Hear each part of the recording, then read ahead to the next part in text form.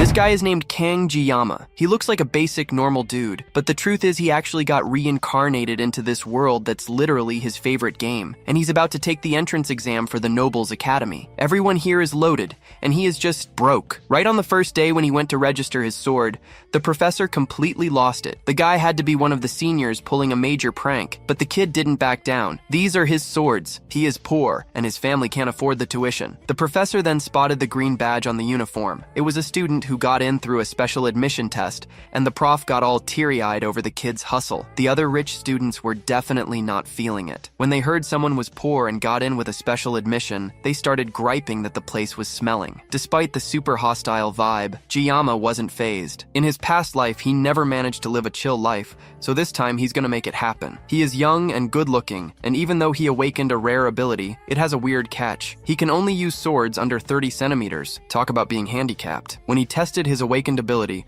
the power was so intense he felt lightning shoot out of the sword and echo through his whole body. The pain of activating it is too much. If it's like this every time, he's never using it again. But maybe it's just the first time, like with girls. But testing his ability again, the pain was exactly the same. Near where he was, people were gathering for the ceremony that would set the students' ranks. All the young talents were there, and sitting right at the top was one of the 7 legendary heroes, Klinge Siegfried von Nibelung. He is a disciple of Joachim, the Academy's founder hero. All the students know and look up to this guy, but the bored old man wasn't pleased. Not even the arrival of another of the 7 heroes cheered him up. This girl, whose curves were more legendary than her title as the Sage of the 7 Heroes, greeted the old man. The girl's name is Media, and Siegfried mocks the girl for being 70 years old and dressing like a youngster. Media didn't take it as an offense. Actually, she took it as a compliment. She also said that if Siegfried accepted her blessing, he would look 10 years younger. The old man refuses. The elderly have to accept their nature. Media has a young essence, and that's why she looks that way. Despite the old man's insults, the girl accepted the invite to watch the Academy's first day. She used to hate these people, but accepted anyway. The reason is she is curious to see Siegfried's granddaughter. All the gathered students looked like a sea of colors with their dyed hair. Jiyama was the only one with black hair, and the jokes about him not being a noble didn't stop. People forgot all about him when a girl showed up. Her blue hair and attractive aura made the guys turn totally red. Siegfried's granddaughter, the Sword Emperor. The girl is named Abel von Nibelung, and she's the main heroine of this game. The exam was about to kick off. One of the ancient heroes created a place in the academy called the subspace. In this place, everyone can be injured and eliminated, but when they return to reality, nothing happens to their bodies. That's why any method of combat is allowed, even the lethal ones. Siegfried and Media say it's an academy tradition. The students who survive the longest get the best rank. The 2 old people were interested in the special student, but the other students were now focused on the student with very special attributes. Jiyama could have been one of the guys to join the herd chasing after Abel,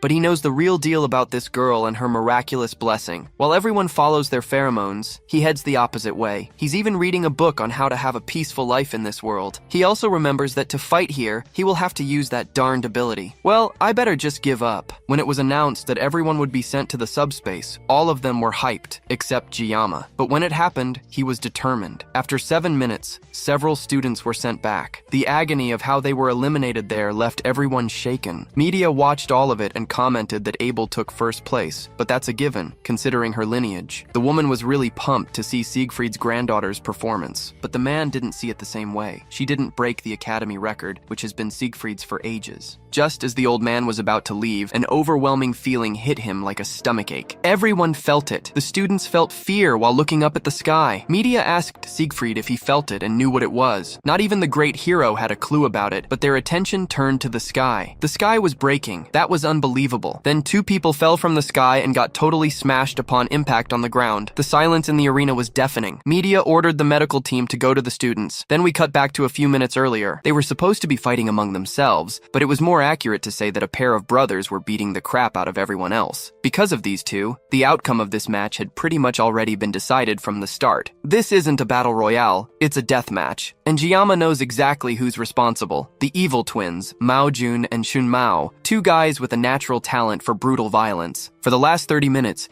they've been deliberately toying with the weaker students, just enjoying the act of tearing other people apart. Jiyama looks so weak that they didn't even notice him. Eventually, their playthings all die, leaving the two brothers bored and looking for their next target. All that's left is a single girl, shivering in the back as they point at her. It's clear they have horrible intentions, and Jiyama can't just stay quiet anymore. As Shun Mao walks towards the terrified girl, telling her she's perfectly his taste, Jiyama has had enough. That's the last straw. Jiyama yells from the back of the arena, catching the twins' attention. He stepped in without even thinking, and now, the two boys who hadn't even noticed him before have him locked in their sights. They see the color of his name tag and laugh him off as a worthless special admission student. They decide to end him quickly so they can get back to the girl. Jiyama wonders what he should do, now facing them both head-on. His painless blessing only lasts 30 seconds. Not nearly enough time against these guys. There's only one choice left, and the answer is in his bag of sashimi knives. But if he wields a blade, the blessing will activate, bringing that unimaginable pain all over again. He wanted a safe, quiet life, and not even half a day has gone by. He reaches into his bag and pulls out a knife, causing both brothers to burst out in laughter. Shun Mao decides not to waste any more time and launches forward to take Jiyama out. This isn't a situation where Jiyama can be picky, but he has a desperate plan. Use his painless blessing for 30 seconds to cancel out the pain from the sword god blessing. All he has to do is hold on. He activates his painless blessing right before drawing the sashimi knife, and once again,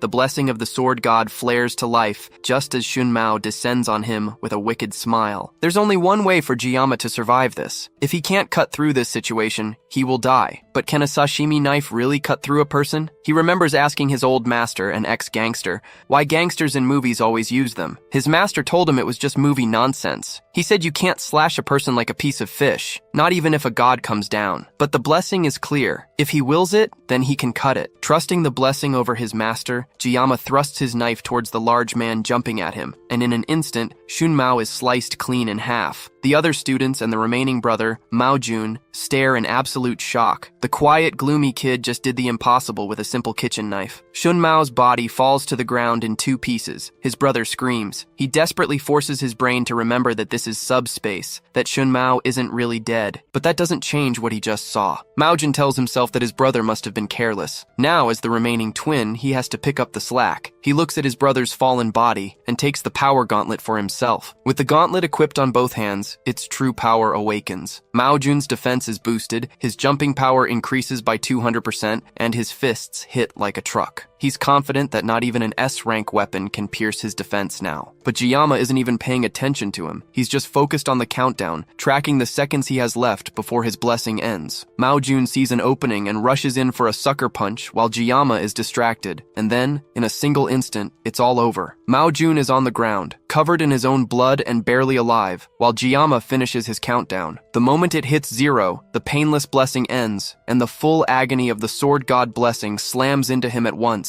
He screams, still clutching the knife, and finally collapses. Sometime later, Jiyama wakes up in a white room, probably some kind of clinic. Before he can even get up, 2 people walk in. He's never met them, but he knows exactly who they are. 2 of the legendary 7-star heroes. The strongest of humanity, Siegfried, and the Academy's director, Medea Poison. He can't help but wonder why 2 of the most powerful people in the world are here to see him. Medea asks for his name, but Siegfried gets straight to the point, his hand resting anxiously on his sword. He demands to know what on earth Jiyama did. He explains that during the fight, they both felt a powerful sensation that was clearly caused by him. The hostility is so thick you could cut it with a knife. Realizing he's being targeted by the strongest man alive, Jiyama makes a smart move. He first apologizes, saying that his actions went too far, and tells them he's ready to accept any punishment. As the 2 stare each other down, Medea is forced to step in before a fight breaks out. She tells Siegfried to stop scaring the kid, and then reveals something shocking. While Jiyama was unconscious, Siegfried actually cleaned his clogged meridians. Jiyama can't believe the sword master would do that for him, but now that he checks, his body definitely feels a lot lighter. Medea then explains that they reviewed the video and concluded he was just defending a female student in trouble. She can't help but drool a little, calling Jiyama the handsome prince she's been dreaming of forcing Siegfried to pull her back. The main point, she says, is that she won't give him any grief over his actions. Better yet, the twins had a terrible reputation anyway, and after what Jiyama did, they've both decided to withdraw from the school. That's a huge relief for him. But that isn't all. The real reason they came to see him was to congratulate him for being the top scorer in the whole school. And just like that, Jiyama's dream of a peaceful and safe life has officially become impossible. Later, back in Medea's office, the two heroes regroup. She's complaining about something she's never seen in her 2 decades as head of the academy. A student earned the top spot among all the new candidates, and then rejected the offer to join the highest class in the school, the star class. They tried to ask him to reconsider, but Jiyama still doesn't want it. Medea asks Siegfried if he's upset that Jiyama took the top rank instead of his granddaughter. After all, he saw the video and his potential, but Siegfried doesn't agree. He sees this as nothing more than an immature child challenging the system. He says the subspace has the will of the founding hero. If the subspace recognizes Jiyama as number 1, then the academy itself has chosen him as the top pupil, and that won't change. Siegfried also has his own personal thoughts. He sees Jiyama as someone completely strange. If his skills were outstanding, or if his physical abilities were great, or even if he had a little bit of experience, it would make sense. But Siegfried could tell that he had none of that. And yet, as he saw in the video replay,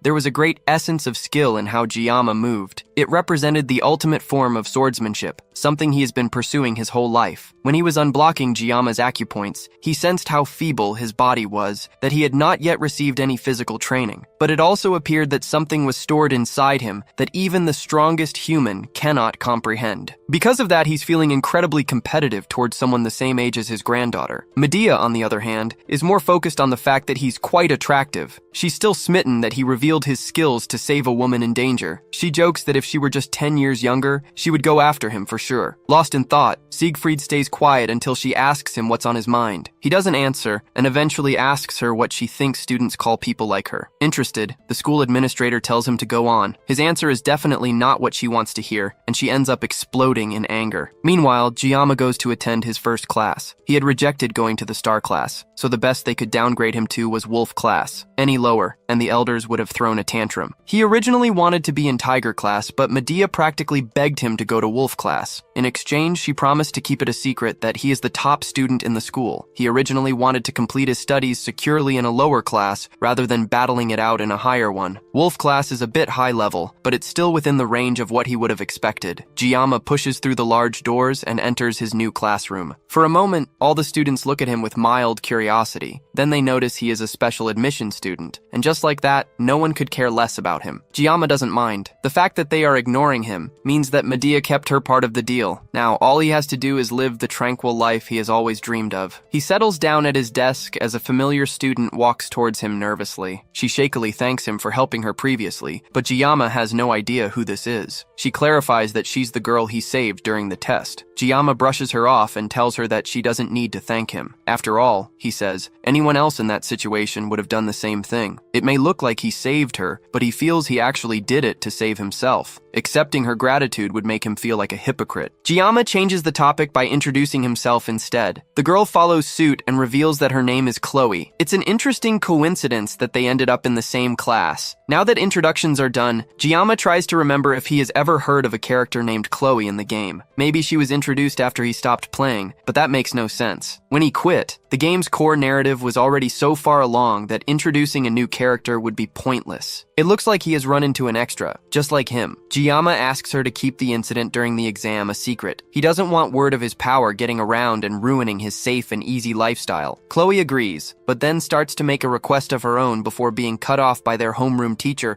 barging into the room with a loud shout. Jiyama tells her to go back to her seat so they can talk later. The teacher, who introduces himself as Lee Wanbin, congratulates the new faces of Wolf class. Since it's their first day, he wants to begin with some basic physical exercise, 100 push-ups, sit-ups, and squats, as well as 10 laps around the training area. For the genius nobles who have received vigorous training their whole lives, this is a piece of cake. For Jiyama, though, this is a training regimen that will most certainly make him go bald. He nervously walks up to the teacher after everyone else has left and says he's not feeling strong enough for the training. Surprisingly, not only does the teacher know his name, but he also seems to think incredibly highly of Jiyama. It looks like Medea didn't completely keep her impression of him under wraps. Lee Wanbin also knows Jiyama is allowed to take classes from any level he wants. He denies the opportunity to go to the star class and instead tells the teacher he just wants to go to the toilet for now. And that's how Jiyama is forced to join the tedious exercise with the rest of his classmates. They all run past him with ease while he barely lags behind, already feeling like he's about to pass out. Chloe runs up beside him and notices that he doesn't look so great. She surprisingly tells him that she's on her 9th lap already, gives him a little bit of encouragement, and then zooms off to complete her last one. By the end of the day, Jiyama returns to his dorm room and chugs several bottles of water. He's been at the academy for just a week and has already faced unexpected problems. After the intense training, he ran to the cafeteria, only to find out the meals weren't free. When he saw the price for one spicy pork rice, he froze in shock. Just remembering the price now causes him to throw his bottle into a wall in a blind rage. He's almost out of living expenses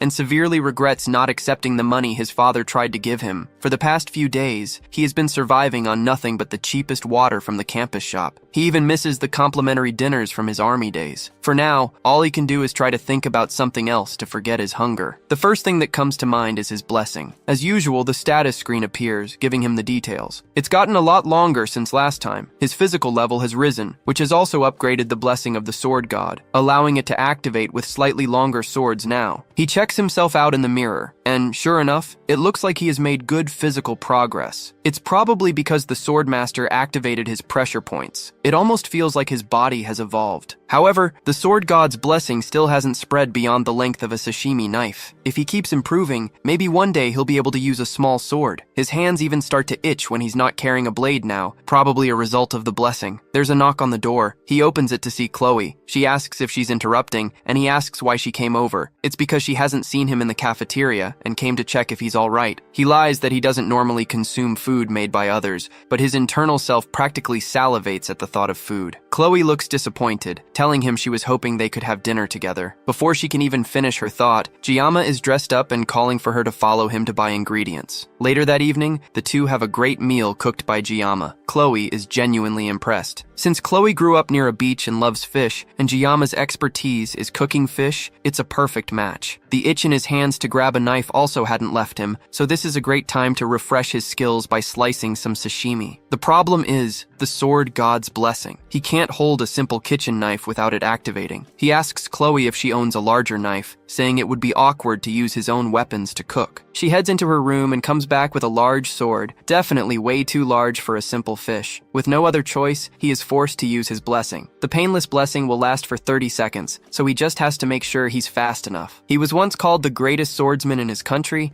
and cutting fish has always been his specialty. Now it's time for him to prove it. He flawlessly slices the fish and manages to finish in 21 seconds, leaving 9 seconds of the painless blessing to spare. The whole thing was done so well that he would call it a masterpiece. Chloe asks how he's so good at cooking, and he confesses that he once worked part-time at a Japanese restaurant. Since she's a noble, she doesn't understand what a part-time job is, and it makes it clear that they are from different social positions. Now that the meal is done, Chloe offers to wash the dishes since he cooked all the food for them, and he moves over to the other side of the room to give her space to clean. For the first time in almost a week, he's full, and he can't help but hum in joy. That humming is broken as Chloe accidentally drops a plate behind him. It's most likely because she has never had to clean dishes before, and dropping plates is something that he used to do when he was her age. As he stares out the window and ignores the breaking of plates behind him, a book tumbles off of Chloe's study desk. It looks like it's a diary, and the book coincidentally lands on a page where she writes about him saving her during the class placement test. Her handwriting is cute with rounded shapes and stickers,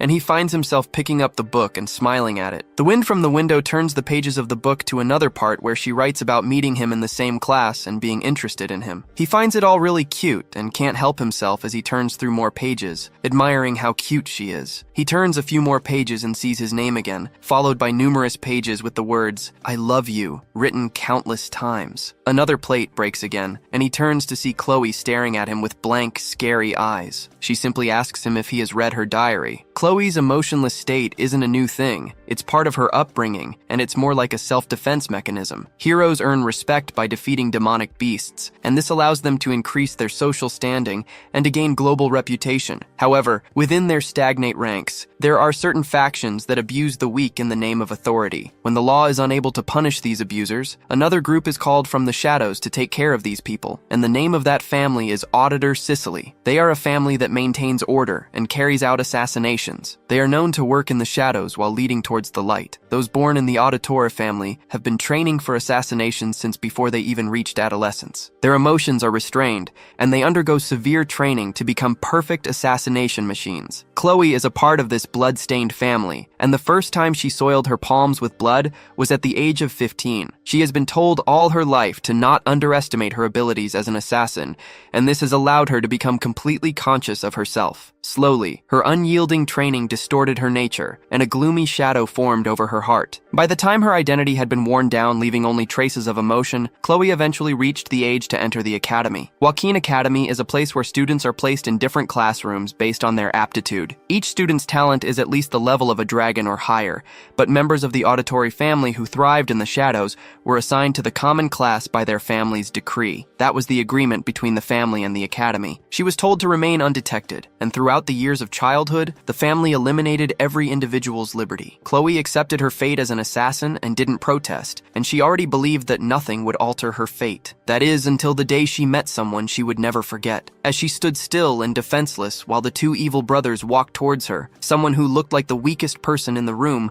stood up to defend her. Even though death in the subspace battle royale is fake and there is no real risk of dying, this boy still tried to save her. Chloe had quietly accepted death and was waiting for her predestined fate. She had long since given up on meaningless struggles, and she was trained to act in a meek and unnoticeable manner. But somehow, thanks to the boy's intervention, it's like the sun had broken through the clouds in her mind, and she watched as the boy used his sword not to assassinate, but in self-defense and to protect her. Right as she saw him fighting for her, she remembered a children's fairy tale she read aloud under her pillow in secret. The tale told of a princess imprisoned in a castle that was rescued by a prince. As the memories of the fairy tale came to her mind, her chest tingles and her cheeks became red. This unidentifiable feeling in her was most certainly love. Now Guillaume has committed the ultimate sin by looking into the private thoughts of this girl. As she stares him down, he tries to, but he knows deep down that he is screwed. He tries to figure out exactly how he got into this situation. Was it when he took the pure sentiments of a teenage girl? Or maybe the moment he foolishly followed her because she offered to feed him? No matter how he found himself staring at death itself in the form of a teenage girl, his first priority should be getting out of here. He changes the topic, commenting on how lovely the moon is before casually trying to find a way to leave the room without getting his head chopped off. She doesn't let him finish his sentence and asks him again if he saw her diary. He tries to play it off,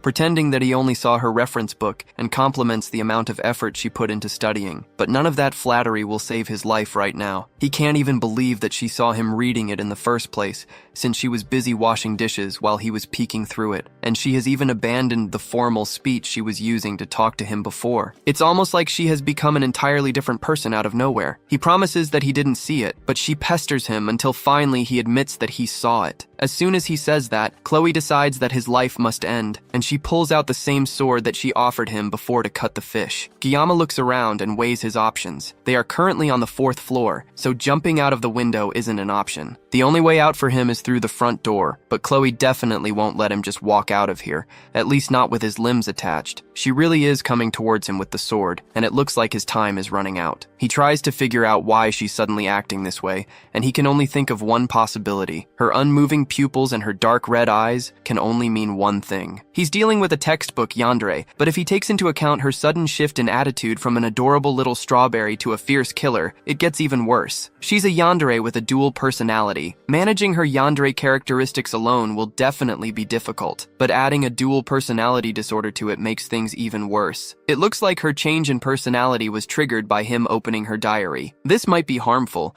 but he's sure that she'll pursue him until the day he passes away if he doesn't do something to snap her out of it. He has to find a way to secure his future danger by taking the initiative today, else things are only going to get worse for him. The only way he's making it out of here alive is if he gets a weapon, but he only has 9 seconds remaining after using 21 seconds to slice the fish. His sashimi knife is still in his room, but he can use the kitchen knife from earlier. There's no way he's going to be able to reach that without his arms getting severed, though. He looks around again and notices a box cutter on her study desk. There's nothing else he can use, but there's no way this little thing is enough to activate the blessing of the sword god. Chloe finally rushes him with a sword, and it looks like there's only one way to find out. He grabs the box cutter, spilling the rest of the stationery on the ground, and then unloads the blade. Numerous status screens pop up in front of him. Being resourceful in a situation like this increases his mental resilience, and he temporarily gains an intimidation buff. The system then makes necessary adjustments before activating the blessing. Chloe rushes at him with her sword right as Giyama pulls back with the box cutter. Before she can cut him down, he tells her that her hair is a little long. Thanks to the intimidation buff, Chloe freezes for a moment right as Giyama unleashes the blade. Everything goes dark and fuzzy, and by the time Chloe wakes up later in the evening, her room is dark, tidy, and empty. Her thoughts immediately go to Giyama, and she wonders where he went off to. She calls out to him a few times, but the silence confirms that she is alone in her room. The last thing she remembers is sneaking looks at him while he was looking out of her window,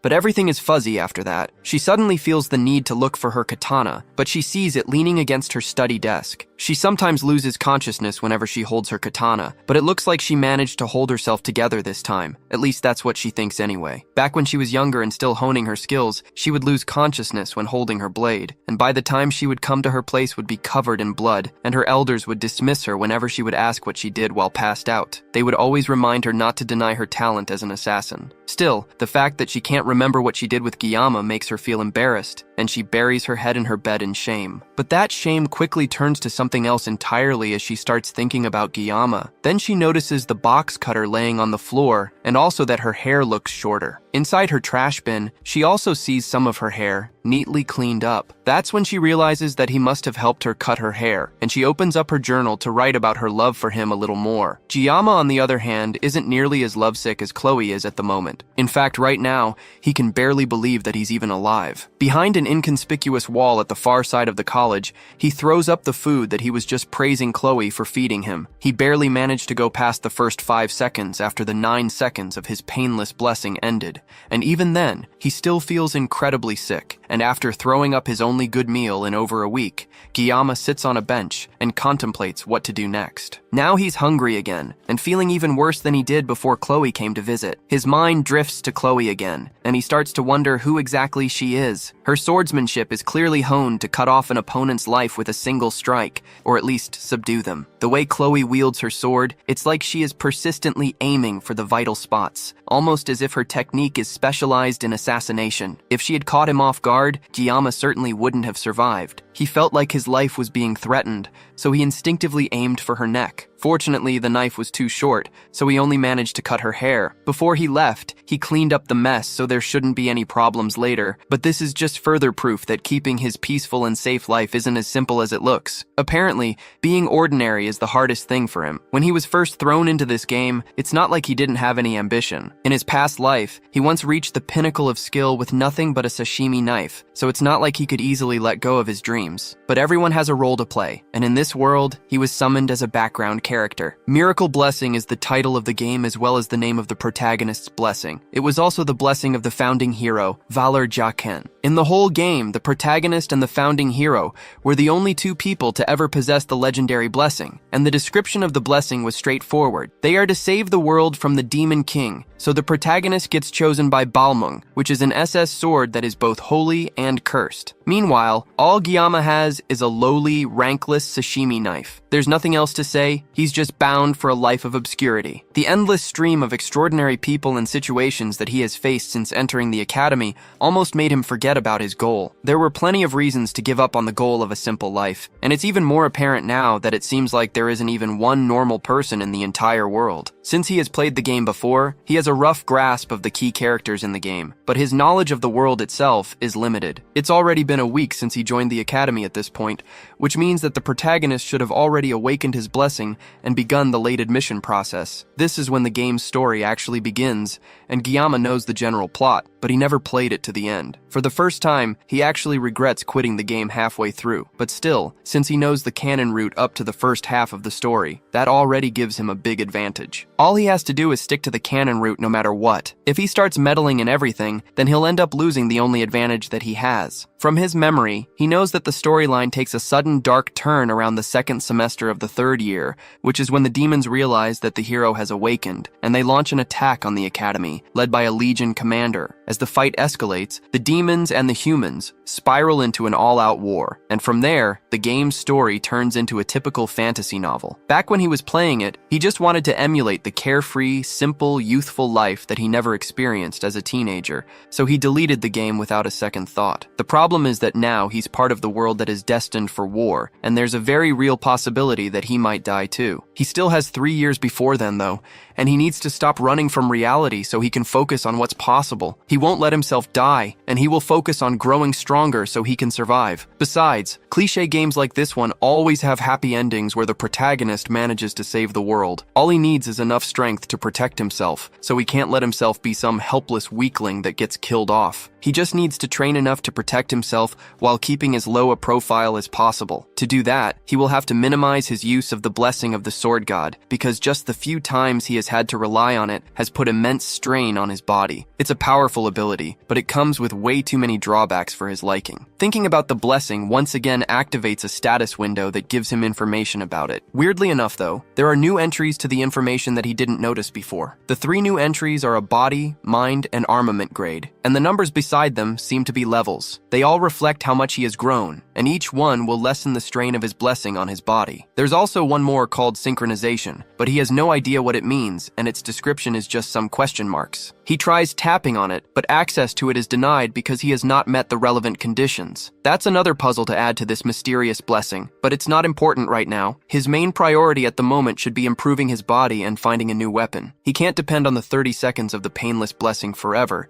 so he also needs to learn to wield a sword that doesn't meet the condition of the blessing. Luckily, there's a monster hunting training for the midterms that's happening in a month. The reward for the training is the longsword more same. It's a B-tier weapon that should serve him until graduation. It's also too big for his blessing to activate, meaning that it's the perfect weapon for him. There's a lot to figure out, but it already feels like he's making good progress. While lost in thought, a voice calls out to him suddenly. He looks up, and staring back down at him is someone he never expected to see or talk to. It's Abel von Nibelung, the granddaughter of the Sword Emperor, and the one person that he really shouldn't be interacting with if he wants to avoid changing the game's story. She tells him that he's on her seat, but he's too stunned to get up for a moment, forcing her to yell at him before he finally gets the message and slides away to give her space. He still can't get over just how pretty Abel is, and he caught himself staring without even noticing. As he tries to leave, she tells him that he doesn't have to go, he can just shuffle over a bit instead. It's weird that she'd call a public bench her seat, but he lets it go since he doesn't really want to get involved with her. He still can't help staring at her,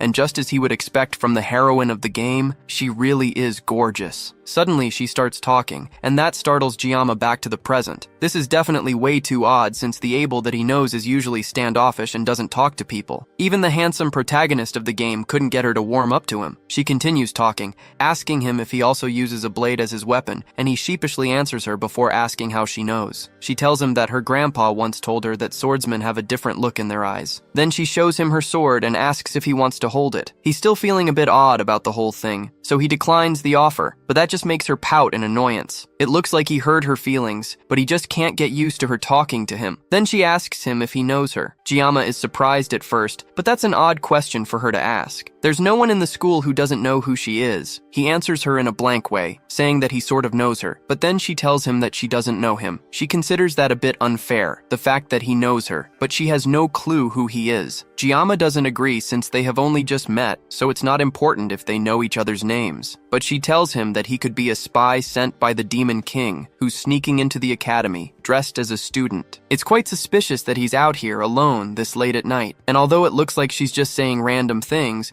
it almost looks like she's Giamma then throws the question back at her and asks her why she's out so late at night. It's obvious though from her clothes and weapon that she just finished training and working out. She tells him that she did breathing exercises and then points at him as she talks, unintentionally giving Jiyama a full view of the scars on her hands. She hurriedly hides her hands, but Jiyama has already seen them. They are signs of her hard work, and Abel agrees with that, since it's obvious that she of all people would be working hard. People don't understand what it means to belong to the Nibelung bloodline. They are expected to always be at their best and to be flawless. One slip up and they could become a target. Abel then reveals that she is not the top student of the year, and this is the first time that she has ever lost to someone in her life. But somehow, even though she should be upset, she feels strangely liberated. She can't help wondering who exactly beat her and became the top scorer though. She would love to meet them, so she can tear them apart. That causes Jiyama to cough out in shock, and he asks her why she would go that far. The reason is because she feels humiliated. She begged her grandfather to tell her who that person is,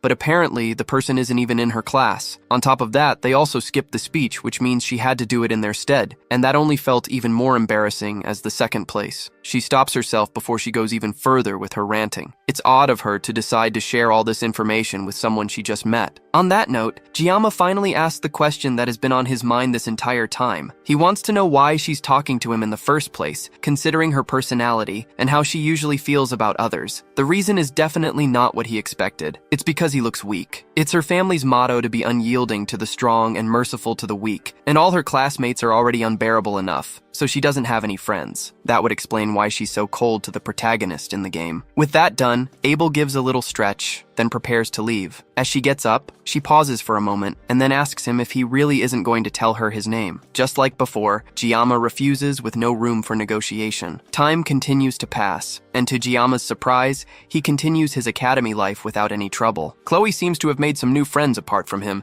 and she has settled into the class just fine, and Jiyama has been keeping himself busy by avoiding her ever since the incident in her room. Sometimes when their eyes meet, her new friends look at him with disdain because of his status as a special entrant, but Jiyama has managed to stop caring about people that look down on him for being a special entrant. After all, he's not the only special entrant in their class anyways. Although there aren't many of them in the class, they have all been really good at avoiding each other. There's definitely some kind of inferiority complex at play, but Jiyama is sure that things would be so much worse if he was placed in a higher tier class. By now, the students in the Star and Dragon classes have most likely split into factions and become wrapped up in petty power struggles. Even back when he played the game, it was pretty shocking to experience. But now that he's living in this world, just the thought of being in that world sends a shiver through his spine. In good news though, he has been getting proper meals now. That's thanks to something that Medea gave to him the other day. As a special privilege for being the top scorer in the school, he gets a faculty card that allows him to eat whatever he wants from the cafeteria for free. He's so thankful for this little gift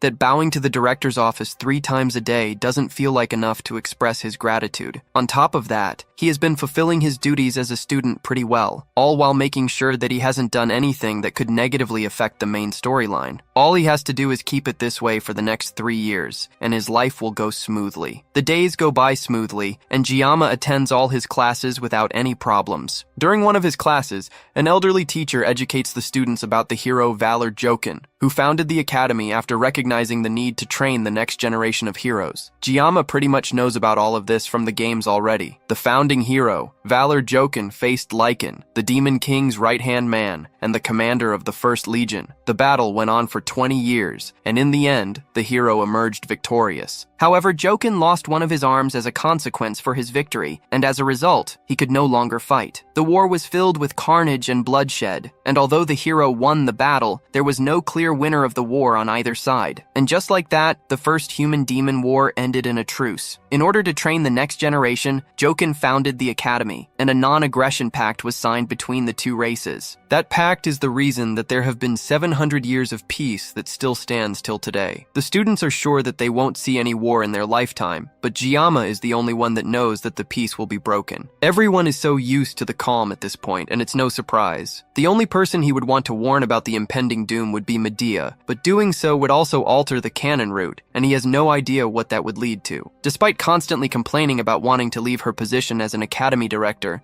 Medea was one of the first to notice that something was about to happen, thanks to her blessing of perception. In order to protect her students, she was the first among the 7 stars to step onto the front lines, but Jiyama never played the game to that point. However, he did learn of her fate from reading the game's fandom wiki. Medea was the first of the 7 stars to fall in battle against the Demon King's army. Knowing this makes it hard to keep the war a secret, but he wishes that he never knew in the first place. The class ends, and students start to head out to the school halls because of some sort of commotion going on out there. It looks like it's finally time for things to start, and Giamma takes a moment to check his phone. Just like he thought, it's the 5th of May, and today is the day that the protagonist will finally join the school. He joins the group of students crowding at the class door, and they are all in awe of him, and some are already certain that he's going to join the star class. Just as he suspected, the protagonist of the game walks through the halls as people part for him to move. Leon van Reinhardt walks with a confident aura among his fellow students, but Giamma knows that today is the day that the peace that lasted 700 years would start to crumble. Giamma watches as everyone in the school seems to fawn over him, but he already knew that this would happen. After all, in the game,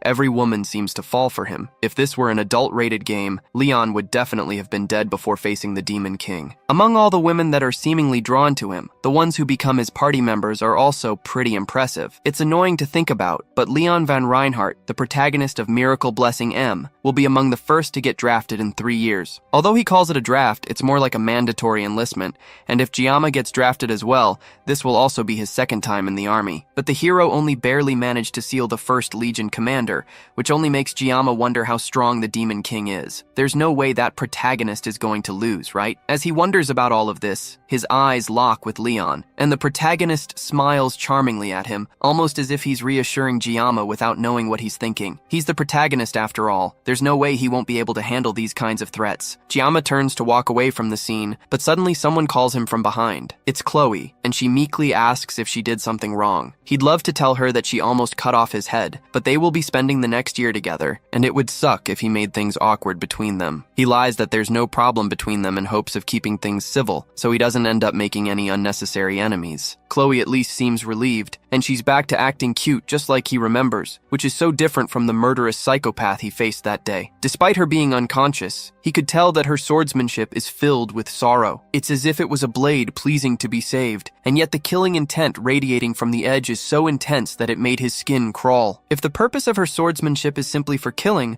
then she's probably more dangerous than the Mao siblings. He's snapped from his thoughts when she asks to treat him to dinner again tonight. She wants to treat him, but she warns that she's not as good at cooking as he is. The mention of having dinner with her again brings those thoughts of her bloodlust back to mind, and he almost instinctively wants to refuse her. But the puppy dog eyes of a cute girl are a terrifying weapon. It's almost impossible for him to say no to a face that cute, and he feels bad for even thinking of refusing. But if he doesn't refuse, he might wake up in a fridge tomorrow morning. Instead of dinner, though, he has a better idea for them to spend time together. He asks her for a favor, and tells her that she's the only one that can do it for him, and that caused Chloe to become docile immediately. Giamma wants her to teach him swordsmanship, and he needed a sword instructor anyway. Later in the school's training grounds, he swings a wooden sword while testing his own limits. Just as he expected, because of the size of the sword, it doesn't affect the blessing. Now all he needs to do is try to develop some swordsmanship skills. Chloe is insanely strong. She'd be the perfect person to train him. This is also a pretty good excuse for him to avoid going to dinner with her again. Ever since that day, he made sure to watch a video called Surviving a Yandere before going to bed. Somehow, it looks like it has helped him in dealing with Chloe for the meantime. Chloe walks up to him, in casual clothes with her katana attached at her hip. He just arrived since they planned to meet at 8, but she's been waiting for him since 6:30. Giamma takes a moment to admire her, and her crop top gives him a good view of her muscles. He couldn't notice it before because he only ever saw her in a school uniform,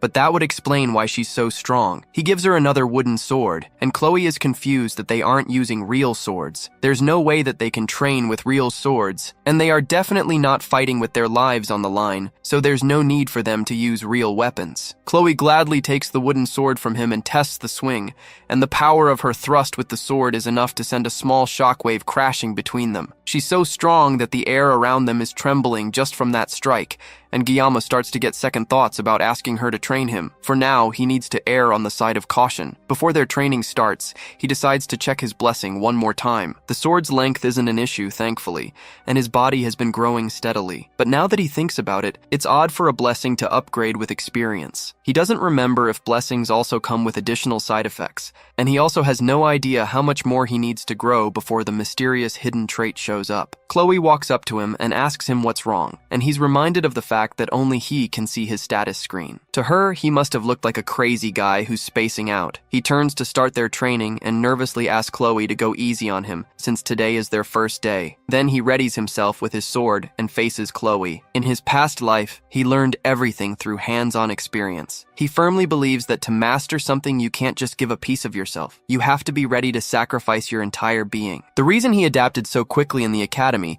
is because of the training that he received in his class. He learned from a young age how to read when he's growing and when he's stagnant. And even now, he can tell that things aren't perfect in both his stance and his grip on his sword. However, even with all of that, the final stroke of the sword must always strike the opponent. He opens his eyes to begin the duel and sees Chloe already rushing towards him at full force. He barely has time to dodge her first strike as Chloe switches her stance and launches another attack which he is barely able to parry. Somehow, as the fight continues, she seems to keep getting faster, and Guillaume is barely able to keep up with her pace. And on top of all of that, she might even be holding back since he told her to go easy on him. Her sword clashes with his again, and this time, the wood begins to crack from the force. Her relentless onslaught of attacks doesn't slow down though, and she continues to strike while he barely manages to parry and dodge. With how much force she's using, if he gets hit by even one of her attacks, he might actually die, and he can't find any opening to counterattack. But before he can even figure out how to counterattack, his sword has finally had enough, and it breaks in half. Chloe tries to apologize and tells him that she was going as gently as she could be. She still ended up breaking it. That is the least of her worries though, because the sword has reduced in size and length, which means that unfortunately for her, the sword meets the conditions for the sword god blessing to activate. However, there's something terribly wrong. The weapon has been damaged, which causes an error in the system. The suppressive force that usually holds back the full power of the blessing instead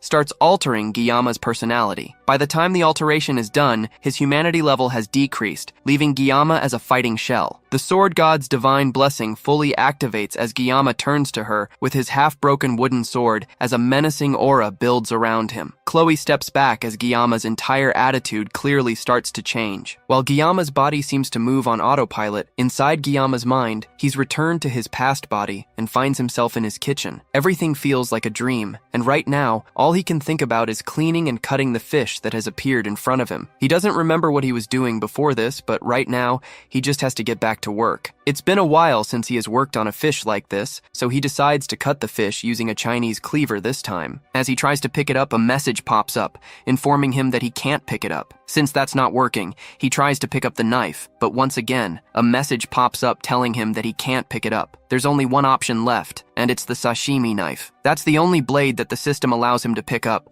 but he remembers that if he holds the sashimi knife, then it's going to hurt. However, he picks it up, and it's completely fine. In fact, he even feels refreshed if anything. A voice speaks up in his head, telling him to just accept the situation and let things go. In the real world, Guillaume continues to approach Chloe with the knife. She tries to call out for him, but he continues walking towards her with obvious bloodlust. Suddenly, he rushes towards her, and Chloe is just barely able to block his attack with her sword. He pushes against her sword and sends her flying backwards and crashing into a wall. He suddenly feels completely different from when they were sparring before. He jumps towards her and tries to stab her with the sharp end of his stake, but she barely jumps back and avoids the hit. Chloe only got hit with one attack, but she can barely move. She can't figure out how Guillaume became this way all of a sudden, but she has to find a way to stop the spar before he ends up accidentally killing her. She tries to ask him again to stop, but Guillaume doesn't respond and launches at her again. He's moving so fast that there's no way she's going to be able to avoid it at her current state. All she can do is continue begging him to stop, and eventually she shouts out his name right as the sword strikes down straight towards her head. Back in Guillaume's dream world, he wonders why the fish he has been trying to cut is avoiding him. The fish also seems to be making a lot of noise while bouncing around, and he can just barely tell what it's saying. It sounds like it's calling out someone's name. The sound becomes less fuzzy until he can just barely hear the fish calling out for someone named Guillaume. Chef Kim's mind starts to clear, and eventually he realizes that he is Guillaume, and the fish is calling for him. He's just barely able to realize what's right as he is about to stab Chloe with the broken sword. Just before the wood can pierce her skin, Guillaume throws the sword, slamming it into a wall just before he accidentally kills his friend. Chloe opens her eyes and sees Guillaume holding her and smiling down at her. Because he's no longer holding the sword, the blessing has ended, and he's back to his senses. Chloe nervously asks if he is all right, and he calmly tells her that he's fine, and then turns to leave while thanking her for helping him to train. After he leaves, Chloe makes her way back to her dorm room as well. She's had a feeling since the entrance exam,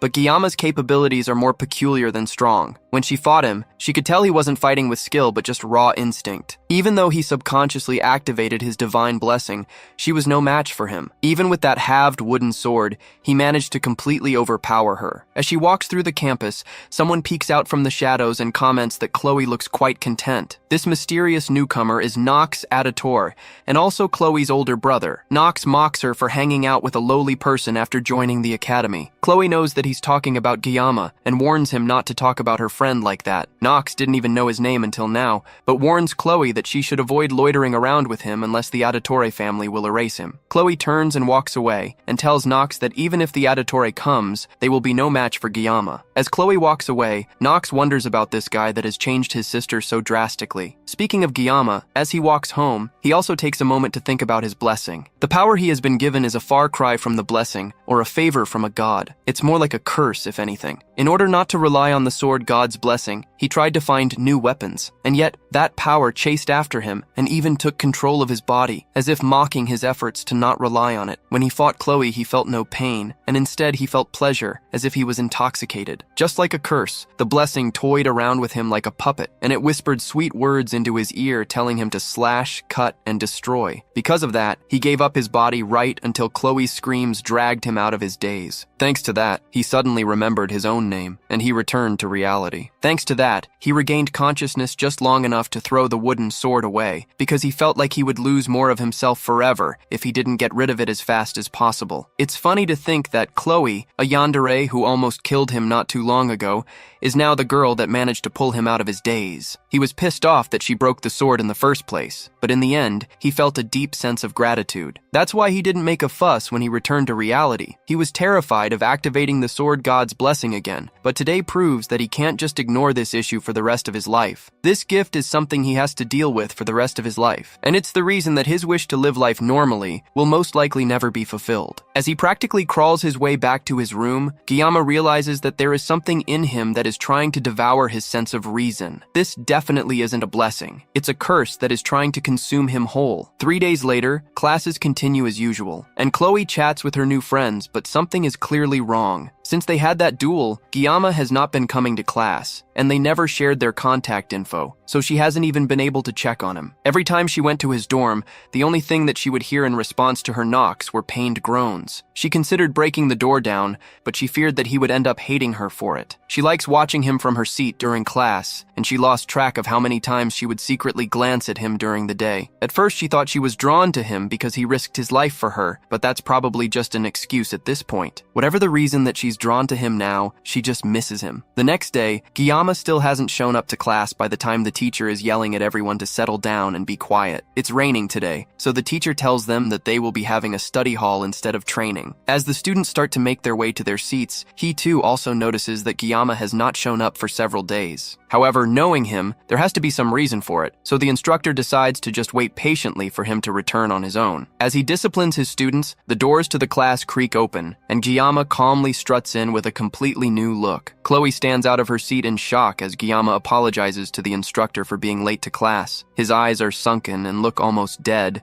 while a strand of hair on his head has turned pale white. Even the instructor is a bit shocked at Guillaume's new look, just like the rest of the students, and he nervously tells Guillaume to sit down. The students remark that Guillaume looks different and oddly more handsome. By the end of the day, the other students leave the class to go about their business, while Chloe approaches Guillaume for the first time in 4 days. She nervously asks him what happened and why he didn't show up for a long while, and he stays quiet for a bit before telling her that he just felt a little bit sick and not to worry about him. From her shaky voice, he can tell that she doesn't believe his words completely, but there's nothing else he can do to convince her. For the past 3 days, he went through something similar to extreme withdrawal symptoms until he was mentally exhausted. He couldn't get out of his room or eat anything, so he just buried himself in his bed while praying that his convulsions would go away. The pain he suffered during this time was far worse than before, and all of this was a price for using the broken weapon. On top of that, when he glanced in the mirror, even though his appearance seemed the same, his expression was far more sunken, and his hair seemed to be turning white. All of this was very clearly a penalty from the sword god. Chloe seems guilty,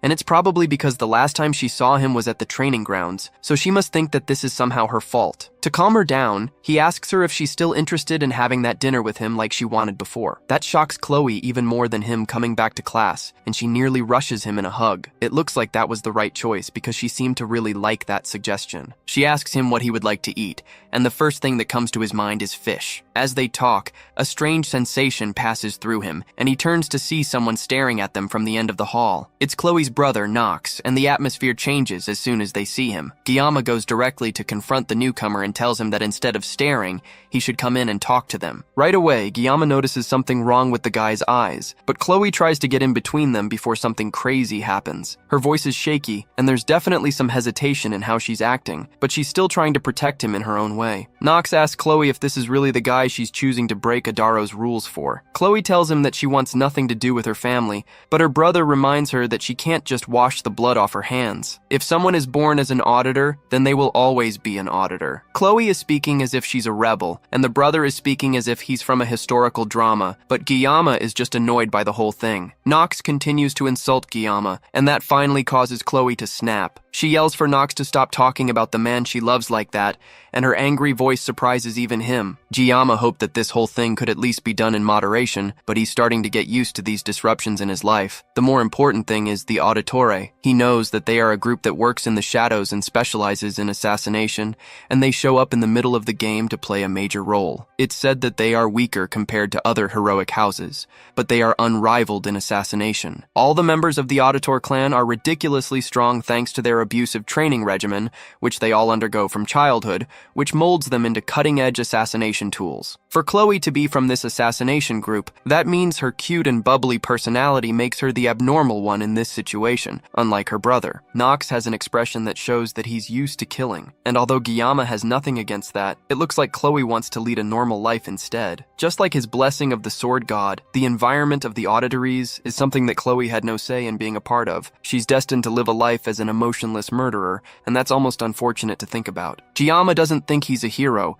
and he has no intention of ever becoming one, but even if he can't save the world, he can at least try to save the life of one girl. He steps between Chloe and her brother and confronts Nox directly. In the end, he tried escaping the sword god's blessing, but he couldn't. So instead, he'll take a step forward and embrace this curse. After all, the name Guillaume means sword demon. With that, he walks past the two assassin siblings and tells Nox to follow him. Meanwhile, Li Wanbin sits in his office with thoughts of his student running through his mind. When Guillaume came to class that morning, it was very obvious that something had happened to him. His expression was void of emotion, and he looked deeply troubled. As he's thinking to himself, one of his fellow instructors walks into the room cheerfully, while also remarking on the man's baldness. Before they can keep talking, Li Wanbin gets a call from the administrators, and they want his permission to allow a student of his to use the subspace. Li Wanbin desperately asks to know which of his cadets requested to use the subspace all of a sudden, and they confirm that it is Kang Guillaume who requested it, hoping to face Nox Auditore. The stage is set for Guillaume and Nox's fight, and our MC waits patiently in the room with 15 minutes left before the fight starts. He thought the process to get access to the subspace would be complicated, but it went by pretty quickly. It's definitely thanks to Medea, who at least wanted him to be safe while fighting a professional assassin. At least since he won't be fighting in reality, that means that he doesn't have to worry about physical injuries, but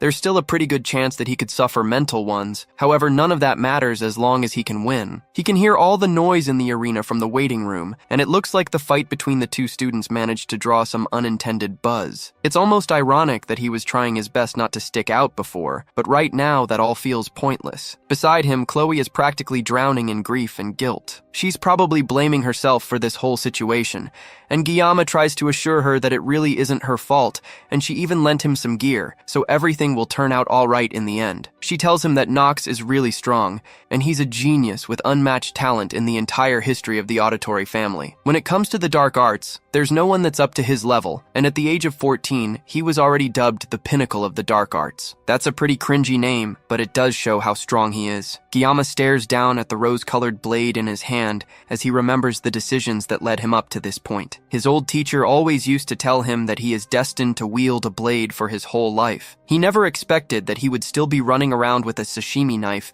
even in his next reincarnation. An announcement comes over the speaker, informing the students that the subspace battle is about to begin. He gets up to leave the locker room, but not before reassuring Chloe one more time that he is going to win. He steps out into the arena and is immediately bombarded by the excited cheering of his fellow students. Giyama feels like he's one of those gladiators from the Roman Empire with how intense the atmosphere has become. Over in the distance, he can also see that the entire star class is attending as well, including the main cast of characters from the game. Nox walks into the as well and immediately calls his attention. It looks like the assassin is insulted that Giyama would dare come to challenge him with a girly kitchen knife. This guy's killing intent is no good, and it would be best that Giyama tries his best to avoid provoking him. So naturally, Giyama taunts him even more by telling him that a true master never blames their equipment. Nox pulls out his blade, an S-rank sword called the Two Hongrian Blades. On top of the powerful equipment, he also has one of the best auras in the game, the Blessing of the Crow. However, Giyama has also come prepared with dual discount grade kitchen knives. Truly, this will be a fight for the ages. The subspace barrier is deployed,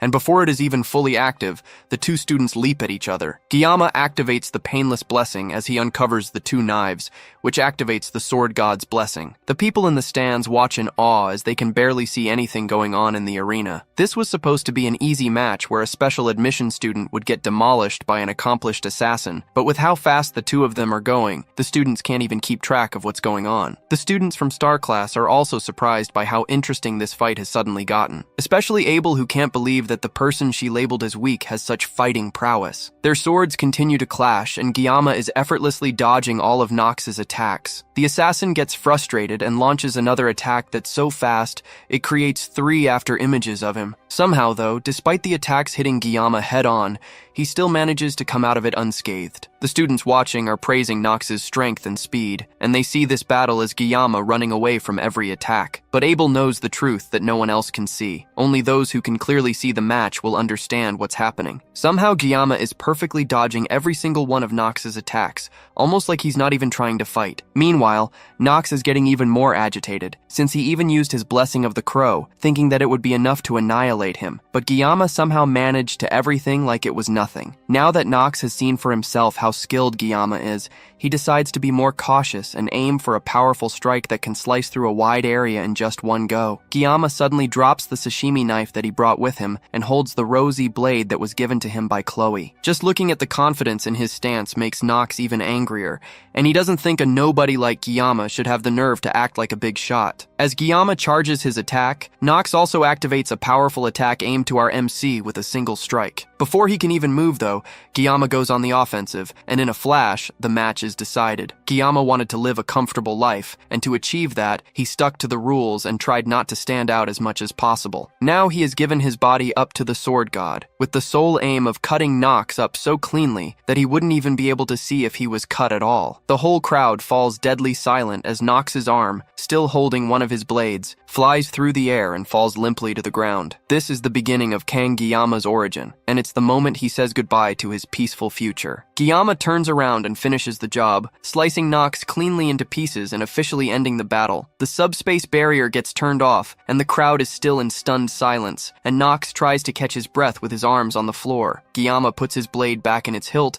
as the announcer declares him the winner of the match. Giyama isn't shocked that the crowd can't even bring themselves to cheer. He showed incredible power out of nowhere, all with a knife that was made for gutting fish. Despite the strength that he has, he still feels that cutting a person is just way too unpleasant. The only consolation they have is that both the Mao brothers and Nox were in the subspace when they fought, so he wasn't really killing people. Nox still tries to catch his breath on the ground, and Giyama can't help but admire the man. He's just as strong as Chloe described, and he has an incredible battle sense that has been honed through experience. However, anyone would be able to sense his intentions through his killing intent. The announcer repeats that Giyama won the duel, and it looks like this is enough to snap everyone out of their daze. And the arena is filled with cheering and shock that a first-year special admission student took down a sophomore. Giyama's peaceful, unassuming life is officially over, but this is the path he chose. Now that things have come to this, he just has to endure it with sheer will and grit. Even by the next day, people are still talking about the duel between the first and second year. In the Star class, Abel stares out the window as she thinks about the student that has completely filled her mind recently. Because of the duel, his name follows her everywhere she goes now, and it's almost as if he he's the only one everyone is talking about. When she saw it, she couldn't believe it either, but at that moment, he had such incredible swordsmanship while only using 2 kitchen knives. Watching his mastery of the blade has made her feel almost hopelessly naive for thinking that she was skilled at using a sword. In fact, he was so good that she's sure that he was the top student her grandfather was keeping as a secret from her. That makes her even more frustrated since she talked to him as if he was weak when he was actually stronger than her. Her loud annoyance is enough to wake up her seat partner, Rachel. She apologizes to her friend, but Rachel can immediately tell that something is seriously bothering Abel. The blue-haired girl tries to play it off by saying that she's frustrated because she hasn't been able to work out recently, but Rachel can immediately see through all of that. She tries some guesses to see what might be bothering Abel, and hits the nail on the head when she mentions that it might be boy trouble. Rachel breaks out in uninhibited laughter at the thought that Lady Abel would be interested in romance. All the while, Abel tries to convince her friend that it really isn't what she thinks it is. Rachel ignores her and shifts her focus to figuring out what man has gotten her dear friend so flustered. She runs through the list of options, starting with Leon, the class star with a handsome face, but Abel is so deadpan at the mention of that idea that it's obviously not him. Then that leaves only one option, the special student from the duel yesterday that shocked the entire school with his strength. Again, Abel freezes and isn't able to outright deny it, which is all the information that Rachel needs. Immediately, she grabs Rachel's hand and drags her to the Tiger class to meet the boy that has been on everyone's mind. The two of them barge into Tiger class with Abel reluctantly following along with her friend. Everyone in the class freezes in shock as the two school beauties make their way through the class. Rachel stands on a target, but someone tries to come and scold her for suddenly leaping on another student's seat. She's able to completely confuse him by showing off how pretty she is, and Abel can only hold her head in embarrassment at her friend's actions. Eventually, she finds Giamma sleeping on his desk while Chloe fawns over him. Rachel at first mistakes Chloe for his girlfriend, but that doesn't matter to her, and it only makes this whole thing more fun. She walks up to Giamma and blows air lovingly into his ear, which shocks both Abel and Chloe. Then, as he slowly wakes up, she sits down on his desk with a flirty look on her face and asks him for his name. Giamma already knows who she is, though, and he's not excited to see another one of the game's heroines in front of him all of a sudden. She leans her finger closer and pokes Giamma on the face, complimenting his looks, while he just stares at her, shocked. He has no idea what's going on, but his intuition is screaming at him that this entire situation is dangerous. Suddenly, the hand that Rachel was about to use to poke Giamma is grabbed by a very angry-looking Chloe. Chloe demands to know what Rachel thinks she's doing, but her anger and murderous intent only amuse Rachel. It looks like Giamma's danger instincts were warning him about Chloe. Her personality has completely flipped as she spawns a box cutter from the yandere pocket dimension. If a knife fight breaks out in the classroom, it could spark some serious problems for him down the line. This is a combination he has never seen in the game before, and he can only wonder why this is happening all of a sudden. Abel comes in and tries to drag her friend out of the situation, especially since this isn't even their classroom, but Rachel won't budge. She claims that she's only here to say hello, and then, as if to pour salt in the wound, she places a hand on Chloe's head and tells her that she's not supposed to interrupt when adults are talking. That only makes Chloe even more angry, and she opens up the box cutter and prepares to strike. Giamma and Abel watch in shock as Chloe tries to stab Rachel, but her hand is easily grabbed by the much stronger girl. At this point, she's just pointlessly provoking Chloe into a fight, and Abel yells at her once again to stop what she's doing before something bad happens. Rachel frowns and quickly tosses Chloe away like paper, but Chloe is able to catch herself before falling, causing all the boys in class to scream out in joy at the building cat fight. Giamma is more annoyed than anything at the weird buildup happening in front of him. Then Rachel activates her blessing that's built from the foundation of her clan, the clan of the Spear Saint. In her clan, they believe that skills are useless when faced with overwhelming strength, and they believe that brute force triumphs over all else. That's the same motto that Rachel Demora, the niece of the Spear Saint, believes in as well. She bluntly asks Giamma if Chloe is her girlfriend, and our MC doesn't hesitate in saying no, and that causes Chloe's aggression to momentarily turn to him. He clarifies that she's just a friend, and Rachel seems to get even more interested in the whole ordeal. Meanwhile, Giamma is still trying to figure out just what in the world this whole situation is about. Now that he's more awake and has a chance to look around,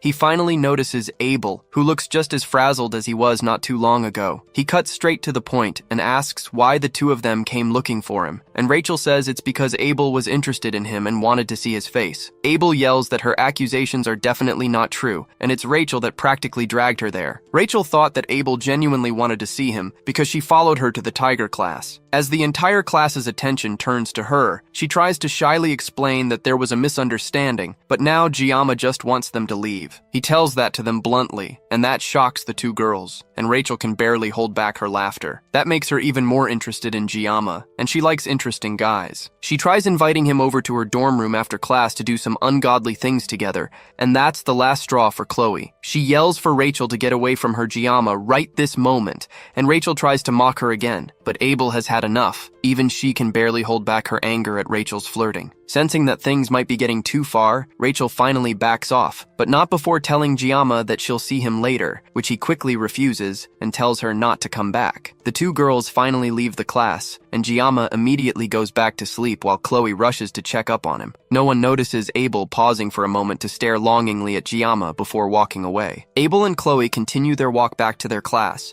and Rachel can't get over just how impressed she was by Giamma's attitude. It's one thing to be cold, but from his hollow eyes, Rachel could faintly tell that there was an underlying subtle feeling that she could get her throat cut if she continued poking him like that. She was just curious about him, but he went far beyond her expectations and actually gave her chills. From the little she could see, she can already tell that he's easily a step above all the style with no substance students that are all over the star class. Her clan pulls no punches when it comes to getting betrothed to the most outstanding warriors, and in a way, he just might be a precious resource that she wouldn't want to let go of. Rachel turns around suddenly and apologizes to Abel. Abel, on the other hand, feels like she should apologize to the students of Tiger class for the scene she made, but that's not what Rachel meant. She's apologizing about Kang Giamma, because going forward, she's not going to yield now that she's interested in him. Elsewhere in the school's clinic, Knox pulls himself angrily through the halls with only the thought of killing Giamma in his mind. He has lived his entire life without knowing defeat, constantly being called the auditory genius. Now someone has come and defeated him with nothing but kitchen knives. Just the thought of Giamma's face pisses him off to an outstanding degree. If he has to, he will call the power of his entire clan just to cut off Giamma's head, and then once he kills our MC, he will get Chloe back. Chloe has the potential to become similar, if not greater than him, and he won't let some random special admissions nobody take her away from him. All he has to do is call on the power of his clan to strike, and then they will show him. At least that's what should have happened. But the same Giamma that he has been relentlessly plotting to kill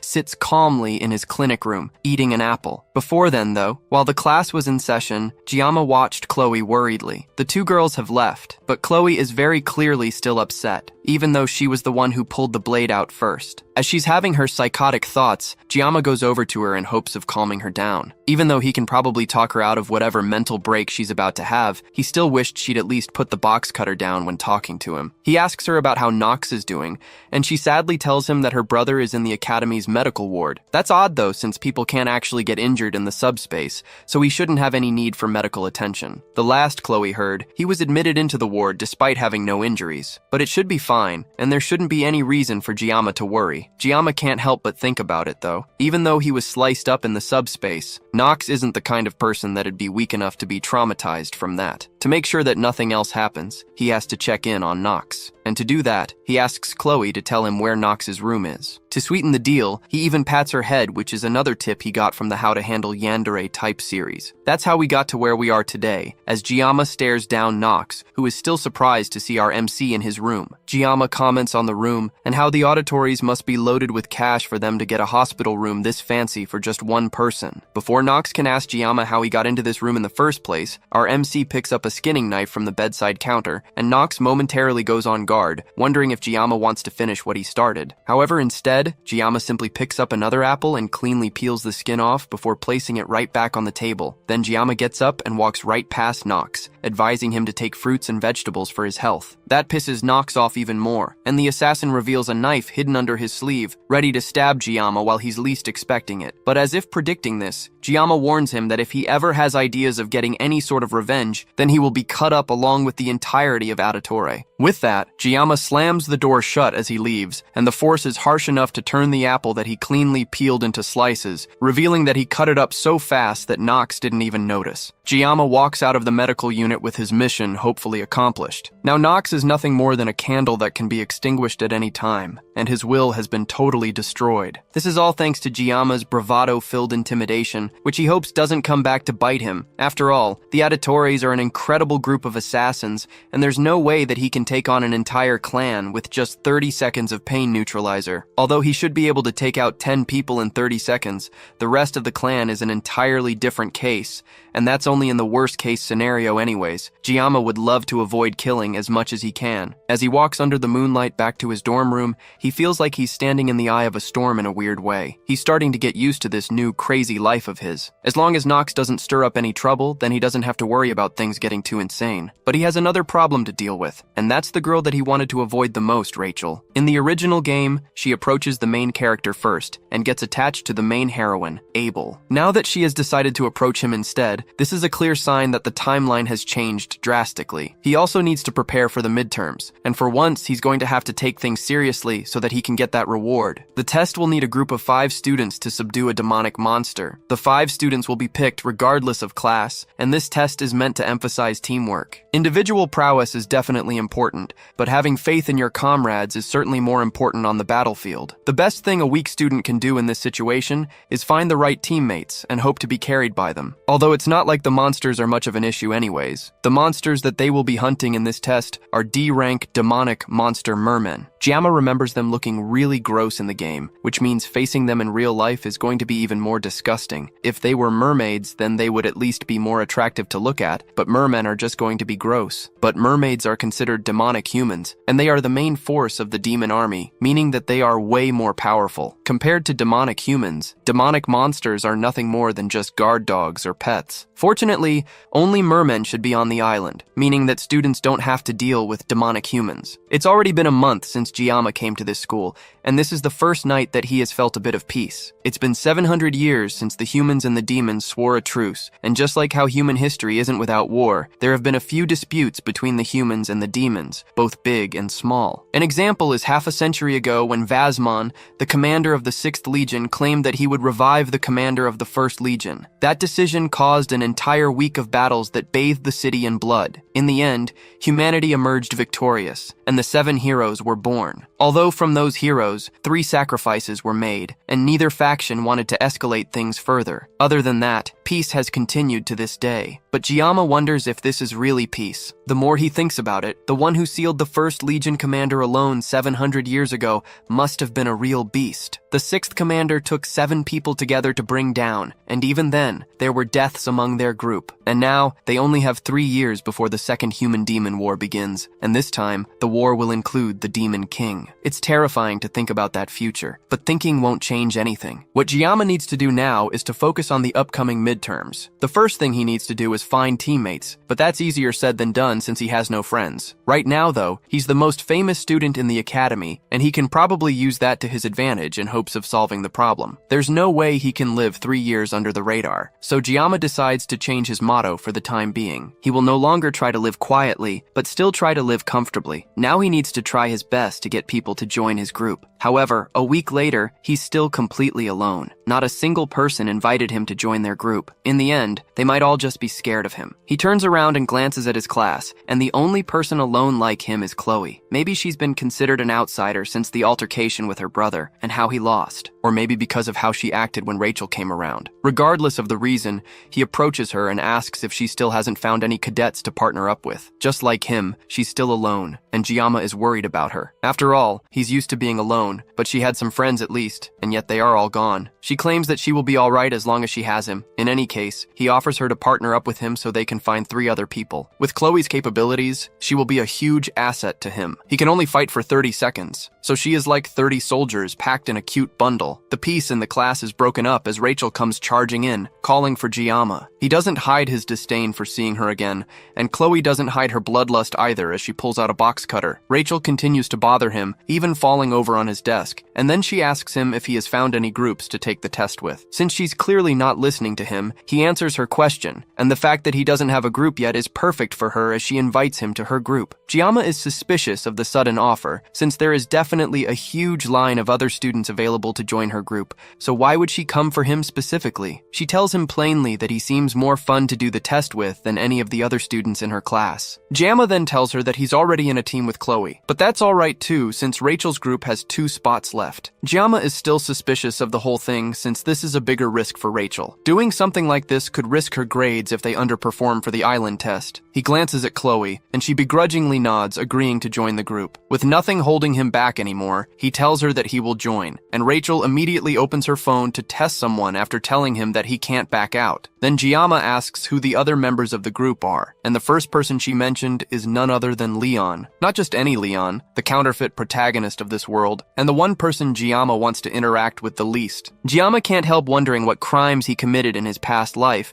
that gave him such terrible luck. Like, yeah, he spent 30 years wielding a knife, but that was because of his job. He's getting involved with the heroines for some unknown reason, and even though he tried his best not to stand out, he's still getting intertwined in the main story. The heroines at least are eye candy for him, and it's not so bad getting involved with pretty girls. The real problem is Leon Van Reinhardt. He's the main character, and interacting with him will definitely turn the main plot on its head. Right now, Giamma has no clue how things will pan out in the future, but he's sure that everything will be his fault in one way or another. He even tried to see if he could change his group, but Rachel already put his name down in the application before talking to him. This is the first time in his life he has wanted to cut down a girl so badly. And then, of course, there's the biggest issue in the yandere that he shares a class with. And speaking of the devil, she comes up right beside him to ask how he's doing since he has looked petrified ever since Rachel left. He tells her that he was just a bit overwhelmed thinking about taking the exam with Star Class cadets. Chloe tells him that no one is stronger than him in Star Class, and he weakly thanks her. He did choose to team up with Chloe, so he can't take the exam without her in good conscience. In fact, thinking about it more rationally, there aren't better people for him to take the test with. This could turn out to be a good thing if he wasn't so pessimistic about it. He asks Chloe when and where they are supposed to have their first group meeting, and she tells him that it's at a cafe on campus. It's nearly time for them to meet up, so he suggests that they start heading there now. They get there first, and both he and Chloe order drinks for themselves. Chloe gets a delicious avocado smoothie for herself, and Giamma can't help but watch her in envy as he thinks about how expensive a single cup of that thing is. Then he takes a sip of his cheap espresso and almost has a seizure at how horrible it tastes. Since this cafe is an outside company, the faculty cards don't work, so for the first time, he's forced to use his own money. As he rethinks his life choices, his phone buzzes with a message from Rachel. She tells him that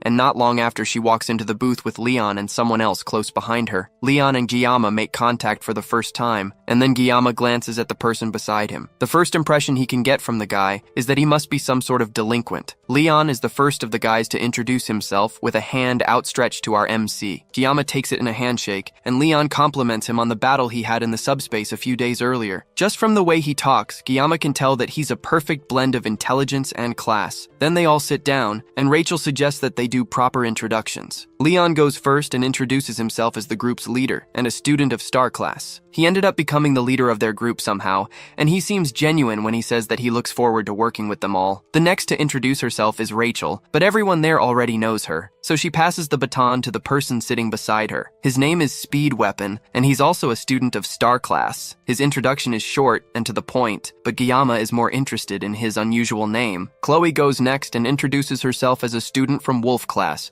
who made it into the group thanks to Giamma. Rachel mocks her for the way she calls Giamma Guillaume-kun instead, and the two of them have a stare-off for a moment before Chloe calms herself down with a sigh and ends her introduction. Finally, Giamma introduces himself, and his introduction is even shorter and more straight to the point than Speedwagon, giving only his name and his class. The others acknowledge the awkwardly short intro, and Leon brings out a laptop so they can discuss the main topic of the meeting. He presses a button on the computer, and a holographic map of the region they will be taking the exam on is displayed. The site is called Scopuli Island, and they will be teleported to a designated location in the island through a subspace. However, only the gate will be a subspace, meaning that once they make it to the island, their experiences will be real, and they can actually be injured by the demonic beasts. The assigned area for their group is the northeastern coast, and 3 groups, including theirs, will be hunting for mermen in the area. There is a limited amount of mermen in the area, so the objective of the exam is to hunt as many mermen as the limit will allow. With the information passed across, Leon ends the presentation and asks for questions from his group. Speedwagon goes first and asks if there are any risks besides the mermen on the island. The instructors have already done research on the island in advance to ensure that there will be no monsters or demons on the island besides the mermen. Then Chloe asks if other groups can ambush and battle each other, much to the shock of the rest of her group mates. Leon calmly assures her that the exam's objective is strictly to exterminate demonic beasts, so conflict between groups would lead to a disqualification. That question must have been part of her habits as an assassin. With no other questions from the group,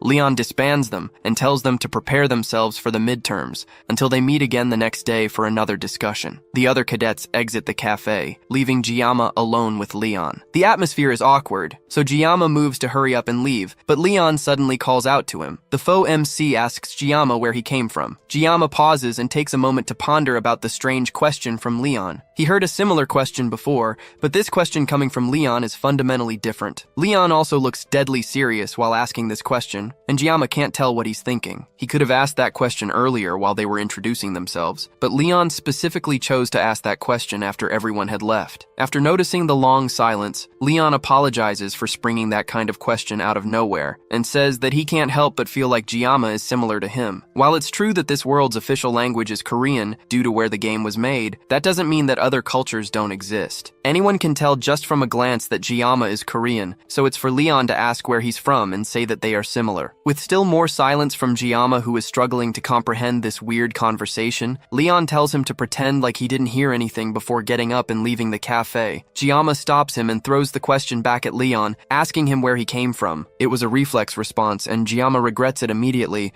but he knows that he won't be able to sleep tonight if he doesn't get an answer. Leon calmly takes Jiyama's hand and tells our MC that he's from Germany. Without another word, he leaves, and Jiyama can't help but wonder what is up with Leon all of a sudden. At that moment, when Leon first asked the question, Jiyama wondered if the main character of this game came from another world as well. It's outlandish to think about, but it's also a very real possibility. There's no rule saying that only one person can be dragged into this video game after all, and possessing the main character is more probable than possessing an extra. Jiyama glances down at the knife of his table and has an idea. When the blessing of the sword god activates, his senses are strangely heightened. Maybe activating the blessing might give him some answers. He picks up the knife and removes the cover, and a message comes into his mind, just as he had hoped. It confirms that Leon really is from this world. This voice is similar to when he was fighting Chloe. When he activates the blessing of the sword god, he can faintly hear a voice. However, thinking about it gives him a migraine that even bypasses the painless blessing. Regardless, the Leon that he met today is definitely the Leon that he played in the game,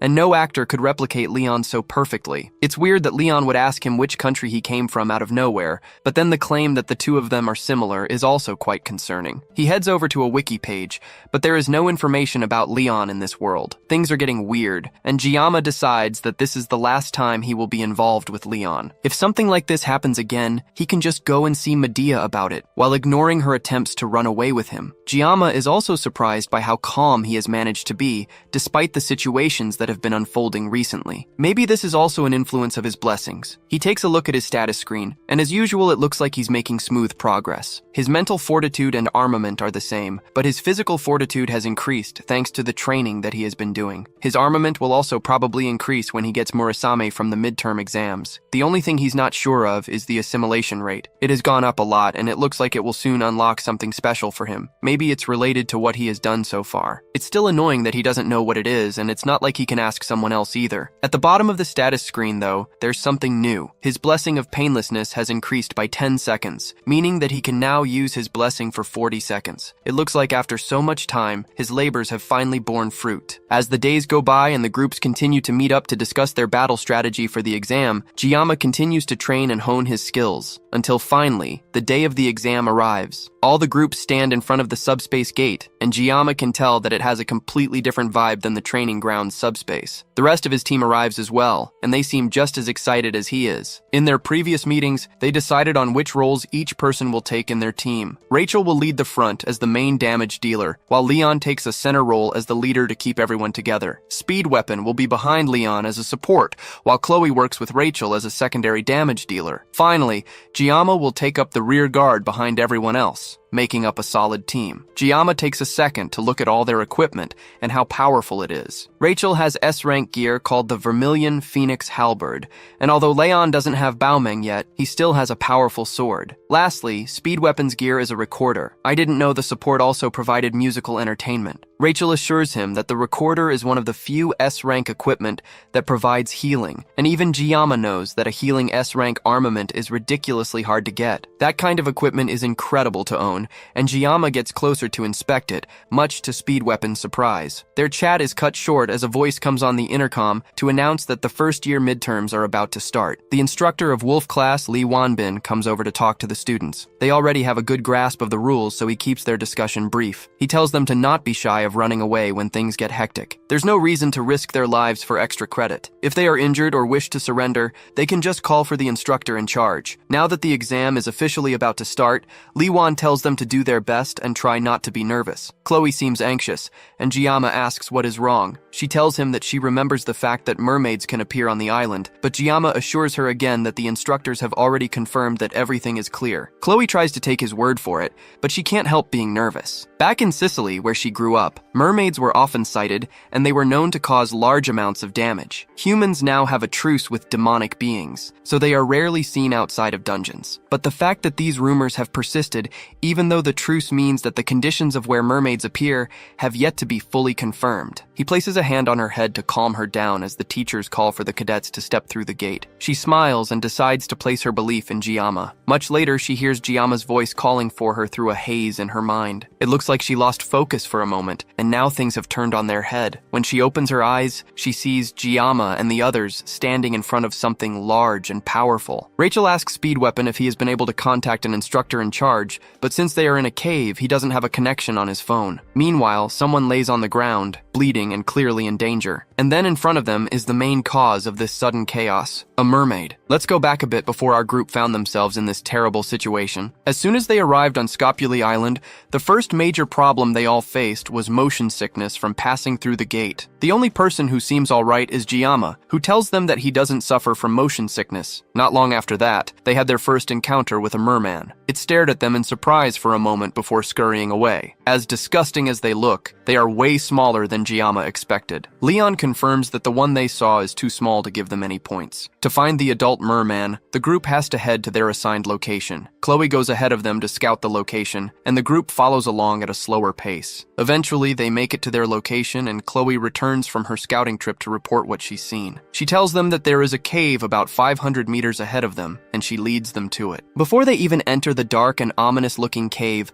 there are already dozens of eyes staring at them. Leon can tell that there are about 50 to 60 mermen in the cave, and they are all gathered around a campfire. Defeating that many mermen will definitely guarantee them first place in the midterms, but the group has to consider their safety before anything else. Entering that cave will cut off their internet and make contacting an instructor difficult. It's a high-risk, high-reward decision, and it all depends on their group leader, Leon. Before they came to this island, he took great care in determining what role every member of the team will play. So now, it's time for him to lead them to victory again. In a moment, Leon made his decision and sent out Rachel to start the attack. Rachel leans back and sends a golden spear shooting into the cave. The spear lands right on top of the campfire, putting it out and shocking all the mermen. Before they can turn to see where it came from, Rachel is right on top of them, and in a second, several mermen heads go flying. Speed Weapon goes next, focusing his power to buff Rachel's skills, making it easier for her to pick them off one by one. Giamma can't help letting out a gasp of awe at how powerful Rachel is. That doesn't go unnoticed by Chloe, and the yandere pulls out her katana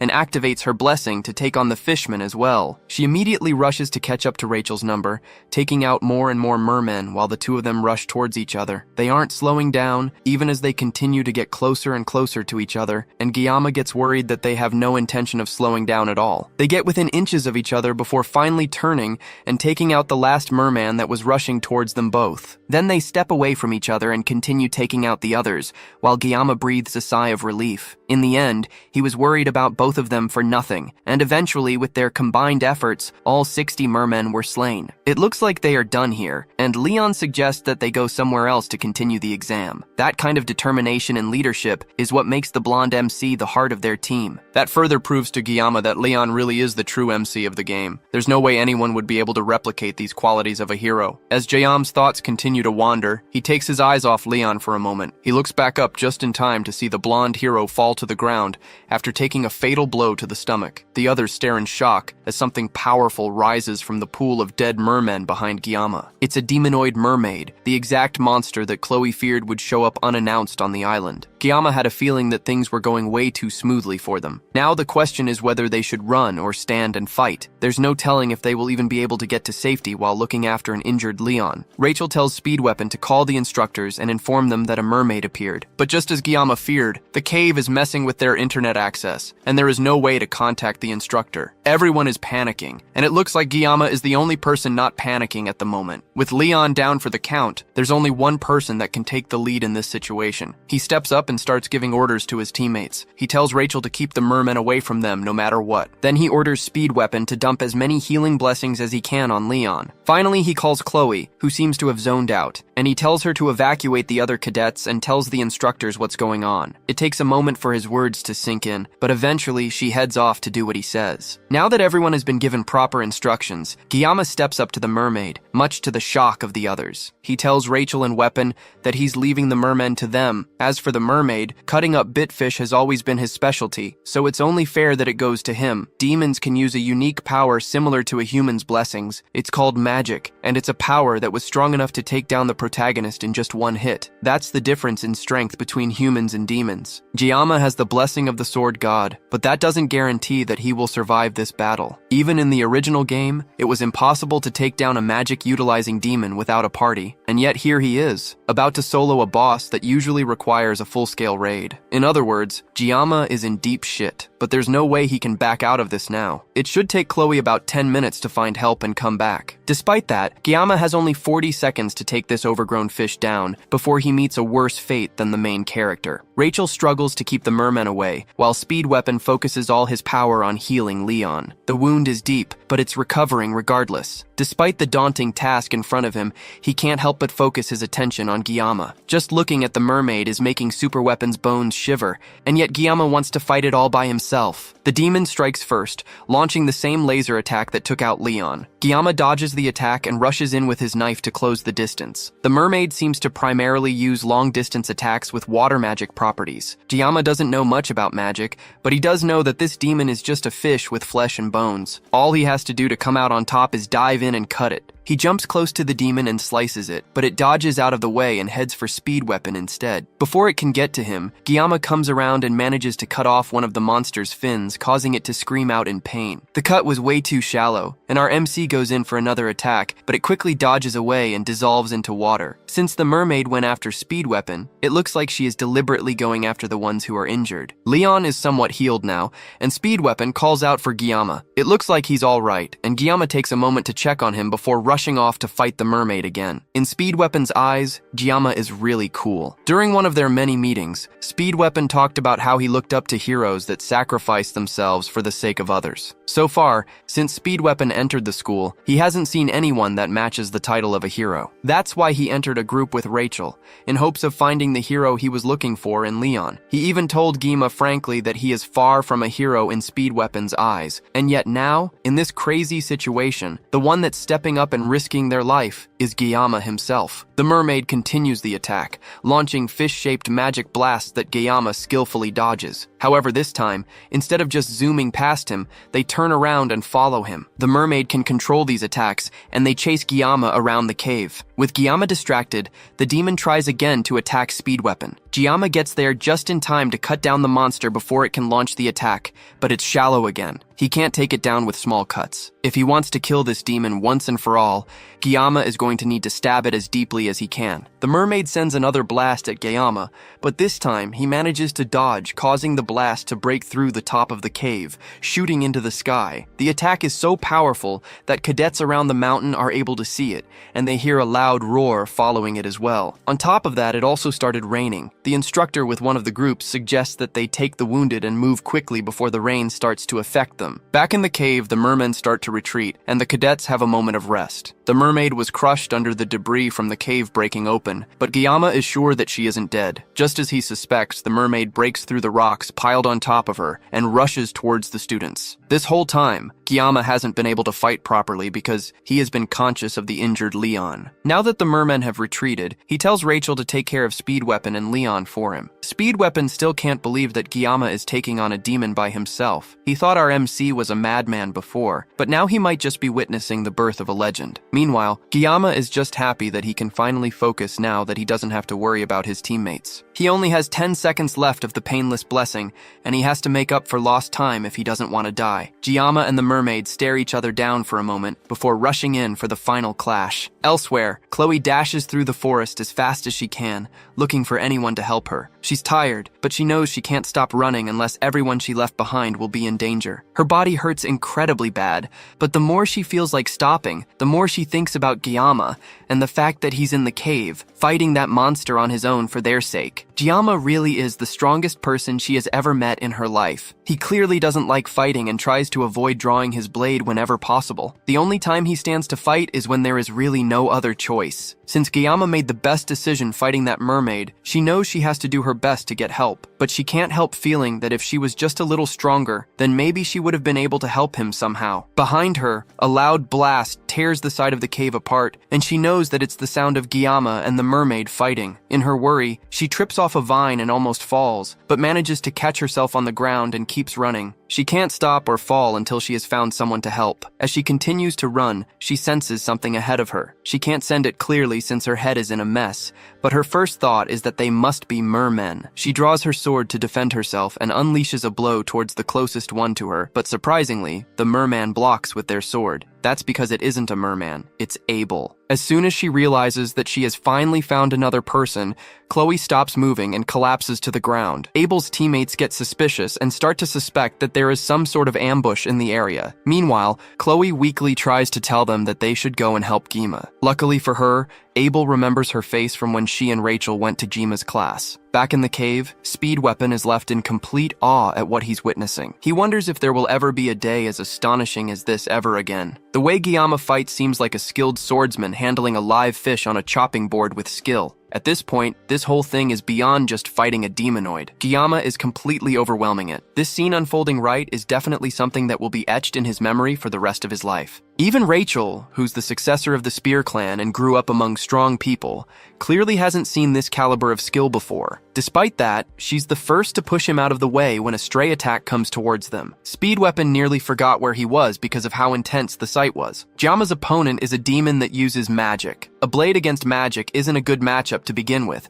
even if our MC has the upper hand right now. If the demon uses magic that can't be countered, then Gyama will be in danger. As soon as Speed Weapon has that thought, as if on cue, the mermaid raises its hands in the air and calls a different magic attack called Needle Squall. The rain around them starts to crystallize and freeze, and everything halts for a moment. Then the mermaid drops its hand, and all the sharp crystallized raindrops fall towards Gyama. He dodges some and parries the rest, but they are too hard for his knife. The blade starts to break apart as he fights with it. Instead of keeping the blade aside, Gyama tosses it at the mermaid. It cuts straight through the mermaid's side, leaving a gaping hole in its waist. Gyama then follows up with a final attack, cutting through the mermaid's flesh with one powerful slash. Except the mermaid managed to dodge, and instead used the body of a merman to distract Gyama. Then it charges up a massive attack right in front of our MC. This one is way too close and there is no possible way he can dodge it. Just before the attack hits and he starts to panic, his mind is suddenly teleported to a clear space.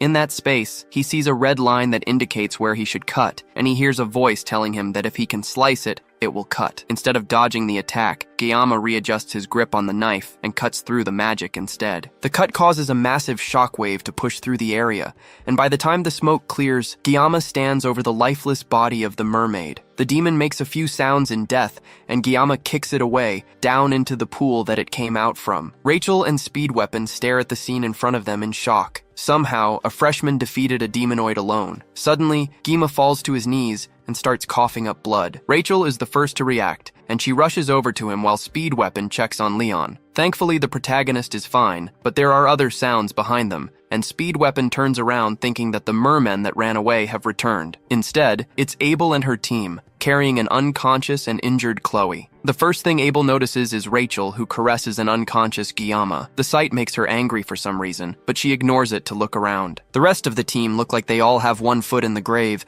and yet Leon seems completely fine. She informs them that she has contacted the academy, and they will be arriving in an hour to aid them. Now that help is on the way, she wants to know just what exactly happened. She tells Speed Weapon to explain, but he's more frustrated by the academy and the instructors who claimed that they thoroughly checked the island. He doesn't believe that they will believe him anyways, but he starts to tell them what he witnessed. Speed Weapon gives Abel a basic rundown of what happened and how Guillaume defeated the mermaid alone. Just like Speed Weapon predicted, she can barely believe it. The tales that her grandfather told her when she was younger were more realistic than this, and yet, as ridiculous as the story is, the evidence around them proves that it's the truth. Why would they lie about this anyways? And yet, Abel still can't accept it. She's a descendant of the acclaimed hero Baylor Joaquin and his disciple Aaron Nibelung. Those are the roots that she has in her, and it has given her a special attribute since birth. Her bloodline has always been filled with promise and potential, and she put in incredible effort to make sure that she wouldn't be overshadowed by her roots. And yet, even with everything going in her favor, and with how far she has managed to get, Kangima continues to prove that there is a ridiculously large gap between their skills. Abel can't help feeling a mix of fear, dread, and admiration. She tells the healer in her group to try to heal Gima while they wait for the teachers. After getting a better look at him, she can see that he's tattered and at death's door, and yet he fought a demonoid alone and came out victorious. Abel can't help but look at him in envy. Speed Weapon snaps her out of it and tells her that it probably would be best if they don't tell the instructors what happened here in detail. The academy claims that they scouted the island beforehand, and yet a demonoid popped out of a cave that would be easily noticeable by cadets. There's some things that just don't add up in this whole story. Leon tries to cut straight to the point and asks Speed Weapon if he thinks that there is someone among the demon factions within the academy. Leon tries to backtrack since that's not exactly what he meant, but they also can't completely rule out that possibility. It's undeniable that this cave isn't easy for cadets to miss, and as Speed Weapon said, if it weren't for Giamma, then Leon's group would have been torn to shreds. There were definitely conflicts, both large and small, during the 700-year truce, but there was never a moment where the demons dared to touch the cadets of the academy. There was also a clause in the truce stating that if an act like that were to happen, then it would be justification for war. Speed Weapon tries to pull them out of their thoughts and assures them that they are definitely blowing things out of proportion. It's not a bad thing to be wary of a possible spy in the academy, but it's way too soon to jump to conclusions. For now, they need to make sure that their stories match up. If there really is a spy in the academy, then Guillaume will definitely become a target once word gets around that he defeated a demonoid alone. Abel doesn't really agree with keeping things under wraps like this, but since Guillaume has worked so hard for their sake, and the group seems to unanimously agree with this decision, she suggests that they talk to her grandfather first. The cadets return to the school and Guillaume is taken to a hospital. He wakes up as the bright, even sun shines on his face, and he's almost surprised that he's alive. The last thing he remembers is the mermaid shooting a magic sphere out right before it died. It wasn't an attack that he could dodge, but he just barely managed to see it. He used his sashimi knife to cut through a line, and the magic severed into two halves before bursting. Looking back at it, the magic sphere was definitely water. On top of that, after activating the sword god's blessing, he felt something that he can't describe. He calls his blessing just to make sure, and the screen pops up in front of him again. His mental fortitude has increased by 1, and that's mostly likely why he didn't get scared when he faced the mermaid. It also looks like his assimilation rate has increased enough for him to unlock the mysterious attribute. The next attribute will be unlocked when his assimilation rate reaches 15%. Maybe this strange unlockable is what allowed him to see the red line to cut with the mermaid. As he's thinking about his blessing, the door opens and a familiar figure dashes in. It's Medea, and she wastes no time wrapping Guillaume in a tight hug. She fusses over him as Guillaume tries his hardest to breathe through her death hug. She pulls away from him eventually and apologizes, but then reveals why she came here to see him. She opens up a dimensional pocket through her purse. She pulls out the reward from the pocket,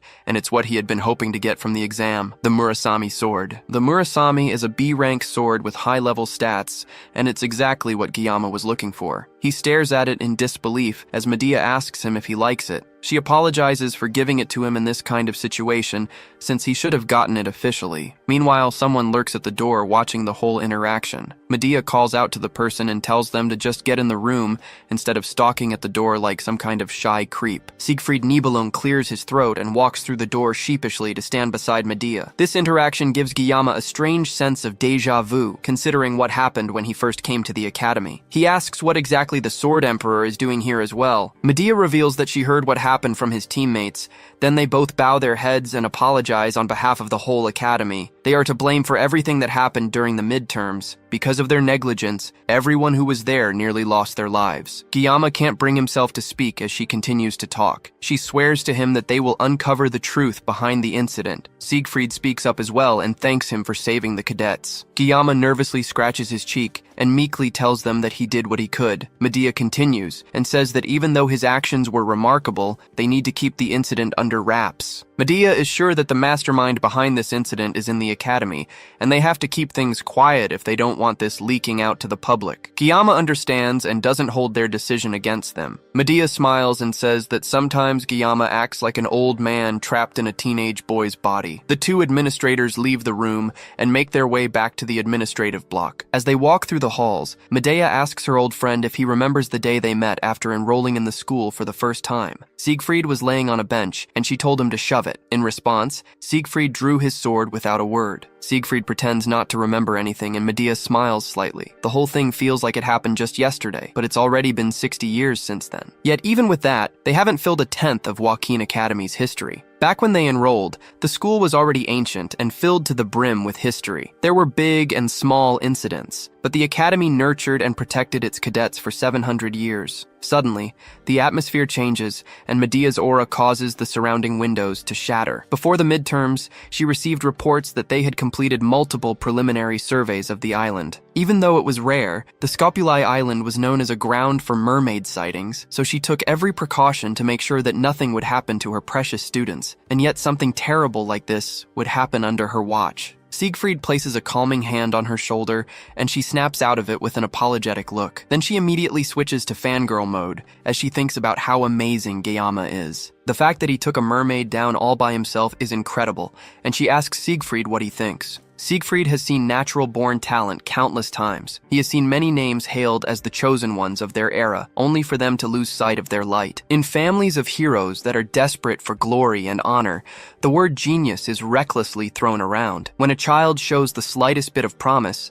they are called a genius because of their bloodline. It's also a word that he forbade from being used to describe even his own granddaughter, Abel. But if it's Guillaume whose talent is so unfathomable, then maybe the word genius can only apply to him. If he continues to accumulate experience, Siegfried wonders just how far he will go. Maybe Kang Guillaume could even reach the place that Siegfried could only dream of. Without answering her question, Siegfried walks past Medea, but not before advising her to stay put at the academy for now. She smiles and follows after him, and the two continue their small talk as they make their way through the halls. Later, Guillaume is released from the hospital, and he goes to attend class as usual. Just like the headmaster instructed, the fact that he took down a demonoid on Scopuli Island seems to have been kept under wraps. Guillaume can't help but feel that his classmates can be so carefree because he stopped the mermaid. After he was initially discharged, the first thing he did was to visit the school's forge to reshape and enhance Murasami. The sword was just a metal rod to him at the moment, considering the sword god's blessing, so reforging it is a must. He went to meet the blacksmith Vollander. Now he can only hope for a successful enhancement.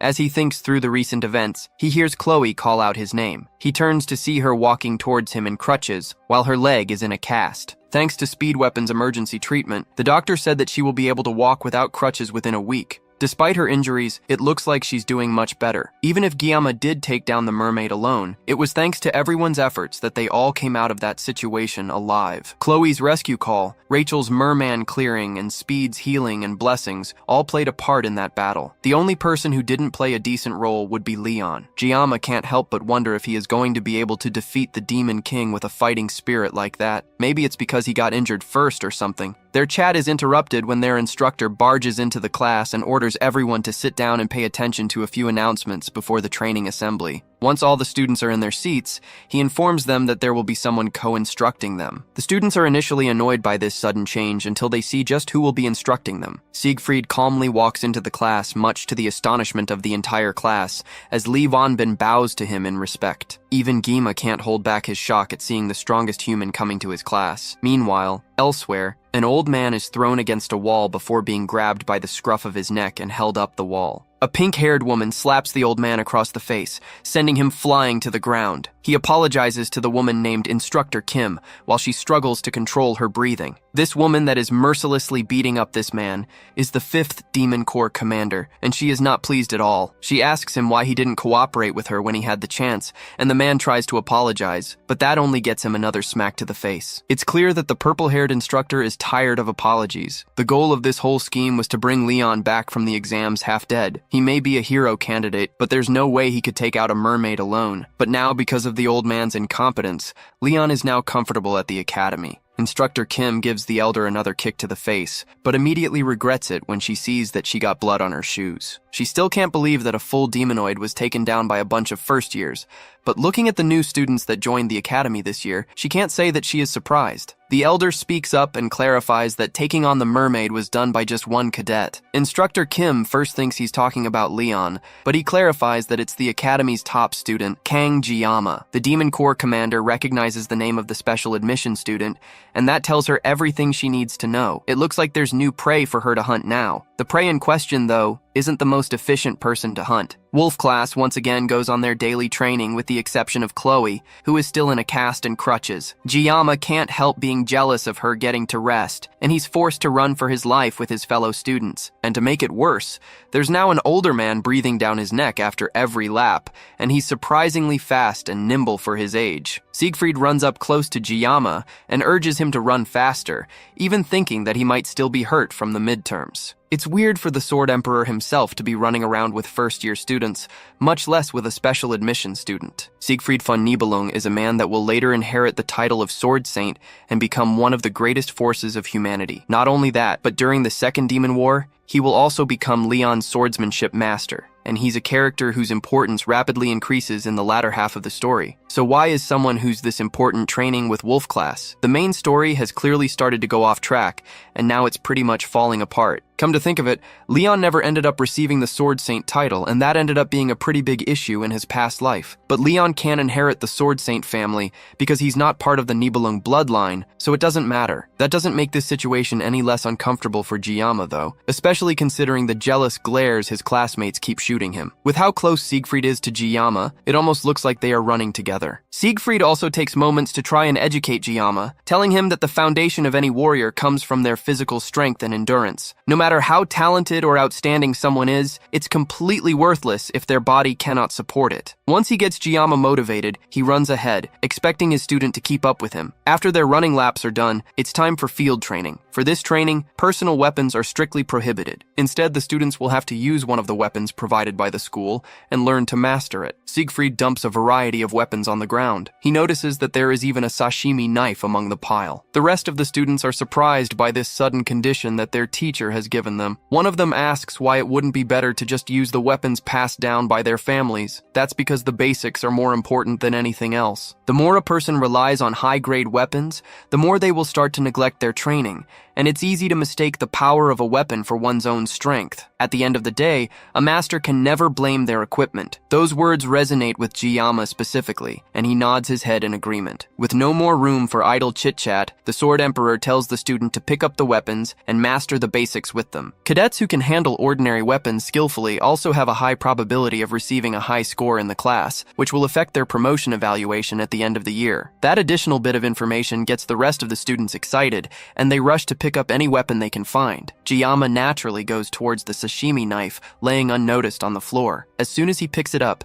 he notices Siegfried's eyes watching him. The students gather together again after picking up their weapons, and Siegfried tells them that they will spend the day getting accustomed to their new weapons by performing one-on-one training between the cadets without a subspace. To make sure that the students don't go overboard with their training, Siegfried suggests that he gives a demonstration of proper sparring. Lee Wonbin prepares himself to spar against the Sword Emperor Emperor, but him shivering in fear makes it obvious that he's not prepared for this. In his whole life, this has to be the biggest crisis he has ever faced. However, Siegfried has a different idea in mind. He calls for Jiyama to come forward for the spar. Siegfried is also holding one of the novice weapons from the pile of old tools, but in his hands, the piece of junk looks especially sharp. The other students are still jealous and confused by the fact that the Sword Emperor himself is calling Jiyama out personally. Jiyama comes out, and before they start, he asks Jiyama if his bones have healed. Once he gets a positive answer, he tells our MC to pick up his sword. This is just a sparring match, but Jiyama thinks that this is way too much. If he crosses swords with the Sword Emperor, it's clear that this won't end easily. If this gets out of hand, at least one of them will lose a hand,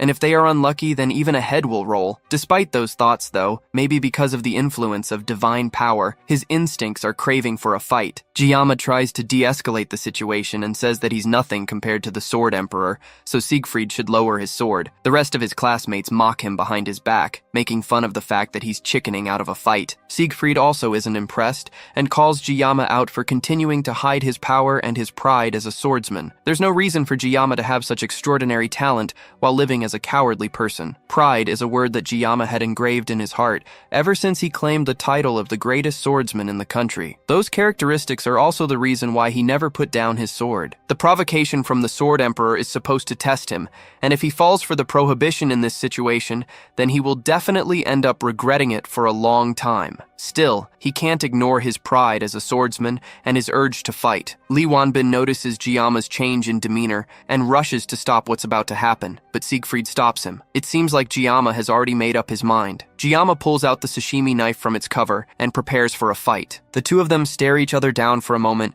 and even at 70, Siegfried can recognize vividly the enlightenment he gained through the sword. When he was younger, he had memories of a one-armed wandering knight teaching him the way of the sword. The swordsmanship that the knight showed him was undoubtedly at the level of a certain realm, and now, the boy that he has been keeping an eye on since the allocation test, Kang Jiyama, might be the person that will lead him to that realm. Jiyama takes the initiative and charges as Siegfried, but the swordmaster is ready and greets him with a slash of his sword. Jiyama is quick enough to dodge and then turn around for another strike, causing Siegfried to deflect with his sword, and the two clash again. The boldness of Jiyama to charge in head-on without avoiding the strike is almost inspiring to Siegfried. As the two of them continue to fight, Siegfried notices that even Jiyama's physical capabilities have increased a lot. He can even push the Sword Emperor back so effortlessly. However, his sword isn't light either, and Siegfried is determined not to take this match lightly. Meanwhile, the other students watch the two of them fight, but they can't tell what's going on. From what they can tell, Jiyama just got lucky during the matchup in the last subspace sparring with Nox. And yet,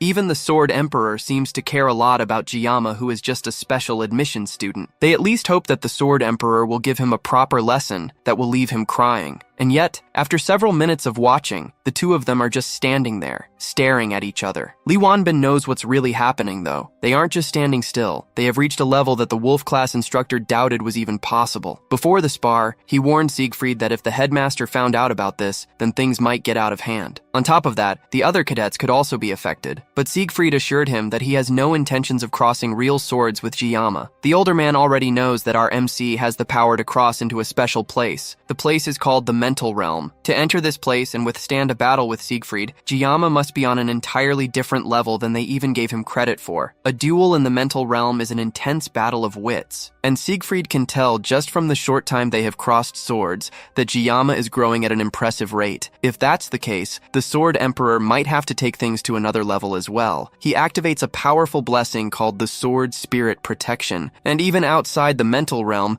the students can feel the intense pressure coming from the two of them. The blue light coming from Siegfried's sword is definitely some sort of aura. It looks like the battle was so intense that the two of them broke out of the mental realm and returned to reality. Things are starting to get out of hand, and if Li Wanbin doesn't do something to stop this, then there will definitely be bloodshed. Before he can stop them, though, Jiyama and Siegfried take off and launch at each other, but a loud cry stops them both in their tracks. Medea arrives before they can cross swords again. An appearance causes the ground beneath her to break apart with her anger. The fight ends, and Siegfried is taken back to Medea's office for a proper scolding. He apologizes, but the headmaster is clearly not taking any weak words from him. She yells at him for going way too crazy and trying to pick a fight with a student after she went through so much trouble to get him a spot as an instructor in the school. In that moment, Siegfried lost his self-control and exerted his aura to the fullest. He would probably have gotten an even greater scolding, but as soon as Medea arrived in situation, he turned around to her and apologized. In over 50 years that they have known each other, Medea has never heard him say sorry, and yet he said that today, not just once, but twice. That's the only reason she's calmly trying to listen to him right now. She directly asks him why he would unleash the sword spirit's blessing on a student. If Medea hadn't arrived when she didn't, things would have gotten deadly. Siegfried tells her that if he hadn't released the blessing, then he wouldn't have been able to gain the upper hand against Jiyama. That stops Medea in her tracks. For someone with as much pride as Siegfried to admit that, things must be truly incomprehensible. She knows about the innate talent of Kang Jiyama, but she also knows better than anyone just how strong Siegfried truly is. Then he reveals that Jiyama has already reached the mental realm. Siegfried, for comparison, only managed to master it at the age of nearly 30. The fact that a 17-year-old has done it is more than Medea can believe. Siegfried doesn't know either, but there's no denying what he experienced. All this new information is way too much for Medea to understand, but she remembered what she saw after she stopped the fight and went to check on Jiyama. The moment she ran up to him, any semblance of dignity as an educator or one of the 7 stars vanished. In that moment, the only emotion she felt towards Jiyama was fear, a fear similar to the feeling she had when she met the 6th Division Commander Vaesen. She can't figure out why she would have such an eerie feeling towards one of her own students, but it does give more credibility to the crazy thing Siegfried is telling her. She then asks Siegfried directly if he lost, and the normally calm and quiet man becomes irate in a second. He yells that even if Jiyama's talent is innate, there's no way that it would compare to his. And on top of that, he even says that he wasn't fully armed at the time, which is the reason why things went the way they did. Medea calls him out for breaking his own rule of blaming his equipment. And can equipment really be an excuse when facing off against a student? The way he's overreacting just makes him look ridiculous. Her words make him so angry that he tries to activate the sword spirit's blessing right there, but a firm slap from Medea pulls him out of it. Elsewhere, Jiyama wakes up from a dream where he relived the fight with Siegfried. Everything ended well, but the Sword Emperor is quite hot-headed. If Medea hadn't intervened, things could have gotten really dangerous. The mental realm is also a really strange thing to experience. The mental realm is only achieved when one grasps full mastery and understanding of their weapon. It's an active space that can be activated when certain conditions are met, and only peak masters who have honed a single weapon for their entire lives can enter it. Because of this, even in the World Miracles Blessing game, not even 10 heroes can freely enter the mental realm. Leon, the protagonist,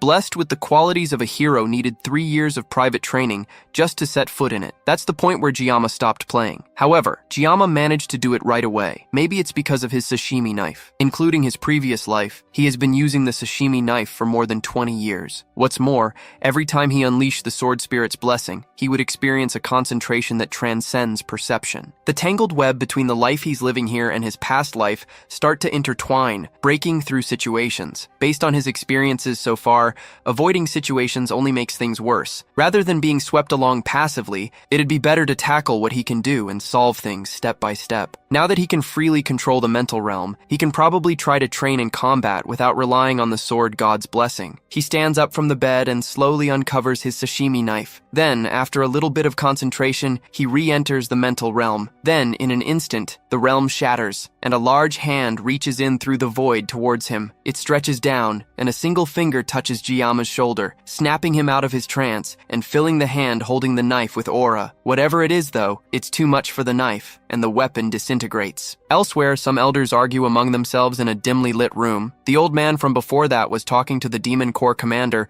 argues with the rest of the Academy's elders. The main thing he's trying to do is convince the rest of the elders to investigate Jiyama on suspicion that he might be a candidate for the hero. The rest of the elders don't agree, since it's already well known that the hero candidate is Leon. The elder tries to make the argument that Leon is still half-baked and can't even properly manifest his blessing, while Jiyama has very obvious capabilities that were first shown shown when he took down the genius twins during the class placement exam. What's more, Medea is also blocking information about him under the pretense of protecting the student. Everything about him is just way too suspicious, and it means that they have to investigate. He also reminds them that the 7 stars have been meddling way too much in their affairs, and since Medea, who is one of the 7 stars, became the academy director, their standing as elders has been severely weakened. After Basman was defeated, the public only looked at the 7 stars while treating the elders like outdated relics. If a hero were to appear, then that would shift their reputation even more. The other elders agree with that, and also feel like they need some sort of public enemy if they want to maintain their power. They unanimously agree that the hero that threatens the Demon King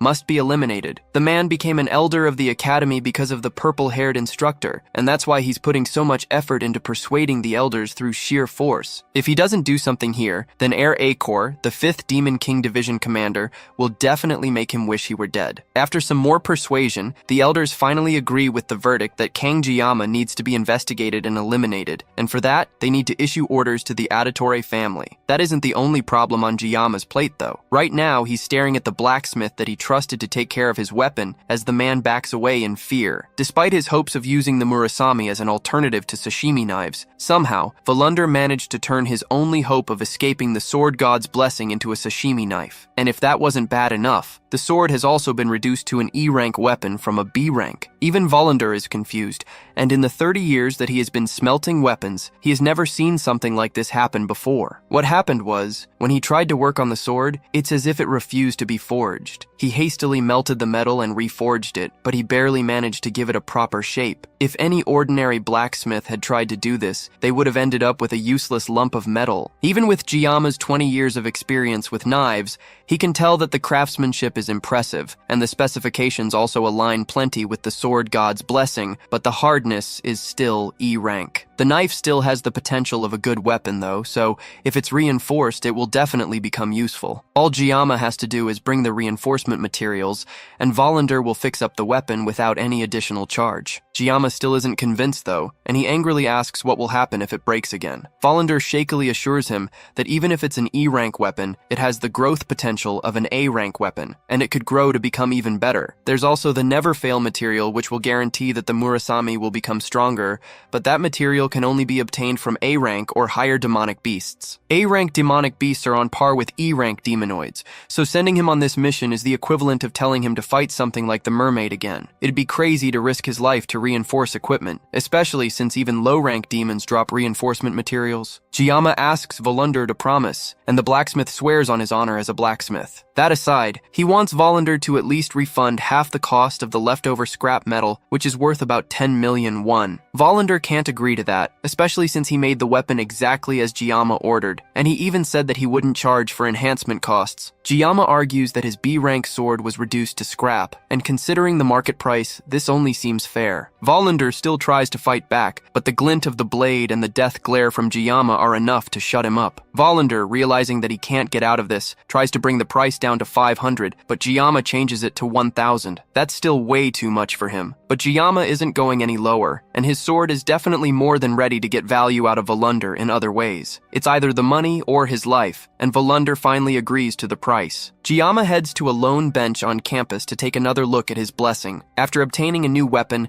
his armament has increased, and additional options have become available. The biggest reason that he hesitated to use the sword god's blessing is because of the excruciating pain, but his new stats have reduced the pain by 1 level. It can be further leveled up, which means that leveling up his pain reduction should be his biggest priority. He tested it earlier, and although the pain is still unbearable, it went from feeling like he was about to die to feeling like he can barely breathe. Still, if just 1 level reduces the pain this much, then constant leveling means that he might one day be able to use the sword god's blessing without pain. It seems like armament increases when he obtains new weapons or enhances them. Now that the midterms are over, weapon enhancement should be his top priority to increase his levels. If he keeps growing at this rate, then he might finally be able to understand this power, or maybe he'll even figure out who threw him into this world. As he's eating lunch on the bench, someone sneaks up on him, causing him to startle out of his thoughts. It's Chloe, and it looks like her healing is going along smoothly. She even took off her cast, and Guillaume asks her if her body is alright now. She still needs crutches to move around, but she already feels stronger than before. As they are talking, Guillaume notices a crumb of rice on her face and reaches over to clean it up. The brief contact is enough to cause her to fall over from pure joy, but from the ground, she notices the murasame on the bench that Guillaume was sitting on. This is the first weapon she has seen him with that isn't just some kind of kitchen utensil, so it's a pretty big deal. He's still bothered by the fact that it's E rank, and although he got some money back from the blacksmith, he still needs to gather enough materials to enhance the weapon before it can become usable. There's no real reason for Guillaume to get stronger. Ever since he cut down the mermaid, he's been able to handle mid-tier magical beasts. The main reason he wants to enhance the weapon is to reduce the pain. Chloe mistakes his thoughtful expression as him being disappointed by her mentioning that the weapon is E rank. She immediately decides, through perfectly reasonable yandere logic, that the blacksmith that made Guillaume sad must die. Guillaume snaps her out of it, but also notices that someone or something is watching them from close by. He walks over to a nearby tree and kicks it hard, causing an unexpected guest to fall down from it. It's Nox Aditor, Chloe's brother, and he doesn't seem very happy that he was found. Chloe is prickly about him suddenly appearing, but Guillaume can't smell any blood on him, and he doesn't seem to be armed either. However, he was following them, so there must be something that he wants. Nox stands in silence for a moment, and Guillaume assumes the worst, but Nox quickly clarifies that he isn't there for the usual murderous reasons. He came to warn Guillaume that the Academy elders have requested for the Aditor family to get rid of him. Chloe confronts Nox and asks if that's why Nox came over, but he doesn't respond. Instead, he tells her that since she has been away from home for a long time, she has lost her edge. Chloe doesn't listen and instead tells Guillaume to get behind her so she can protect him. The two guys watch the slightly disabled girl desperately swipe at Nox from far away before Nox continues his warning. Nox doesn't care what Guillaume has been up to recently, but the elders are oddly fixated on him. It's not just him either, but the whole Aditore family has a sense of unease, so they have temporarily postponed the request. They made the request in secret and even bypassed the Academy head, however. Since it's a direct order from the elders, it's hard to ignore. If the pressure continues, the family will have no choice but to investigate our MC. Regardless of the reason, since Chloe is a member of the Aditores, Neox felt like she needed to know this as well. That explains his motives clearly. He came under the pretext of family principles, but in the end, he was just worried about Chloe. With nothing else left to say, Nox turns to leave, but Guillaume stops him for a moment. He wants to ask Nox about what he said last time about Chloe becoming weak while being with Guillaume, but the red-haired older student turns around and continues to walk away. Even he can tell that Chloe is happiest by Guillaume's side, and he decides to leave it like that. Even Chloe has never seen her brother act like this before. Before he leaves, he just tells Guillaume to make sure that Chloe doesn't get hurt anymore. Guillaume doesn't immediately understand which only angers Nox more, so he hurriedly agrees. Then Nox takes the opportunity to ask Guillaume directly how he became so strong. Guillaume seems surprised that he is considered strong. For someone to be strong in his opinion, then he should have the ability to withstand any threats at all times like the Sword Emperor. Someone like Guillaume, who can only maintain that level of strength for less than a minute a day, isn't a level where he can boast about his strength or even talk about it. Nox used Chloe as an excuse to reveal family secrets to him, an outsider, so there's no way Guillaume can trust him to keep his mouth shut. So he decides to pick something to satisfy Nox. He tells the redhead that he lacks desperation. No matter how much of a skilled auditory Nox is, there's a vibe that comes from someone who has real-world experience. If he stays cooped up in the academy, then he will reach his growth limit, so he has to go out first and gain real-world experience. If he continues working hard, then he will definitely gain something. That's about as much rubbish Guillaume can spew out without sounding like he's lying through his teeth, so he quickly gets up and walks away before Nox can ask any more questions. Back in class, the students learn about history and the nature of blessings. Guillaume isn't focused on the class and is more interested in the intel that the Academy elders are targeting him. The Academy elders descend from 5 of Bailar Joachim's 7 disciples. Guillaume remembers that they are a group with immense influence not just in the Academy, but in the whole world. Their role in the game was to constantly obstruct the protagonist for the sake of their own power and safety, and they were called the corrupt remnants by the players. Since they should be targeting the main character, why are they suddenly focused on Guillaume? He jots out some possible reasons why they would be after him. Looking at all the achievements he has since coming to the school, he really has caused a lot of trouble. At this point, it's like he's trying to stand out. But no matter what he has done, it makes no sense for the elders to target him. One of the moments that stands out to him was the mermaid he fought on Scopuli Island. It's clear that the mermaid wasn't after him, but Leon, who was an obstacle in their way. No matter how well Medea covered the incident up, the fact that he defeated the mermaid must have reached the ears of the highest ranks in noble society. And the fact that they were targeting Leon, who is a hero candidate,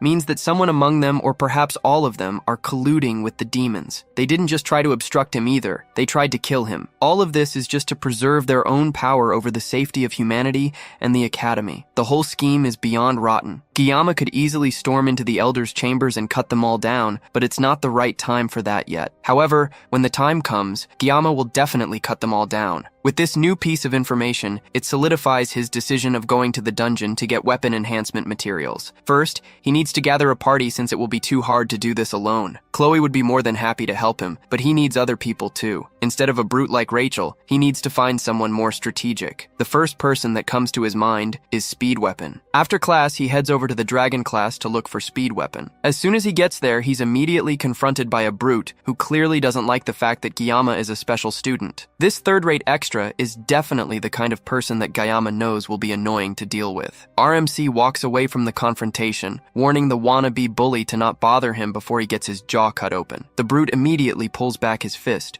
ready to start a fight, and Guillaume immediately feels that the punch is way too slow. Before he can retaliate though, someone else beats him to it, smashing their fist right into the brute's jaw. The commotion attracts the attention of other students as Speed Weapon blows on his hand that hurts from hitting such a hard jaw. Guillaume has heard of strength mages, but a strength healer is definitely new. Speed Weapon then smiles and asks Guillaume if RMC came looking for him. Guillaume agrees to talk outside, and he tells Speed Weapon everything that he needs. The breakdown is that he needs to form a party as soon as possible, and he needs help recruiting party members. If they work together, the clear rewards will be split among the rest of the team. In exchange, Guillaume wants to keep the materials from the magical beasts.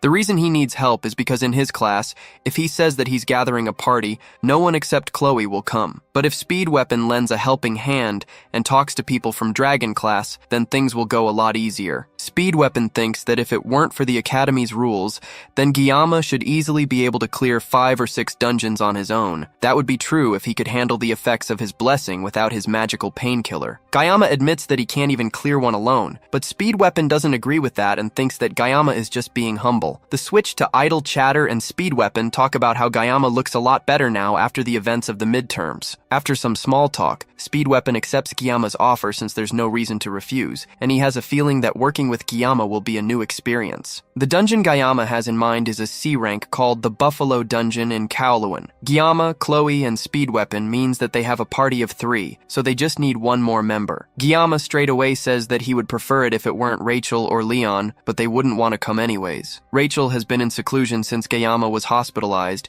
and she's been practicing in the Academy training grounds. Leon, on the other hand, is preparing for the upper grade dungeon raids with 2nd and 3rd year students. That's good news for Guillaume, but it still leaves the question of who the last member of the team will be up in the air. There's one person that comes to mind for Speed Weapon, but knowing them, they are already asleep. That's insane news to Guillaume since it's still the middle of the day. That's just how they are though, and Speed Weapon isn't at all surprised. He tells Guillaume that he will introduce the two of them, but first they need to go to the convenience store to get something. Later that night, they head over to what seems like Speed Weapon's house. It's a Japanese-style building, and Guillaume had no idea that the Academy even had such a place. Even during his time playing Miracle's Blessing M, he never came to this place. In his past life, he was a Japanese cuisine chef, but he never actually went to Japan, even though he always wanted to visit. They walk around the courtyard and get to the back where they find the person that Speed Weapon was talking about, and just like he predicted, she's fast asleep. He walks up to try and wake her up, but it's clearly not working. So instead, he leans down and whispers in her ear that he brought it. What that thing is, Guillaume doesn't know, but it seems to wake her up immediately. Then Speed Weapon points at Guillaume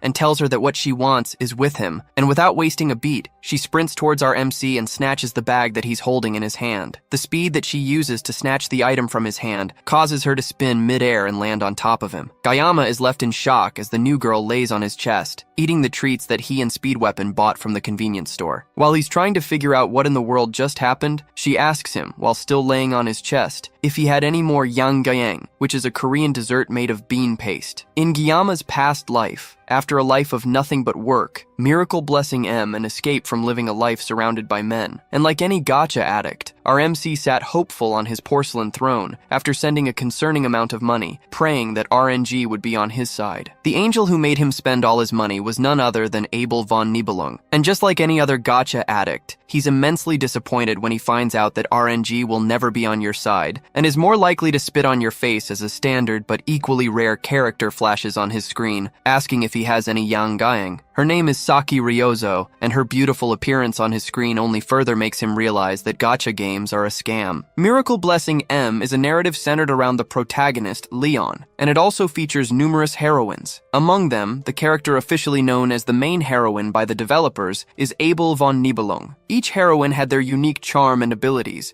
but the story in the game mainly shows Leon and Abel overcoming hardships and the beginning of their blossoming love. Even Guillaume, in his old life as a filthy gambling addict, found himself captivated by Abel's charm and opened his wallet, dumping a concerning amount of funds to acquire her. As a result, the other heroines gradually faded into the background, and among the heroines, the one that faded the fastest was Guillaume's very first 5-star. And just like in his past life, she unceremoniously landed on his chest, asking him for her favorite snack. When he doesn't immediately answer him, Ryozo turns around disappointed and calls him foolish. Even with how nonchalant and lazy she seems, Ryozo is a top-tier DPS among all the ranged attackers. She's also a skill-based character that's different from Leon. Plus, since she barely impacts the main story, her joining the party won't disrupt the plot. Recruiting her will be fine for Guillaume, right? Speed Weapon holds up another piece of candy nervously, and she snatches it out of his hand and tells him to spit out what he wants from her. Weapon gets to the point and points out that Guillaume came to him in the afternoon,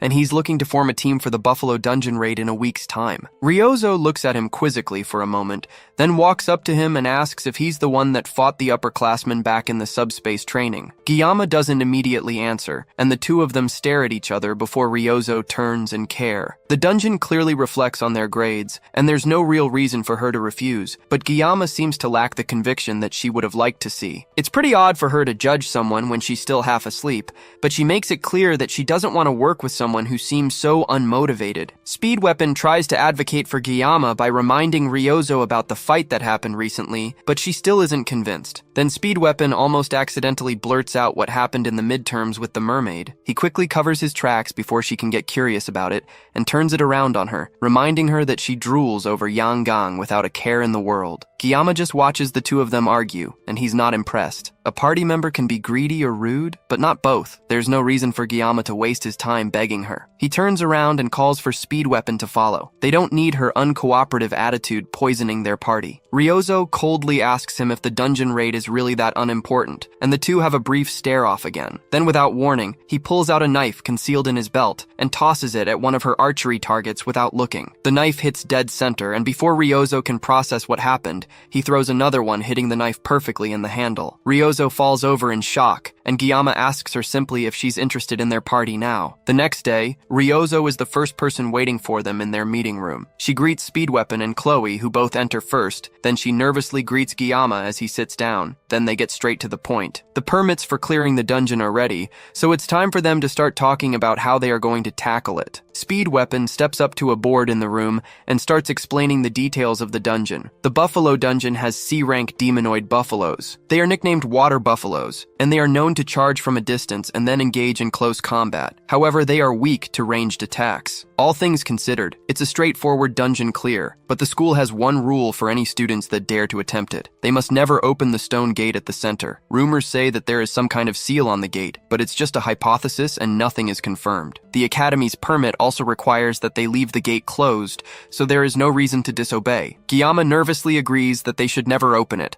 but his tone indicates that he knows more than he's saying. They ask him if he knows what's behind the gate, and he lies that he doesn't know and that they shouldn't touch it. In reality, he knows that there's a hidden boss behind the door, and that gate only opens under specific conditions. It's locked away by the system for now. Ignoring the risks of accidentally opening the gate, the efficiency is unmatched. He changes his attention to Ryozo, who's happy munching on another Yang. She seems to really like those pieces of candy, and she defends herself by saying that the brain needs candy. As they talk, he notices something ominous in the area. Well, other than Chloe preparing to murder any girl that looks in Guillaume's direction. They They are watching him, and they will definitely appear when the time comes. Later that day, they start their journey to Gamyodo Chirwan, where the dungeon is. When Gyama was discharged from the army, he swore to never go back to that city, but now, here he is willingly organizing a group to go there together. The bus stops at a checkpoint, and the driver has to inform the armed men that they are students from Hauken Academy. It looks like there are civilian restrictions stopping just anyone from going into the dungeon zone. Back then,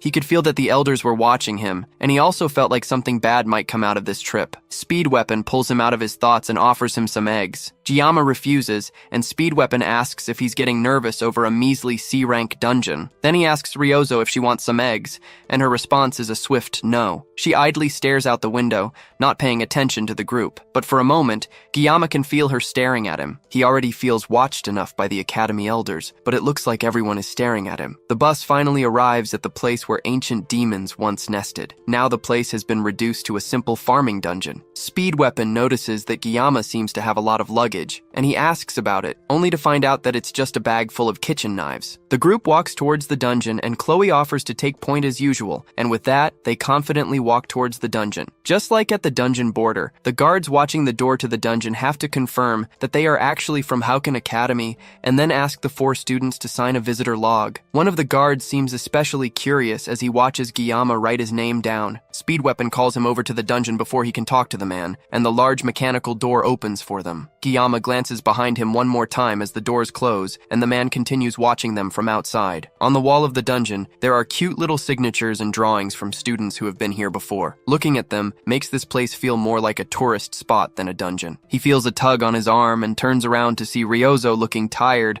and out of breath. She asks him if he has something sweet to make her feel better, and Gyama reaches into his pocket and pulls out a piece of candy. Candy isn't really her thing though, and she asks him if he has any Yangaeng. Gyama isn't here to babysit anyone, and he tells her to bring her own, but she's saving hers for later. Their conversation is cut short as Chloe notices some monsters charging at them from 200 meters away. Speed Weapon turns to make sure that the rest of his group can stick to the plan. He sets up to buff the attackers, and Saki pulls out her weapon and ready to attack. Gyama notices that her weapon is an S-grade weapon called the Crimson Bow. With that kind of powerhouse weapon, clearing the dungeon will be a breeze for them. The question though is if he can trust Ryozo to do a good job, especially as she takes a second to munch on another bar of her favorite snack before the monsters get there. The monsters come barreling through the dungeon cave, and Chloe fearlessly rushes towards them with dual crossbows in hand. She jumps up into the air and fires 2 shots from her crossbows, catching 2 of them right in the eye. They fall back, and the others rush past their fallen comrade, still charging straight at Chloe. The red-haired girl pulls out a sword from her back as Speed Weapon tells her to fall back,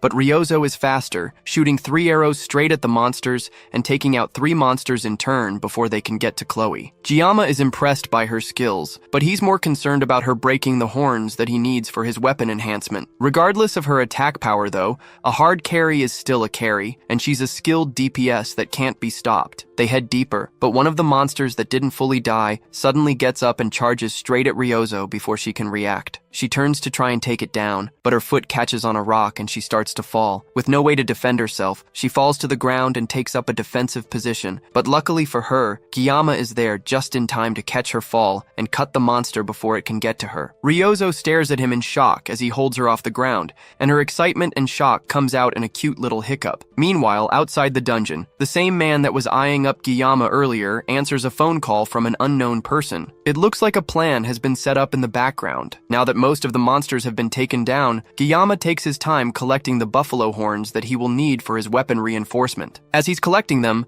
Ryozo comes up behind him and hands him a piece of Yangaeng to thank him for saving her earlier. He wouldn't mind accepting it, but Chloe's raw yandere aura behind him isn't helping matters. He calls out to Chloe and whispers some instructions to her regarding the staff member that they saw earlier. She acknowledges the information, and the 2 of them continue talking about it. Speed Weapon decides to ask if the 2 of them are dating since they seem so close. Chloe blushes at the thought of dating Gyama, but our MC smoothly shuts it down, pointing out that not all male and female relationships are romantic. Chloe isn't happy about that and glares at Gyama, but doesn't say anything. She changes the topic and asks why there are so few mobs in the dungeon. No matter how popular a dungeon is, it wouldn't be this empty. Ryozo also feels like something is off with how few buffaloes there seem to be in the dungeon, and it almost looks like they are running from something. Buffaloes don't don't behave like that, so their movements are a bit off. They are docile creatures, and locals in the area even use them for farming. Giyama can't believe that people would use demonic animals for farming, but crazier things have happened. There's also something more suspicious, but Ryozo doesn't mention it. They have cell phone signal to call for help anyways, so things should be fine. As they make their way through the dungeon, Giyama asks Ryozo how she and Speed Weapon know each other. The reason is because Ryozo topped the written exams, and Speed Weapon came second. He bragged about it for weeks, and that's how they got to know each other. She also confirms that she ranked third in the placement tests. Giyama didn't take Speed Weapon as a loud mouth,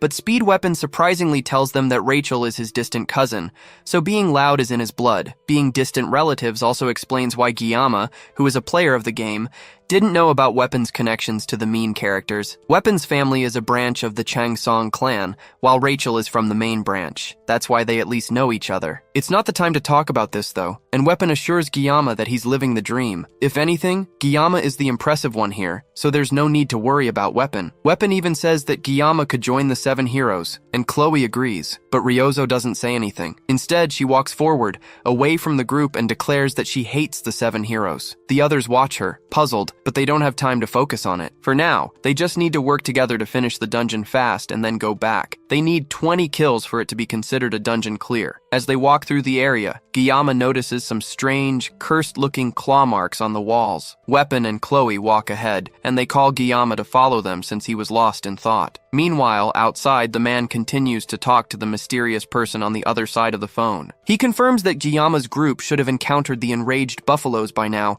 and that he followed the person's instructions. He thinks that they should have been dealt with by the enraged buffaloes by now. The person on the other end tells the man not to be too cocky, and asks the man if he will take responsibility if their plan fails. The man can't answer the question, and the academy instructor just tells him to call back when he has results. The call ends and the man looks into the open dungeon doors. He's dead either way, so he might as well confirm things for himself. He also forced the gate open to make sure that their chances of surviving the dungeon are 0. But thinking back to Giyama's eyes, it's almost as if the teenager could see through everything. Just to make sure that things are going well, the man walks into the dungeon to check the damage. Back inside, Chloe warns the group that more magical beasts are approaching from behind them. With her blessing, she can detect roughly 50 of them running in their direction. Suddenly, the earth around them starts to rumble as a stampede of buffaloes charge in their direction. This swarm is way too much, and it's hard to believe that it's even buffaloes that are charging towards him. They were supposed to be harmless, but this group of buffalo are clearly being irritated by something. In that moment, Giyama's memory reminds him of something his mentor once said: every blade has its purpose. You can't use a chicken knife to kill an ox, and sashimi knives are meant for fish. But Giyama asked about beef sashimi, which is the same as using a sashimi knife to butcher an ox. His mentor raises his knife, and Giyama initially thinks he's about to get hit, but instead, his mentor just smiles down at the fish he just cut, and agrees that this is definitely true. This situation somehow reminds him of the past, and Giyama realizes that he's about to use a fish knife to slice cows. With no time to waste, Giyama starts giving orders to the group. He tells Chloe to distract the herd without charging in. He needs her to disrupt their formation without attacking. Then he turns to Weapon with a smile and asks if he's ready. Weapon can immediately tell that Giyama is about to pull off yet another miracle and returns the smile, born ready for this moment. Ryozo, who's not used to how much raw plot armor Giyama has, can't understand why they are so calm about this. Then he calls out to her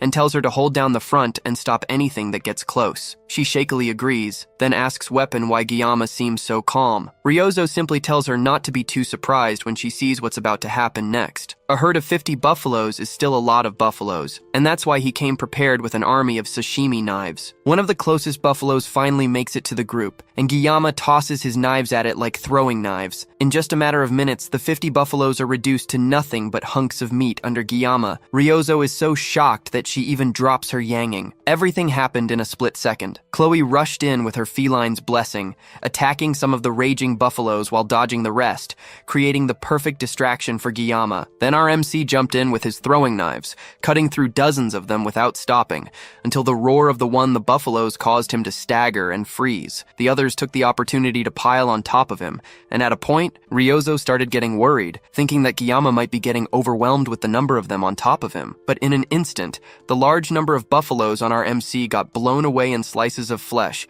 and and nothing was left standing except Gyama's team. After that amazing show of skill, Gyama simply put away his knife and started gathering all the horns into his bag for later. Thanks to the painless blessing being for 40 seconds now, taking down the buffaloes was a breeze. As Chloe comes to congratulate him on another one well done, he remembers that he couldn't have done this without his party's help. As they chat idly, Ryozo continues to stare at Gyama in absolute shock. Speed Weapon tells her that she shouldn't be so surprised since he warned her about Gyama's skill, but he's not surprised that she's speechless since even he can't believe it. As they watch Gyama and Chloe stand over the pile of corpses, the two of them wonder what kind of monster Gyama really is. The group continues their trek towards the dungeon entrance. The clear condition for the dungeon was 20 buffaloes, and Gyama managed to solo it twice. Our MC tries to argue that he didn't do anything during the midterms, and Speed Weapon wants to remind him of his battle with the mermaid, but then he remembers that people aren't supposed to know about that. He changes the conversation after remembering that Ryozo is with them, and they continue walking towards the exit. As they move, though, Chloe notices that the area is uncharacteristically quiet. They arrive at a pillar-looking thing, and it looks like it's the one gate that they aren't supposed to open. As they stare at it for a moment, the gate suddenly starts to open, and the chains that seal it start to fall apart. Meanwhile, elsewhere in the dungeon, the worker from before stares in shock at the pile of buffalo corpses in the dungeon corridors. He can't believe that they somehow killed these many buffaloes by themselves. The only thing he can think of is his 20 billion won debt from Chairwon Land. A few days ago, some woman claiming to be a Hauken instructor approached him with an offer. If he does what she wants from him, then she will wipe his debt clean. She wants him to take a demon stone and use it to tame the buffaloes,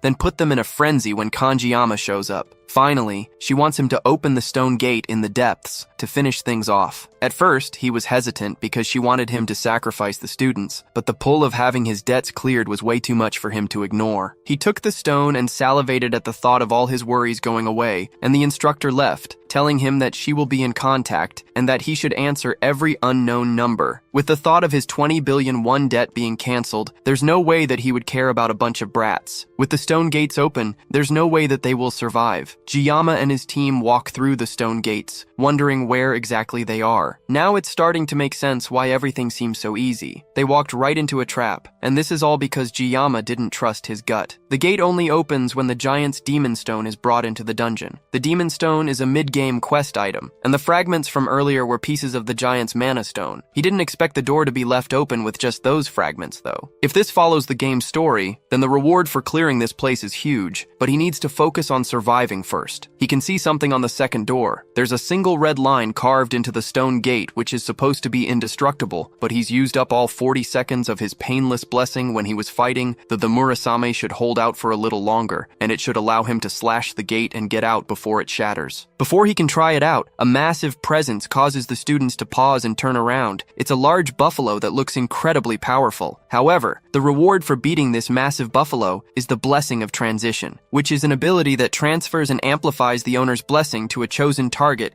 for a single use only. The monster guarding this amazing reward is an A-grade demon called the Inotauros Minotauros, also known as the Buffalo King. The torches in the room start to light up by themselves, and it illuminates the Buffalo King and two other large buffaloes beside it. The left and right wing buffaloes also look way more powerful than the rest of the buffaloes that they have faced before, and the demonic beast Buffalo King is also really intimidating. Even if Gyama slashes the gate so they can escape, once the thing awakens, it will be impossible for them to escape unscathed. This isn't like the midterms, though. He knew about the mermaid, but he fought minotaurs before. At full strength, Gyama can take out 3 alone, but he has already used up all 40 seconds of his painless blessing. He needs to do this strategically. He asks Speed Weapon if he can cast a pain reduction buff, and he only needs it for 2 minutes. If Speed Weapon stops casting it for even a moment while Gyama is fighting, then he is definitely going to get taken out. He leaves the small fries for Saki and Chloe, and tells them that he will take out the big one on his own. With the plan laid out, the students get ready as the Buffalo King wakes up with a menacing roar. Gyama activates the blessing of the Sword God, and he's immediately overtaken by a surge of pain that makes him cough up blood. However, thanks to the weapon's buff, he can at least move. The demon charges in for an attack, and Gyama rushes over as well, dodging the first attack and rushing to the side before it can recover. The pain from the Sword God's blessing is still strong enough that he's just hourly vomiting blood, but he's strong enough at least to go up against the buffalo. Gyama parries another attack and then rushes to behind it to try and bring it down, but his attempt is met instead with a kick from the massive beast, sending him flying back. He catches himself before the fall and spits out some more blood from his mouth. Even the sensations that he couldn't feel before with the painless blessing are awakening. Instead, it's like allowing himself to feel the full power of the blessing of the sword god makes him feel free. Gyama rushes in for another attack,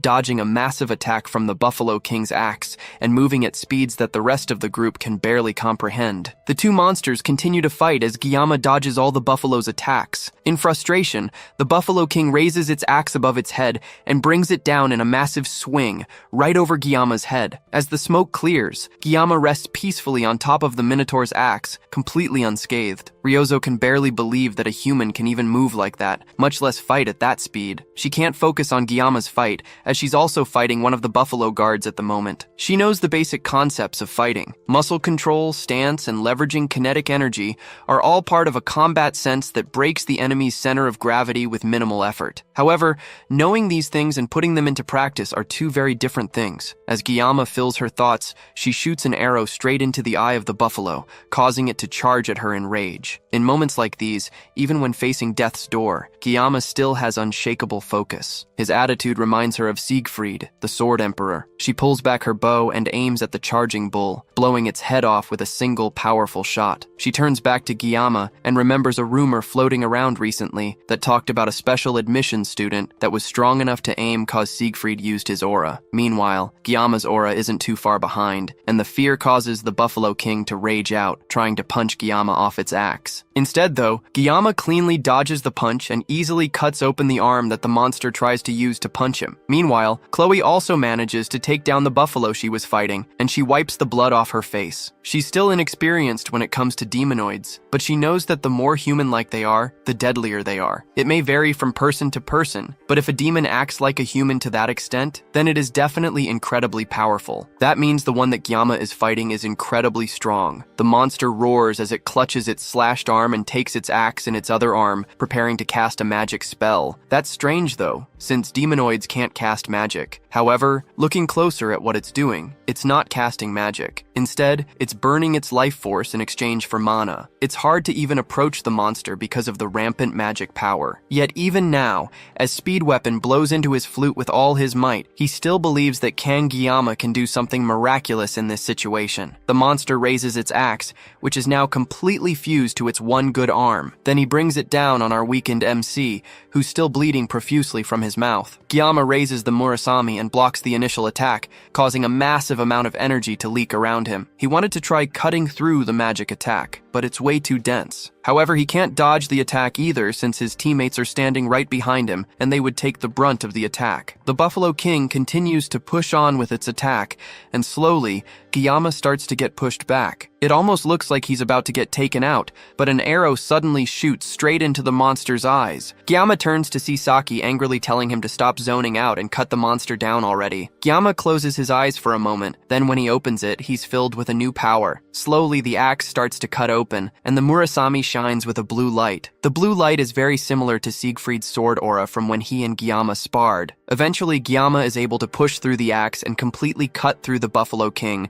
taking it down with a single slice. Even with everything they've seen so far, his teammates are still shocked by just how powerful Gyama is. The once terrifying monster falls to the ground in two large chunks of meat, and Gyama looks up at the dungeon ceiling as his nerves finally calm down, now that he realizes that he actually managed to cut it. Ryozo stares at him in shock for a moment, finally understanding why Speed Weapon has so much faith in our MC. On top of that, his assimilation rate increased from 9.3 to 12.7. Speed Weapon falls to the ground, his lips sore and bruised from blowing on the flute for so long. At this point, Kang Gyama continues to shatter every bit of common sense every time Speed Weapon sees him. The blue light that shone from his sword was bright enough to illuminate the entire cave. At such a young age, he's already manifesting an aura. It's hard to believe that he's even human. Ryozo comes over and reminds him to breathe, shocking him back to reality. Then she tells him that she understands what he meant earlier, when he warned her not to be too shocked by Gyama, and also why he keeps following Gyama around. Then she asks Speed Speed Weapon if the Academy's rules stop Gayama from transferring to their class. That may be the case, but it doesn't stop a student from doing things the other way around. Ryozo smiles and realizes now that she feels like tagging along with him too. Gayama struggles to catch his breath as the adrenaline leaves his body. Even with Speed Weapon's blessing,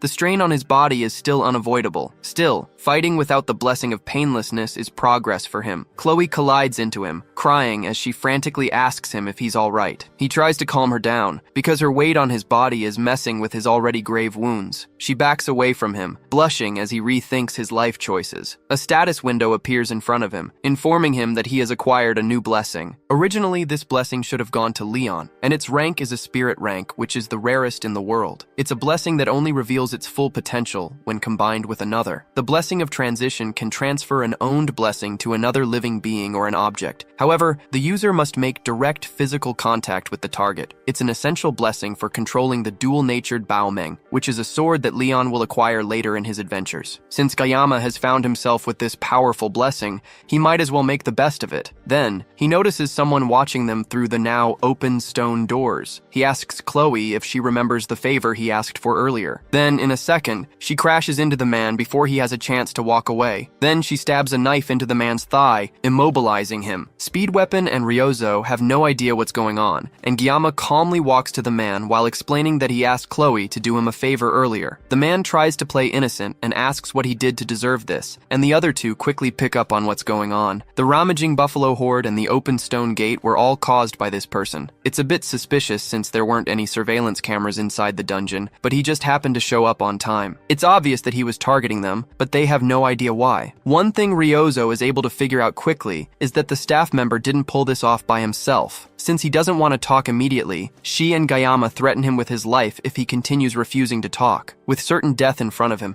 he caves and admits that an academy instructor came to him a few days earlier and offered to clear his gambling debt in exchange for helping her with taking out this group of students. Speed Weapon can't believe that someone would sell out a group of students over a simple gambling debt. He tries to defend himself, but that only makes Speed Weapon angrier. Ryozo holds him back from attacking the injured man and asks what the instructor looked like. He tells them that it was a woman with purple hair and eyes. She was also rather tall. Ryozo quickly guesses that the culprit is probably her class's assistant instructor. Her eyes were sharp, so she stood out to him. Speed Weapon realizes that she's also probably the one behind the midterms incident as well. Ryozo asks about it, and Gayama finally reveals to her that during the midterms, they ran into a demonoid mermaid. She realizes that the reason Leon ended up in the hospital is because he fought a demon. Now that Gayama has revealed it himself, Speed Weapon doesn't have to hide it anymore, and he reveals that it was Gayama who soloed the monster himself. She doesn't even question the fact after seeing what Gayama pulled off today. While they argue, Gayama stops the recording on his phone. He got all the information he needed from the staff member, meaning that he has outlived his usefulness. Chloe rips her sword out of the man's thigh,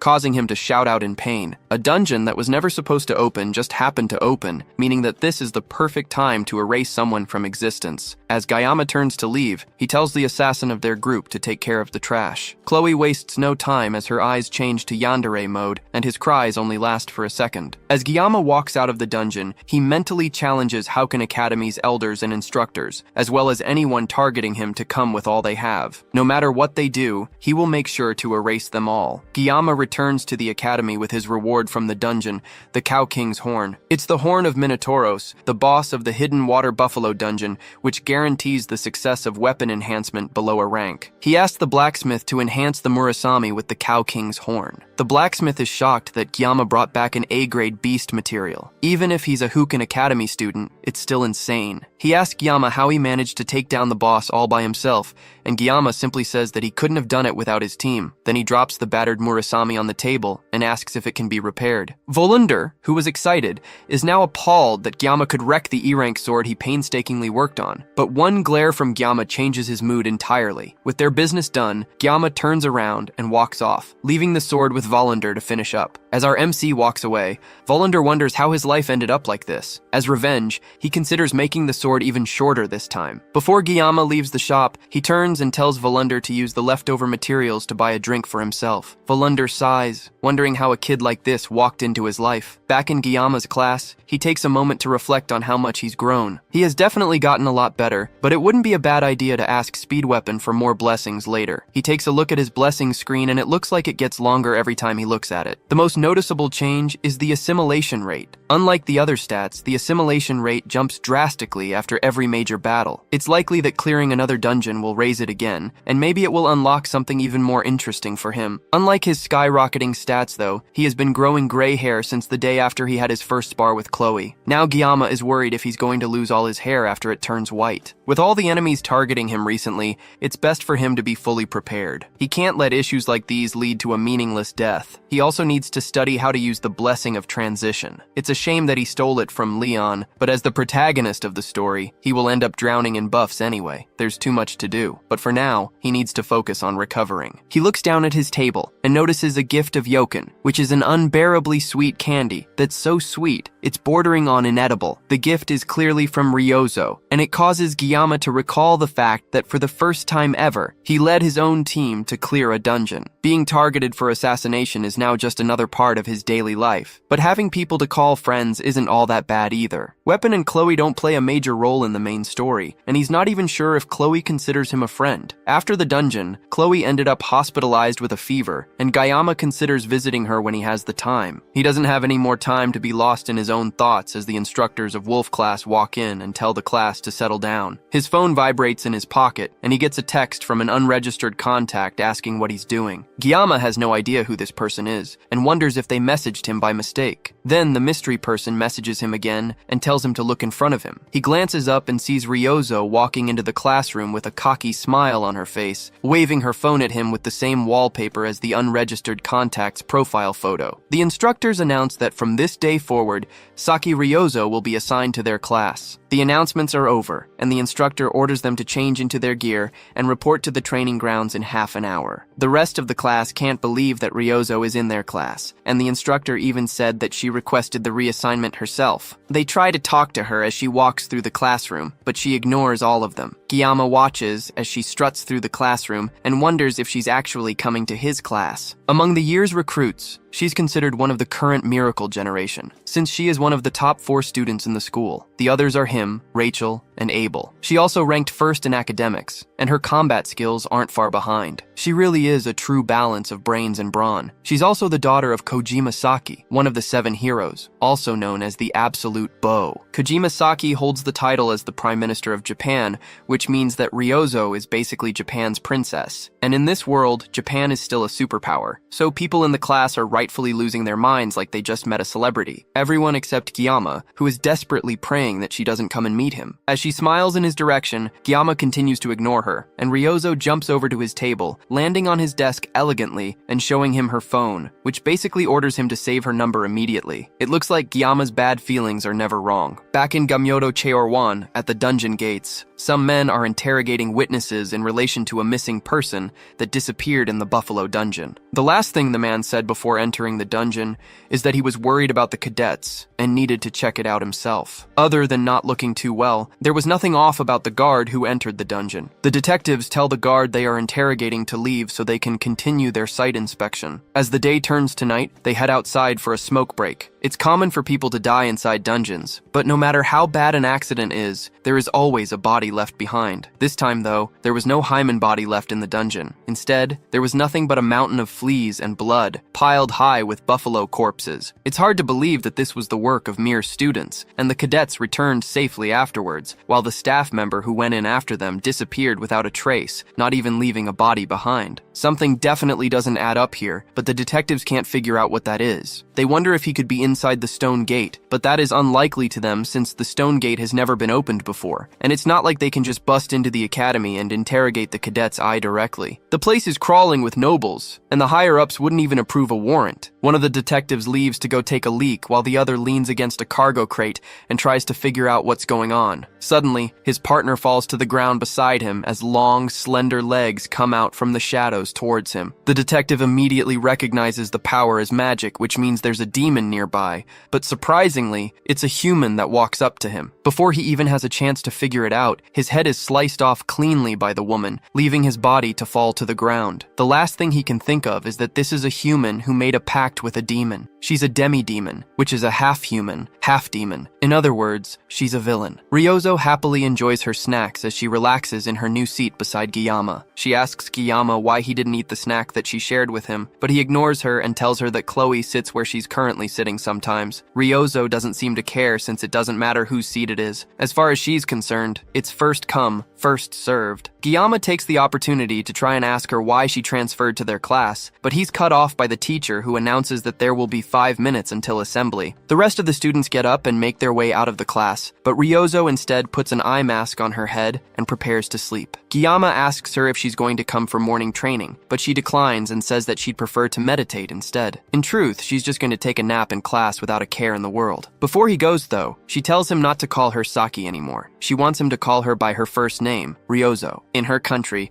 close friends use first names, not last names, but Guillaume tries to point out that Weapon calls her Saki. She brushes that point away and tells him to go and have fun training before settling in to fall asleep. Elsewhere, in the Dragon class, Rachel takes a moment to stretch as she thinks about how noisy her class is today. She tries to strike up a conversation with Abel, pointing out that Ryozo transferred out of their class recently. It's unusual for her to do that since she's known mainly for just sleeping in class all day and not putting in any effort. Abel doesn't seem to care, but Rachel continues to push her, realizing that it might be bothering her. After all, transfers don't happen unless there are open spots, and apparently their class was short by 1 student this year, and it's impressive that Ryozo found out even though she's always sleeping in the archery hall. Abel doesn't understand why Ryozo's transfer should make her bothered, and Rachel clarifies that recently, Ryozo teamed up with Guillaume to clear the Buffalo dungeon. Abel starts to realize what Rachel is implying, and her cheeks flush as Rachel continues to tease her about her crush on Guillaume. Abel tries to deny it, but Rachel has noticed that whenever Guillaume's name is brought up, she reacts very differently. There's definitely something going on there. Abel shakes her head and makes it clear that she has only talked to Guillaume a few times and nothing else. There is absolutely nothing between them, and she'd prefer if Rachel stopped spreading weird rumors. Rachel takes that as her saying that nothing is happening right now, but that doesn't mean that something can't happen later. Then Rachel's entire demeanor changes,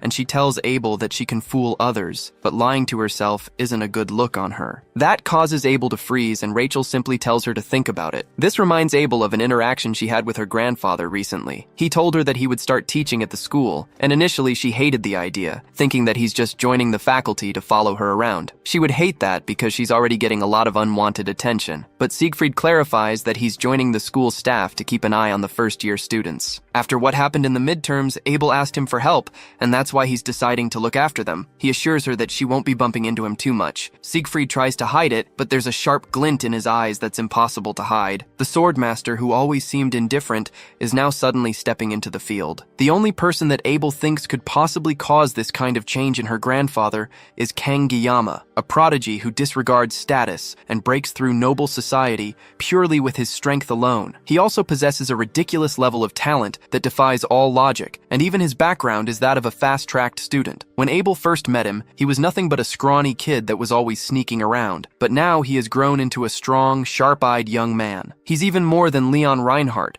who is supposed to be the hero candidate. Guillaume is walking along the hero's path more clearly, and yet he never shows it off and never boasts about his achievements. He just quietly moves forward. If Guillaume acted cocky even once, then maybe she'd dislike him. But he's just so different that she can't help but acknowledge him. In fact, she's jealous because Siegfried recognizes him, and that makes her feel even more ashamed. Rachel comes in with a mocking stare that breaks her out of her thoughts. Abel Rashidi tries to deny that she has any feelings for Guillaume, and she doesn't even have the time or room to think about him. Rachel tells her that it's a good thing she said that, because now she can go after Guillaume with barely any competition. All she has to do is to handle Ryozo, and there would be no competition. Back in Guillaume's class, he's in a lecture where the teacher discusses blessings and how they rank. The rank of a blessing is determined by what spirit resides within it. If a guardian spirit is present, then it's a guardian-level blessing. But if a true spirit is present, then it's considered a spirit-level blessing. As the class goes on, Ryozo jolts up in her sleep before laying back down. It looks like even the professor can't wake her up. The class moves on regardless. It's been 2 days since Ryozo transferred, and she still hasn't revealed what her reason for joining the class is. And that's mostly because she has been sleeping all day, so there's never a chance to ask. And if all she's doing is napping, then there's no reason for her to sit in the corner next to him. It's a good thing Chloe is still in the hospital, or things could get messy. Still, Ryozo covered for him after the dungeon incident, so everything wrapped up without too much trouble. She's on another level and way better than Weapon. The teacher continues the class, and the blessings are ranked in 4 categories. The least is a personal blessing followed by a guardian, and true blessing with a heroic blessing being the strongest. Most cadets in the academy have a personal spirit blessing, which is the weakest,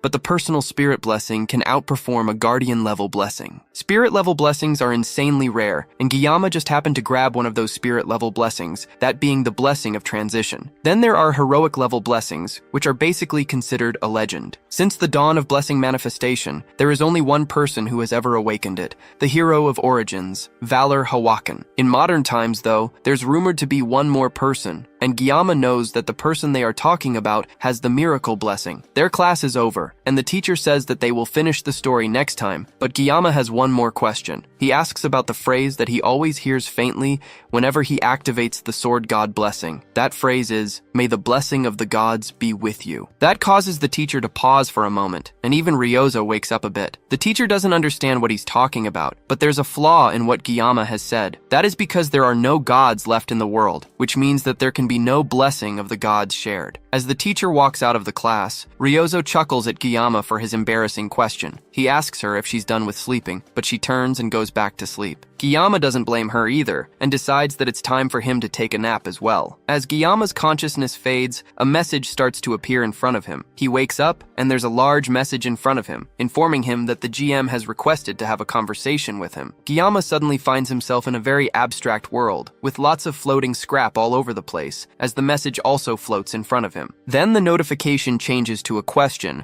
asking Giyama if he accepts to have a meeting with the GM or not. The message changes to read that the GM is interfering with the world line with code. World line is a word that Giyama hasn't heard before, and this whole thing doesn't make any sense to him. Suddenly things become quiet, and a message comes saying that the dimensional gap is too large and that his current level is insufficient. He also hasn't met the requirements for the mysterious new trait yet either. Now the question is if Giyama still wants to proceed despite all of that. He hesitates for a moment and takes a look around, trying to figure out what's going on. This environment doesn't feel like a dream to him, but there's a chance that he will finally find the answer to his Sword God blessing, and the reason he is in this world in the first place. He accepts to meet the GM, and the world starts to transform as the worldwide code gets edited. Suddenly, the world around him breaks, and he's dunked to an area that he is already familiar with from the first time he awakened the Sword God's blessing at the academy entrance. And now, he can see a light at the end of the area, and just like every time he's seen it, he can never tell how clear it is. But Giyama can still tell that he's getting closer, little by little. He just has to go a little bit further and do a little more, and he should be able to get there. Suddenly, he hears a voice calling for him to wake up. A hang bursts through the darkness and grabs his shoulder. The system detects an external interference. It postpones the conversation with the GM as a response. Giyama stretches out his hand,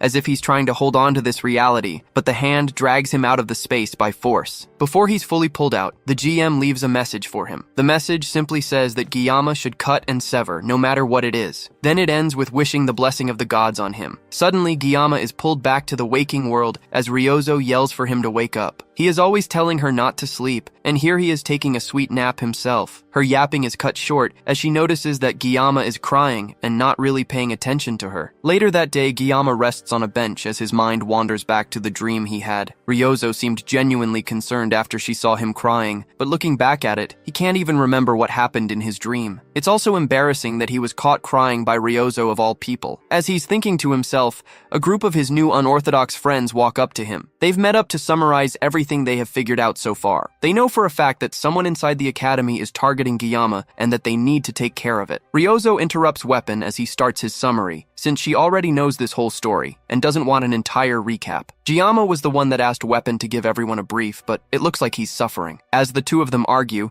Giyama notices Chloe coughing behind him. She's wearing a face mask, and she clearly hasn't fully recovered. He asks her if she's feeling better, and she says that she is, although she's just keeping her distance from everyone in case she's still contagious. He turns back to the two arguing friends and asks Ryozo if she has figured anything new out since they last discussed. She's more upset that he called her Saki instead of Ryozo and makes sure to correct him immediately. Giyama nervously looks towards Chloe, but it seems like she's too sick or too concerned about passing on her flu to react like she normally would. To pacify things, Giyama starts calling her Ryozo as she wants, and the conversation goes back to their current situation with the Academy elders. Weapon feels like they need to clarify things and figure out their next steps. Other than knowing that the Academy elders are targeting Giyama, they also got a description of the suspicious female instructor from the guard. Knowing all of these things doesn't solve anything though, and the elders' motives are still entirely unclear. The Auditory family will probably end up handling it properly anyways. Regarding the female instructor though, Ryozo has a feeling that she saw her somewhere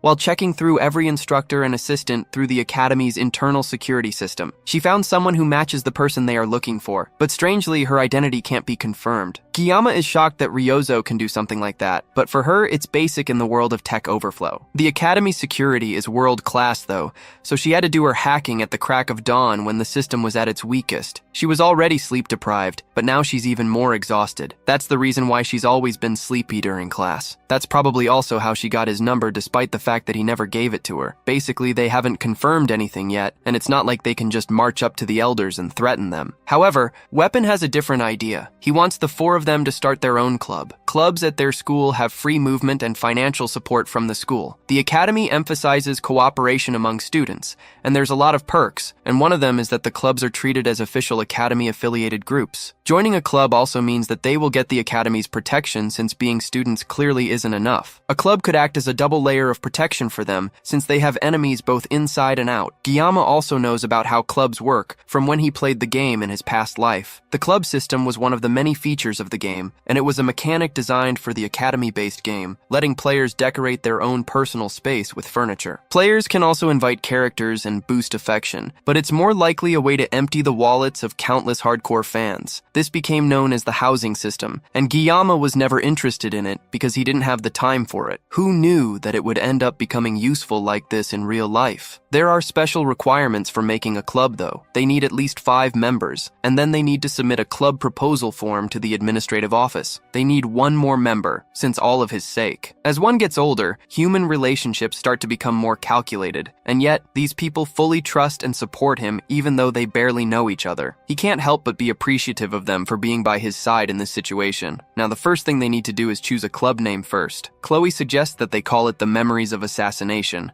but that's a bit too edgy for the rest of the group. Ryozo suggests that they call it something random since no one would care what name they pick, but Weapon shuts her lazy idea up. They think about it for a bit more in silence before Giyama suggests that they make a travel club. They can clear dungeons and travel a bit outside the academy without turning too many heads in suspicion. The group seems to be acceptive of the idea, and just like that, the travel club is born. Next, they need to pick a club advisor as soon as possible, and they need to sort things out before the exams that they will be having in the next week. Without an advisor, they can't form a club. That is the trickiest part since advisors have to be at least professor level in the school. Chloe suggests that they ask the professor from the Blessing Studies class since he's really popular and kind. The man is always so busy though, so it's unlikely that he will agree, although he would have been perfect for the job. The academy has over 500 staff, but only about 30 professors. Narrowing it down to the ones that only teach the first years, there's only 10 that they can consider. The school encourages clubs, but there are a lot of contradictions. They turn to Giyama and ask if he has anyone in mind to ask, and Giyama has an idea. Since they have to be professor level or higher, then he has an idea of who he can ask. There's one person, of course, who is ranked higher than a professor in the academy after all. When he shows just who he's talking about to the rest of the group, they can hardly believe that he's serious. For their club to become a thing, the club president needs to apply in person. Giyama is obviously the president of the club, and he has to be the one to hand in the application in the administrative building. The woman handling the documents is immediately doubtful that Giyama could lead a club. It's hard to imagine that this person is an academy employee. She's very openly looking down on our MC just because of his status as a special admission student. Giyama tries to ignore the lady's condescending attitude and tells her to just process the application if it meets the criteria. The woman gets up and towers over Giyama completely. She tells our MC that to start a club, they need to have a faculty advisor. But from what she can see, Giyama doesn't have a professor that is willing to advise their club. Giyama asks the woman to explain what she means, but her thoughts are pretty obvious. The woman thinks that just because Giyama is a special admission student, that no professor at the academy would be willing to advise a club founded founded by him. With his background, the woman thinks that Giyama wanting to start a club is a lost cause. This lady's attitude isn't that surprising. Giyama had a little goodwill left for this place, but now he's losing everything. Having worked nearly 20 years in the service industry, he has dealt with countless disgusting people, and keeping quiet is usually the best solution in these situations. However, that doesn't mean that he doesn't want to land a solid punch on this girl. Instead though, Giyama pulls out his phone and calls someone who can solve this issue for him. He tells the person on the phone that he is currently in the admin office about to submit his club registration, and the woman yells at Giyama for daring to answer a phone call right in front of her in the office. The person on the other line says that they are nearby and that they will be coming soon, and Giyama ends the call. With the phone down, the woman takes the opportunity to lay into Giyama for having the nerve to disrespect her like that right in her own office. Giyama warns the woman to just follow the procedure since the person that he called is already on their way. In all his yelling and scolding, the large woman fails to notice her co-workers bow their heads and look away from the situation. The woman continues to boast that she's the cousin of a close friend of the headmaster, and that she has the power to get a special admission student like Giyama thrown out at the drop of a hat. That line causes Giyama to snicker. Then he leans in and tells the woman to quiet down because her voice is too loud. That's the last straw for her, and she starts to show an unhinged face that Giyama calls her true face. The door suddenly bursts open and everyone jumps in surprise. From the busted door frame, a very angry headmistress walks into the office, and Giyama tells the woman to pay her respects to his club advisor. She smiles at Giyama, happy that she gets to see him face to face again. Giyama tries to apologize for the inconvenience, but Medea tells him that she would come running any time if he asks. Hearing Giyama's name for the first time makes the woman realize that she's been talking to this year's top freshman student this entire time. Medea cheerfully tells her student to leave the papers down and go study for his written exams. Now that she's there, she'll make sure to take care of everything for him. With Giyama gone, Medea changes her tone entirely as another staff member hurriedly brings a chair for her to sit down. The woman tries to explain that there is some sort of misunderstanding, but the headmistress doesn't even need to use a blessing to know that the woman was mocking his background, and of all the people for her to choose to mock, she chose the student that was personally selected by the headmistress and the swordmaster. Without a word, Medea uses her blessing to place a resignation letter on her table and tells her to start writing in 5 minutes. With everything taken care of, Medea tells him that the club application went smoothly and they just have to find one more member. The girl is probably fired, but he has no sympathy for her. Medea then tells him to come by her office after class. Giyama returns to the man that has become his enemy and friend, the blacksmith, Volander. He's here for his gear, and Volander tells him to wait a moment. Now Volander finally looks like a real blacksmith, but Giyama doesn't know what the blacksmith thinks of him. As a former player, he has mixed feelings about him, but now the negative side grew a lot stronger after everything that happened, but Giyama can't help feeling bad for him. The blacksmith Volander was one of the main NPCs responsible for almost everything related to equipment upgrades. Due to the nature of most games like this one, he was born as a character that people either loved or loathed, and he was notorious for draining players' wallets. Giyama was a small spender in his past life, so he couldn't fully relate, but heavy spenders regularly held rituals begging God for luck and desperately praying that Volander would bless them just once. In reality, though, most players just insulted the blacksmith because of how luck-based his enhancements ended up being, and even Giyama cursed him when he downgraded his Murasami from a B grade to an E grade. Volander breaks him out of his thoughts and asks Giyama what he's thinking about. Then he presents the newly upgraded sword, proudly saying that his work this time is definitely beyond perfect. On top of that, special options have been added to the sword, much to Giyama's pleasure. The Scattered Rain. Murasami's sword is now shiny and brand new, and Giyama can't help calling the blacksmith a god for the luck that has suddenly come down on him. Thanks to this newly enhanced weapon, his painless blessing has upgraded, now reaching up to 50 seconds of activation time. When Giyama thought about clearing dungeons in the future, he felt like 40 seconds definitely wasn't enough, but an extra 10 seconds will definitely make a difference. Considering that he will be using this blessing with the blessing of transition, means that when the level of armament is raised in the future, then he will get more benefits. This whole thing is definitely good news for him. Even though he complained a lot in the past, the painless blessing is surprisingly versatile for a spirit-level blessing. Volander also told him to check something else with his new sword too. The sword has now been increased to a D-grade sword. After all that effort, the upgrade isn't as great as he'd hoped. Since he used materials from an A-grade monster like the Buffalo King, he expected it to reach at least a C grade. Still, considering that he will be channeling aura aura through the Murasami frequently, having its hardness increased by 2 grades is definitely encouraging. At least it won't shatter in the middle of combat anymore. There's also a flashing button in his status screen that's just begging him to press it, but Giyama has a bad feeling about it. He presses it, and the screen shows some new information. Due to a successful reinforcement and Tei weapon's high growth potential, up to 3 special abilities can now be added to the sword. The special abilities require magic stones, which will activate at random. Magic stones aren't something that can be acquired easily, and Giyama can barely hold back his shock that his sword requires them to become stronger. Meanwhile, the elder that works with the demon commander throws a drinking cup against a mirror. Then he continues to drink directly from the bottle, before throwing that away too. He stares up at a picture on the ceiling that shows his father Riemann von Beimhark. The man was one of the 7-star heroes known as the Mad Tiger. However, he fell in battle 40 years ago, during Tei campaign against the 6th Legion commander Vasman. Society praised him as a noble hero, but immediately afterwards, countless attempts were made on his life by family members who were hungry to seize the Beimhark family. To survive, he had to harden his heart and poison it, but those relatives who plotted assassinations against him were instead manipulated to destroy each other. Ultimately, he restored his family's shaken foundations in his father's absence. At the age of 30, he became an elder of Hawakan Academy, and his mission became to guide a foolish humanity and uphold an absolute ruling class. Fortunately for him, the existence of demons provided humanity with the perfect enemy, lending legitimacy to their authority. But there were always unexpected variables that messed things up. Leon von Reinhardt, the one hero born with the ability to defeat the Demon King, became a candidate chosen by fate. Of course, given the overwhelming gap in power between humans and demons, the likelihood of Leon truly defeating the Demon King is near zero. The 1st Legion commander Lycan, who was sealed by their ancestor, the legendary hero Baylor Hawakan, has set a precedent of legends that have come after. Then one day someone approached him with the offer of dealing with the so-called hero candidate personally. She looked like an instructor, and at first,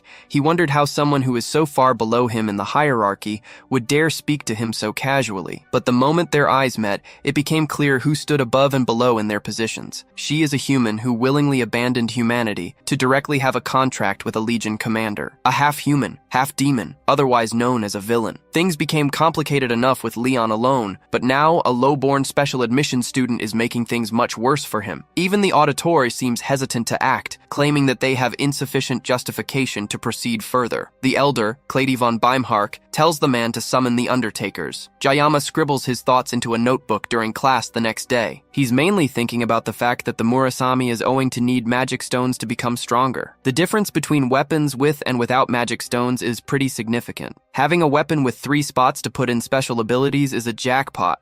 Magic stones drop from specific dungeon bosses, and they drop from A rank or higher demonic beasts, which are practically demonoids in all but name. It looks like Jayama is cursed to fight demonoids to become stronger for the rest of his adventure. Maybe it's because the word demon is in his name. He glances over to Ryozo, who's sleeping soundly with her odd sleeping mask, and he wonders if she stayed up all night again. It's already been a week since they cleared the dungeon with his new club members. The key to opening the stone gate in the Buffalo King's territory is also a magic stone, and one that comes from a colossal beast named a gigant. For some reason, it seems someone already slayed a gigant and took its stone. Even in the game, giants were depicted as so powerful that a single step could shake the earth. And a gigant is nothing compared to the monsters that were added in the later updates of the game. Those beasts were essentially natural disasters given form. Jayama has to take a moment and consider if it's really worth risking his life just to put special abilities into his weapon. Hunting demonic beasts for stones should have been Leon's job. As he's lost in his thoughts, Chloe comes into the classroom and greets him. She's taken aback by Ryozo sleeping soundly where she'd have preferred to sit, but she doesn't comment on it. Jayama asks her if she's fully recovered, and she confirms that she's feeling a lot better. Although Jayama definitely suffered after expelling that blue light from his weapon, before she can go further, he tells her that they shouldn't talk about it more. The blue light she's referring to is aura, which is an effect that can only be used by truly powerful people. Thinking about it more, maybe farming magic stones is actually worth it. Despite how he initially felt, he now finds himself craving strength, and he has even completed completely abandoned thoughts of peace and safety. However, his core goal remains unchanged, and his focus is simply survival. There's been unexpected variables and things that never existed in the game before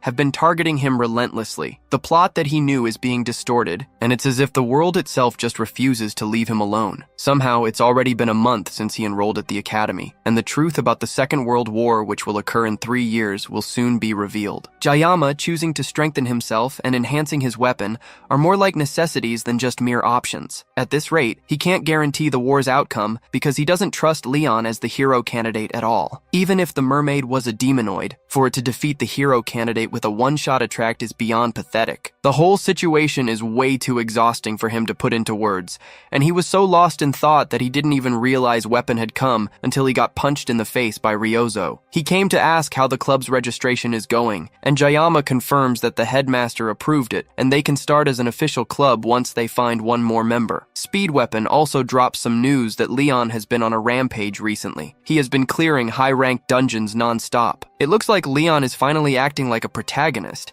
and Jayama considers taking back what he said earlier about the blind. Rumor has it that Leon even cleared an A-rank dungeon the previous day with a small party, while they barely made it out of a C-rank dungeon. Weapon points out that Ryozo is oddly well-informed on the blonde protagonist, and it's pretty obvious that she's into him. She doesn't respond immediately, and instead turns to stare at Jayama before turning away and saying that she's not interested in him anymore. Leon has definitely been growing stronger, and at this rate he will obtain Balmung during the upcoming Survival Island training. In fact, thinking about it more logically, the fact that Jayama has survived so long with just a sashimi knife is pretty miraculous. Hypothetically, his existence might be acting as a shield and diverting all the threats and attention meant for Leon. Even if that's true, Jayama can't just roll over and take it. If it's for his survival, then he will swing his blade without hesitation. He has no reason to play the role of the flawless hero, and he is in no way the protagonist of this world. He mutters under his breath that he will cut down anything that stands in his way. Ryozo overhears him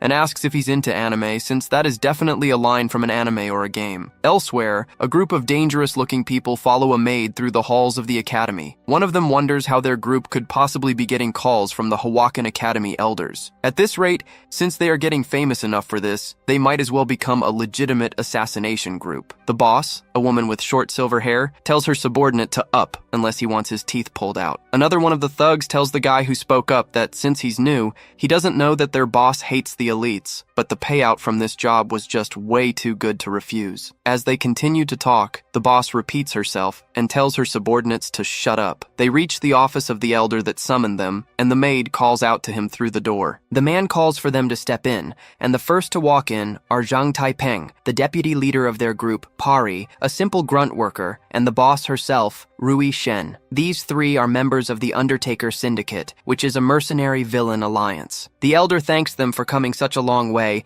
and then he gets straight to the point, ordering his maid to give them a package. The package contains information on Kang Jiama, and one of the men wonders why they are being given details on some kid. The elder doesn't respond, and tells them that Jiama is to be dealt with during the next week's Survival Island training, and if they succeed, they will get 100 million up front as they originally discussed, and then a bonus will be paid separately upon full completion of the task. Rui asks what the disposal method should be, and the elder simply says to dump him in the ocean that surrounds the island and let the fish and sharks take care of the rest. The day of the written exam comes, and Jiama munches on a sandwich as he reads through the material for the exam. He already aced the midterms, so he doesn't need to try too hard, but they post the rankings of the exams publicly, so he definitely shouldn't half-ass this exam. The two members of club happen to also be top and second place in the written test, so he can't be caught lagging behind. As he's studying, he gets a text from Ryozo reminding him to get breakfast as he prepares for the written exam. Jiama simply tells her that he ate a sandwich, and then she goes off on a rant about the importance of sugar in his diet. It looks like Ryozo has a penchant for spot-chewing nonsense first thing in the morning,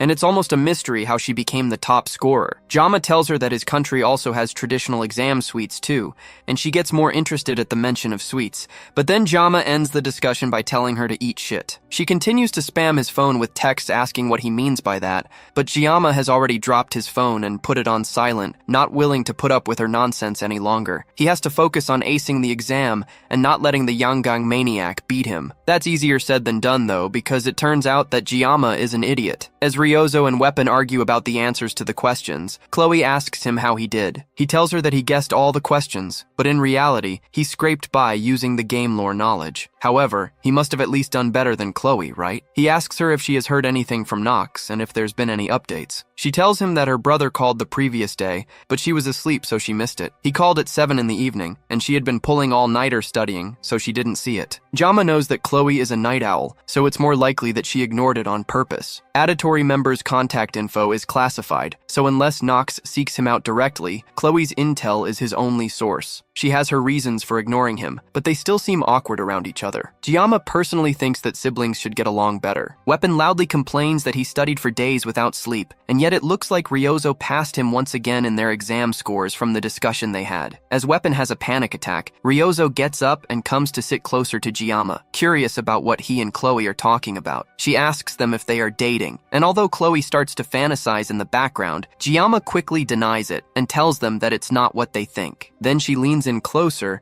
and asks Jiyama why he's always ignoring her texts if he doesn't have a girlfriend to worry about. He tells her that it was just one time, and it's not like he always ghosts her or something. Their conversation is cut short by Chloe, who is pissed to hear that he and Ryozo have been texting. He turns around as she hauntingly calls his name, only to see Chloe in full yandere mode. She stares down at the two of them and calmly asks him about the fact that the two of them text. Chloe's sudden outburst is a shock to Jama. The redhead didn't say anything when the two of them were sitting next to each other, but now she's freaking out because of some text. Even Weapon can't understand her sudden change in attitude, but Ryozo finds the whole thing amusing. She jokingly asks Jiyama why Chloe is acting like that, but Jiyama tells her to back off before she makes things worse for them. She doesn't listen to him and keeps pestering him for why Chloe is suddenly acting like that, clearly knowing exactly why Chloe is freaking out. It's clear that she knows exactly what's going on with Chloe, but she's just having fun messing with them, not understanding how dangerous the incoming yandere nuke is. Chloe is done watching them flirt in front of her, and she gets straight to the point. Jiyama never even gave her his number, and yet he's already chatting freely with Ryozo. Jiyama tries to explain that her number is confidential, but she's not listening to him. She's more focused on the fact that Jiyama promised that he would be her one and only prince. Ryozo clings to Jiyama, eagerly curious about what is going on, and Jiyama tries to explain through the waves of killing intent coming from one of his friends. He tells her that Chloe is a yandere, but she pretends not to know what that is. Weapon pulls her off of Jiyama by her face, clearly understanding what is actually going on. Chloe pulls out the trademark yandere box cutter, ready to start cutting down everything in front of her. This is definitely different from the last time she entered yandere mode, and Jiyama doesn't know what to do. He has been slacking on his research about yandere stuff on NeoTube, and now he has no idea how to handle her. Chloe starts to take a few steps towards him, telling him that from now on, she will make sure that he will only ever look at her from now on. Without giving him even a second to react, she rushes in to cut him down with the box cutter. That's when even Ryozo realizes that this is seriously bad. She continues to slash at him with the box cutter, while ranting that Jiyama always makes her so sad. He's always hanging around with and flirting with other girls instead of her. This time, the box cutter misses Jiyama entirely and heads straight towards an unsuspecting Ryozo. Jiyama is fast enough to deflect her hand before it can reach the girl behind him. Then he pushes her down on the table, getting on top of her to stop her from squirming away. Weapon and Ryozo watch in surprise as Jiyama tries to calm her down, and the archer looks particularly annoyed by the interaction. While she's held down, he tries to get her to talk to him. She still tries to push him off, but her hands are already getting weak with him on top of her. She doesn't want to listen to him though. This entire time he hasn't even wanted to keep in touch, but now he suddenly wants to talk. Jiyama leans in close to her and tells her that he wants to talk to her face to face instead of just through a hunk of metal like a phone. That seems to calm her down a little, and she starts to shiver as Jiyama leans in even closer, intent to put an end to everything right here. He thanks her for always thinking about him, and that's enough to put Chloe in a state of yandere overload. Jiyama's riz is so potent that even Weapon starts blushing. Then he gets back up now that Chloe has been completely immobilized by his raw riz, and reminds her of back in the Buffalo dungeon when he relied on her help and they worked together. They've had many experiences together, so there's no need for her to get so upset so easily. Now that Chloe has calmed down, Jiyama takes the opportunity to escape, happy that he managed to handle the situation somehow. Weapon asks him if he's alright, but Ryozo remains silent and looks completely disappointed. Their conversation moves along, and Giamma tells them that they should clean up and head out, while Ryozo steps out of the room. Later on, both Ryozo and Weapon walk together back to their dorms, with Giamma on both their minds. They could already tell from previous encounters that whenever it came to talking about Giamma, Chloe would always give off a murderous aura. It doesn't take a genius to guess that Chloe has very strong feelings towards our MC. However, those feelings are some kind of twisted love. What was even more shocking, though, was seeing Giamma holding his sashimi knife behind his gentle words and actions. He hopes to persuade his way out of dangerous situations, but it's clear that Giamma was ready to switch persuasion for violence if it came to it. He knows how to use the threat of violence if needed, and at a glance, that might make him seem like a villain. But in reality, those are the qualities of a ruler. Weapon was already convinced before, but now he knows for sure that Giamma is destined for greatness. As these thoughts go through his head, he notices Ryozo furiously tapping on her phone. She's been making grumpy faces for a while now, and it's clear that something is bothering her. She doesn't want to tell him what her problem is, so he instead asks her why she's fiddling on her phone so much. She's deleting a video from her NeoTube channel that her subscribers weren't watching called The Perfect Way to Deal with a Yandere, the same video series that Giamma was using to deal with Chloe. Not that Weapon knows that anyways. The video is clearly doing well with over 200,000 views, but she's still intent to delete it, claiming that she doesn't need it anymore. Weapon changes the topic, and the two continue to chat as they make their way through the campus. Elsewhere, at the Academy Library, Giamma looks through a series of books alongside his fellow cadets. Starting next Wednesday, there's a scheduled deserted island survival training on Avalon Island that will hold for 3 days and 2 nights. Going by the name, it sounds like a serious survival camp, but cadets can only make teams from 1 to 4 people. The school even posted an official announcement with all the details to every cadet. The whole thing is more like a school event, similar to camping or a Giamma is in the library, picking up various survival guidebooks to get a better understanding of how to survive during the training trip. Since it's called survival,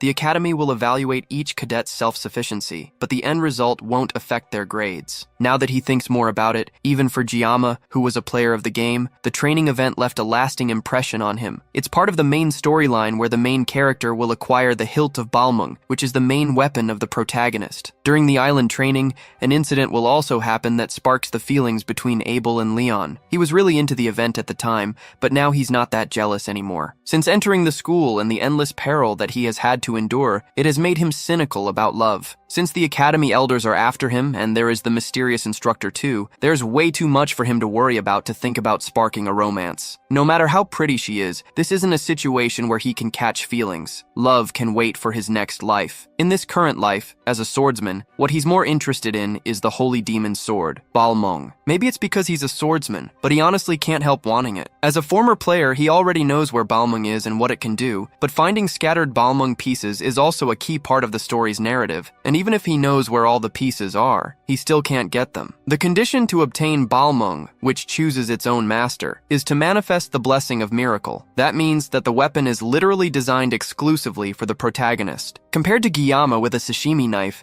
the difference in their worthiness is just way too much. Instead of longing for the impossible, it's better to focus on learning what he will actually need to know for the 3 days on the island. Because of the events that happened in Skopuli Island, the director has made a special request to the Sword Emperor to join as a guest instructor leading the Wolf class. The world's strongest hero is guiding a group of first-year students on a camping trip. The main story has definitely changed a lot, but at least he can now fulfill his goals safely thanks to that. Giamma heads over to the shelf to get another book that could have something he needs to know. He didn't come to the library just for basic survival info that he could get online. He's looking for something specific on Avalon Island. He opens a book that talks about the history of the island and starts reading. Avalon Island is located in the far western sea, and it's a mystical place where the terrain constantly shifts. In the very center of the island, there's an ancient lake called the Queen's Lake, and among certain tribes, it's called the Land of Beginnings. Currently, the island is uninhabited. All these things are stuff that Giamma already knows,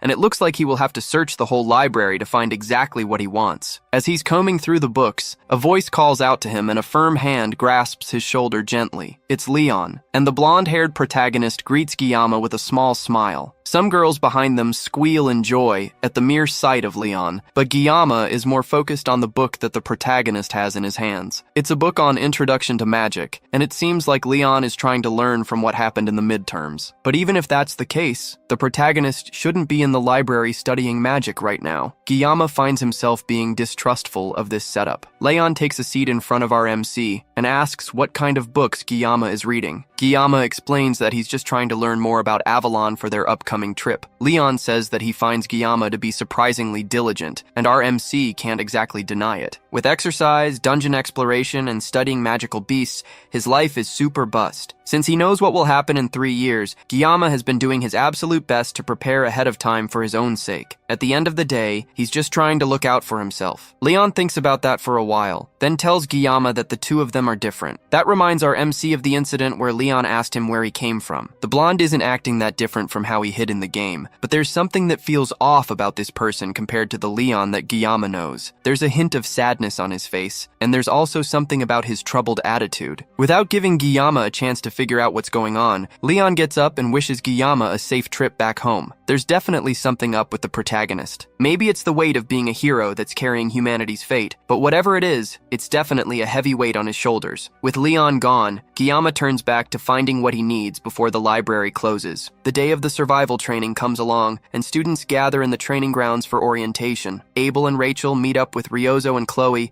and Guillaume's 4 wives have a brief stare down. Some small talk passes between Abel and Ryozo before Rachel butts in to break the tension. She brings up the fact that Ryozo jumped into Guillaume's class and is trying to steal him from behind their backs, but Abel cuts in before she can go too far with her accusations. Rachel doesn't stop though, and gets even louder, bringing up the fact that Ryozo not only went to a dungeon with Guillaume, but also started a club with him, and now she could potentially be spending a whole 2 nights and 3 days on a survival training island with him as well. Ryozo cuts in and tells them that Guillaume said that he wants to do the training alone. His excuse is that there were things that he wanted to try himself, so he's planning to take on the entire island solo. That gets Rachel excited since it means that Guillaume will be completely alone for the entire 3 days. Rachel comes up with a little game for the 4 of them to play while scouting through the island. Guillaume only said that he wanted to go alone, but there was no rule that he can't be. So Rachel comes up with a game called the Rachel Game that will give one lucky girl a chance for some alone time with Guillaume. Avalon Island has constantly changing terrain,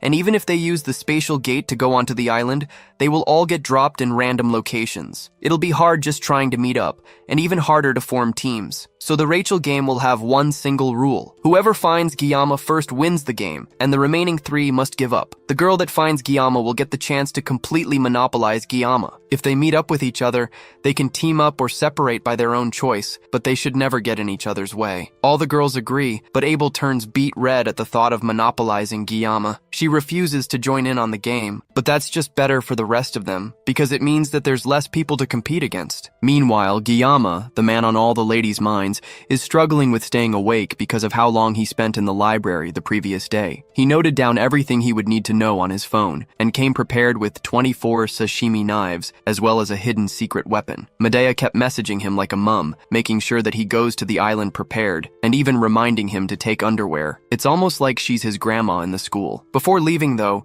Guillaume takes a moment to scan the school and the teachers present on the training grounds. The traits he's looking for are a tall female instructor with purple hair and eyes. He doesn't know what her intentions are, but if she's after him, then the deserted island survival training would be the perfect opportunity to get rid of him. The mysterious nature of the island where the terrain constantly changes also makes cleanup easier. The same thing obviously applies to Guillaume as well, but he isn't comfortable with using a knife on a person. That doesn't mean he can just sit back and let himself get killed either. But the major issue is finding the teacher that meets the requirements. But the people of this must have all been dipped in food coloring at birth because there are a surprising number of women with purple hair and eyes. His thoughts are interrupted by Siegfried and Abel, who are passing by on their way through the training grounds. The Sword Emperor reminds Guillaume that he must continue to work hard and get good results, but that he must also remember to get plenty of rest and enjoy the training. After a little bit more small talk, the two walk away, but Abel takes an especially long moment to stare at Guillaume before leaving with a huff. Guillaume doesn't think much of it and laughs as he remembers from the game's story that she will soon get a boyfriend. As he's watching her leave, he doesn't notice Ryozo sneaking up to him with a mischievous glint in her eyes. At least that's what she thinks until Guillaume turns around sharply and strikes her with a strong flick to the forehead. She cries and jumps back,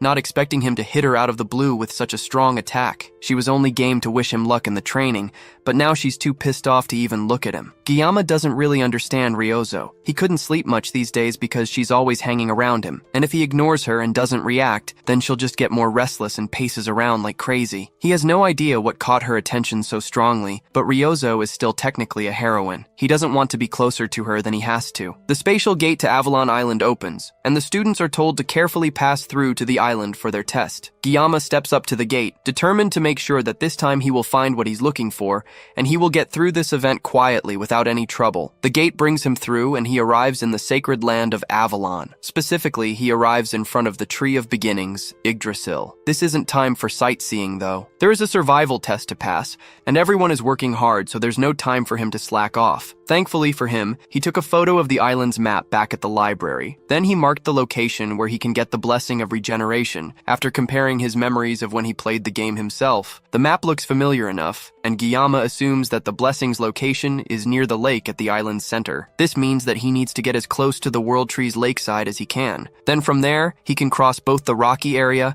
and the forest area. There are 3 days left of the island training, and the academy didn't just send them out to play around. They gave the cadets a mission to find orbs hidden around the island. It's pretty much a treasure hunt like the ones that normal schools do on field trips, and the more orbs a student finds, the better the grades at the end of the test. Apparently, the orbs can also be used as enhancement material, which only makes Guillaume more interested in grabbing some for himself. Following one of survival books that he read in the library, he pulls out the secret weapon that he brought specifically for the test. It's a medium-sized machete that he found in the hiking section at a supermarket. It's usually used for cleaning weeds and logging, but most importantly, it's long enough for him to not trigger the blessing of the sword god. He bought this machete specifically for the training, since he hopes to save the 50 seconds of the blessing of painlessness for something huge to take care of. As he's testing out the machete, a small rabbit peeks its head out of a bush and stares at him curiously. Guillaume originally thinks that this is the perfect time for him to gather some food, but his thoughts are broken when the rabbit comes out from the bush, revealing itself as a creature much larger than Guillaume. It's a menacing creature for sure, but Guillaume has taken down a cow king, so a little rabbit should be easy. He doesn't even need to activate the blessing of the sword god to take this monster out. Elsewhere, Abel also comes across a rabbit. That's thankfully normal size and a lot cuter than the monster that Guillaume came across. Abel originally considers trying to help it find safety, but the rabbit chomps down on her hand before running away. Abel chases after it and pulls out her sword,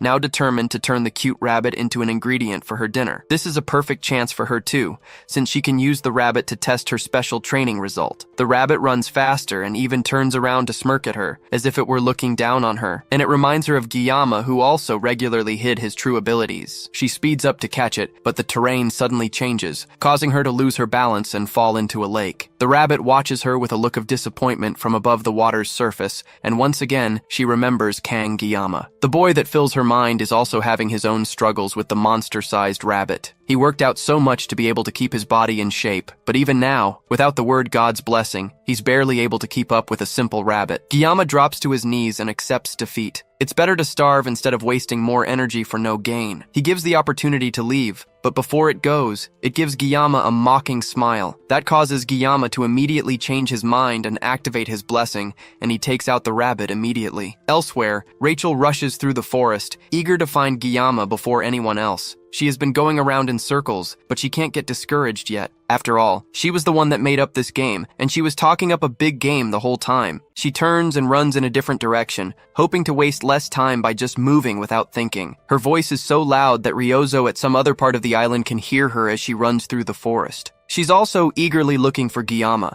and she's determined to not be the loser if she's going to end up playing this game with everyone else. From what she landed somewhere on Avalon Island's beach, and immediately worked to adjust her goals for the special environment. The only place on the island that never changes is the World Tree, and knowing Guillaume's personality, and the fact that he wanted to go solo, she figures out that he is most likely heading to the center of the island. It's going to be a pain to search for him, but she doesn't want anyone else to get to him first. Chloe is also having a great time desperately searching for Guillaume. She's barely even paying attention to the monsters and animals trying to attack her as she dashes through the forest looking for him. She's one of the best scouts out of all the first, and on this island she's confident that she can find him first, and he will only have eyes for her. She notices someone in the distance and runs even faster, hoping that it's her Gyama. Meanwhile, Gyama rests beside a campfire and roasts the rabbit that he killed earlier. He spent the entire day skinning the hide off the monster, and now he doesn't have to worry about food anymore. He hears something running through the forest and turns his attention to it immediately. It doesn't seem like a wild animal, and Gyama wonders if it could be someone targeting him. Right now, he can't afford to let his guard down, especially since he knows that there are people who want him dead in the academy. Thankfully, he has saved his blessing for a moment. Chloe rushes through the trees towards her target, but it turns out to be Rachel instead of Gyama. The two of them immediately start arguing,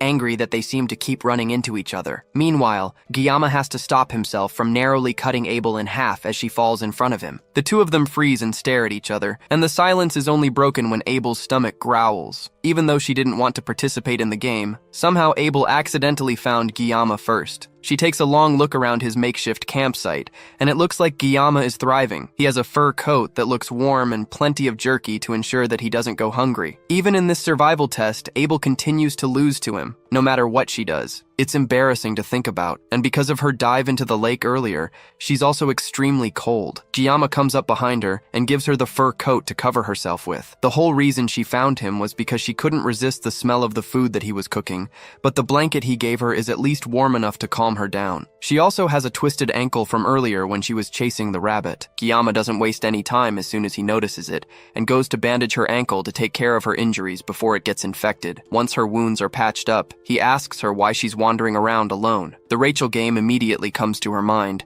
but she obviously can't tell him that. Instead, she tells him that she's more comfortable alone, which makes her similar to Gyama in a way. She remembers the fact that she so boldly told the girls that she wouldn't be joining in on their game, but now that she's here with him, she can't resist the urge to win. She picks up her phone and snaps a quick picture, showing that she had found Gyama first. She sends it to their group chat, immediately confirming that she had won the game, and the rest of them can't get close to Gyama. Ryozo and Rachel throw a fit as soon as they see the picture, but the deed is done. Abel stares blankly at her phone as Gyama hands her a piece of meat. It's awkward between the two of them for a while, before Abel breaks the silence. She asks him how he became so strong, and Gyama doesn't have an answer to that immediately. Although most of his fights barely last for a minute, he still shows an incredible amount of strength that must have caused a stir since he came to the academy. He tells her that it's probably because of his teacher. Abel can relate since she spent 17 years of her life learning the sword from her grandfather. She was confident that she knew more about swords than anyone, but meeting Gyama makes her realize that there's still a lot she needs to know. She asks him the name of the family that he learned his swordsmanship from,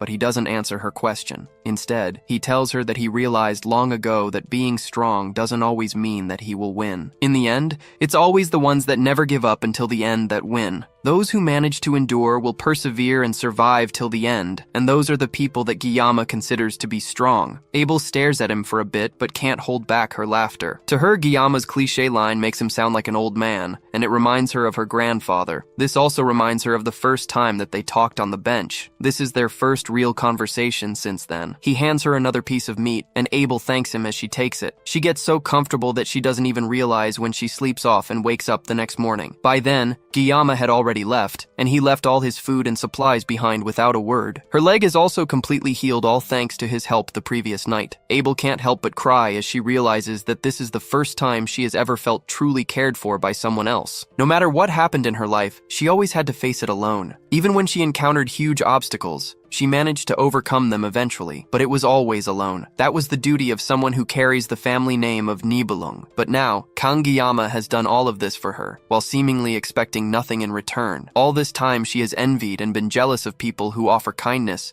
without expecting anything in return. And now, he does this for her. With newfound energy, she picks up her sword and prepares to set off. Nothing will change for her if she just sits and cries, so she has to start moving. She wears the coat that Gyama gave her proudly and sets off to continue her survival training. Meanwhile, Gyama pushes his way through the forest, and his mind wanders to Abel. Even he thinks that she's really pretty, but he also feels like Abel doesn't like him very much. He's not too worried since he already knows that Abel's character is just like that. She's always been a proud, aloof young lady. He ended up helping her due to their random encounter, but it's not because he had feelings for her. She just looked so pitiful that he couldn't bring himself to be cold to her. The main storyline might change a little now that he has interacted with her, but everything should be mostly fine. Today is also the day that Abel and Leon start developing feelings for each other. He at least hopes that she doesn't end up giving the fur blanket to Leon. Regardless, he has made it out of the forest after several hours of walking, and now his focus is solidly on finding the blessing before sunset. The blessing he's looking for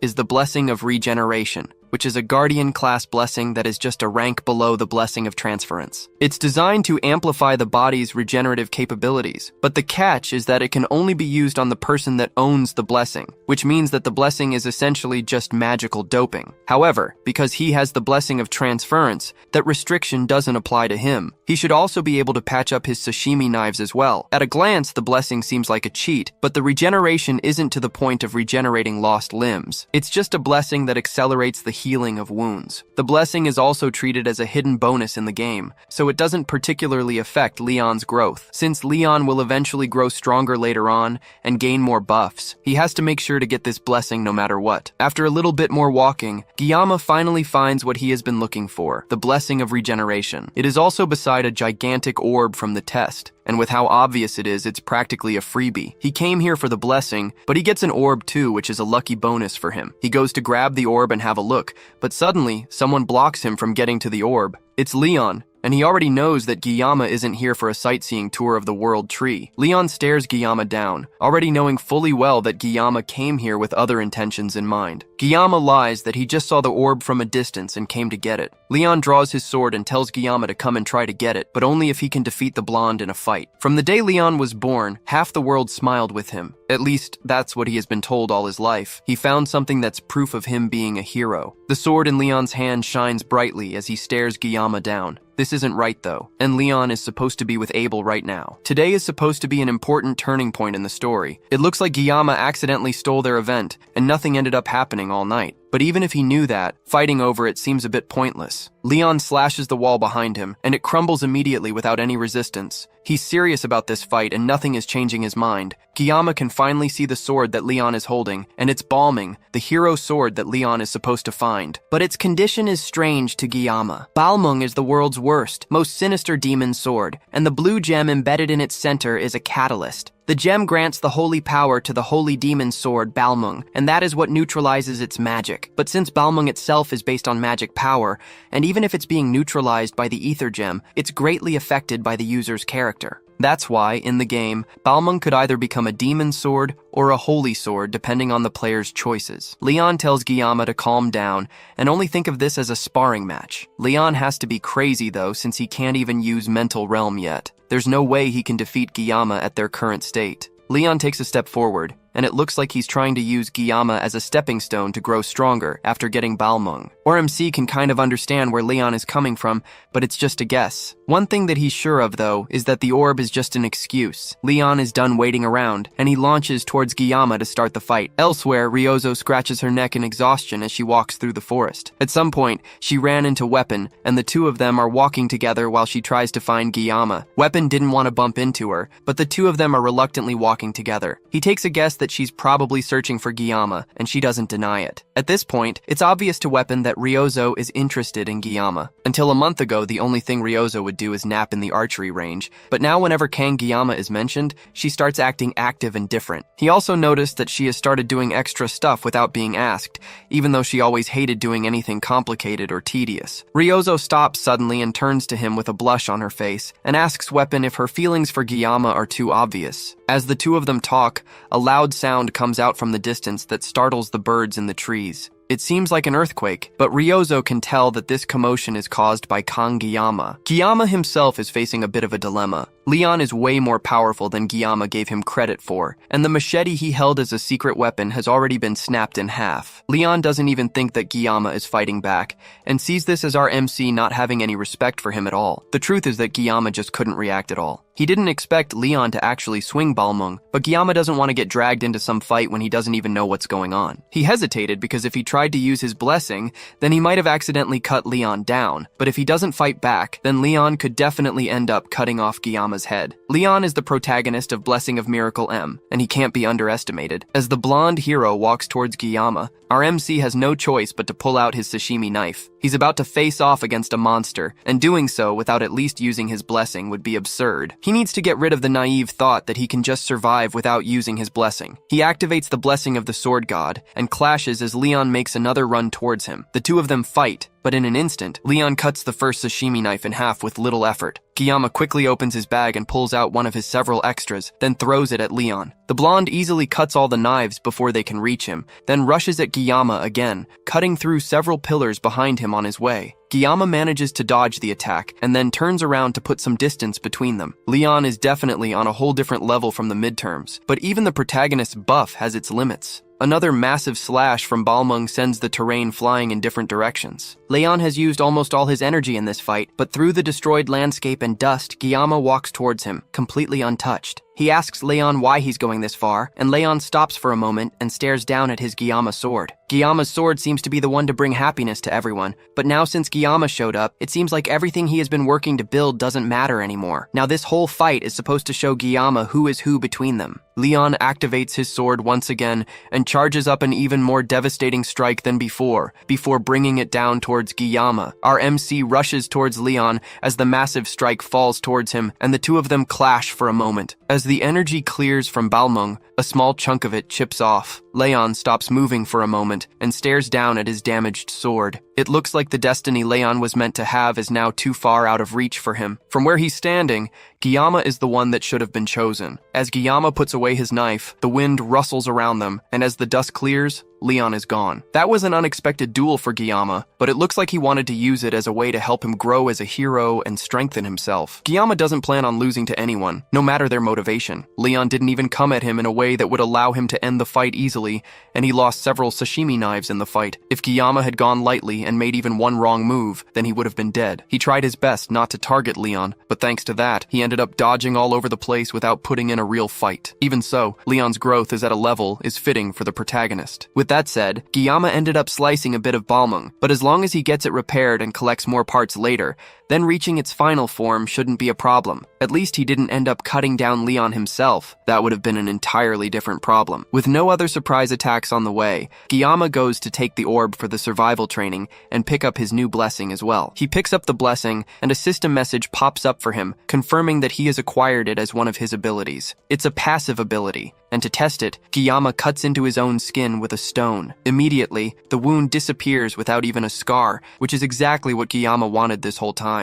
Still, getting this in the first place was tough. He heads back into the forest and rests by a campfire as he gathers his thoughts. He still can't get over the sudden duel he had with Leon for no reason. The only thing he can think of is that the fight happened because he accidentally stole Leon's special time with Abel, but Leon even said that their battle was going to happen sooner or later. Things were so tense that Giyama couldn't even question it, but now he desperately wants to know what the blonde protagonist meant by that. He already knows that Leon is an existence of this world, but that still doesn't answer the question of what exactly he is. And even beyond that, the one that brought Giyama into this world in the first place is a whole other mystery. He can't do anything to figure it out, and for now all he can do is what he feels he needs to do. Even in his past life, he had a fiery personality. He has been holding it back a lot lately, but he could never ignore injustice. He used to get into a lot of fights with rude customers, but he never backed down no matter how tough they were. Maybe that is Giyama's own weird sense of justice. At first, he tried not to interfere with the main storyline, but before he knew it, protecting himself became the top priority, even though his actions were just to get a blessing. That shouldn't change the main plot. And yet today, he ended up fighting Leon, and now he's also under the threat of assassination too. His life is really on the line, and if he continues down this path, he might end up cutting down a real person and not a monster. He still doesn't want to do that, and his mind starts to weigh down as he realizes that things might really come down to that.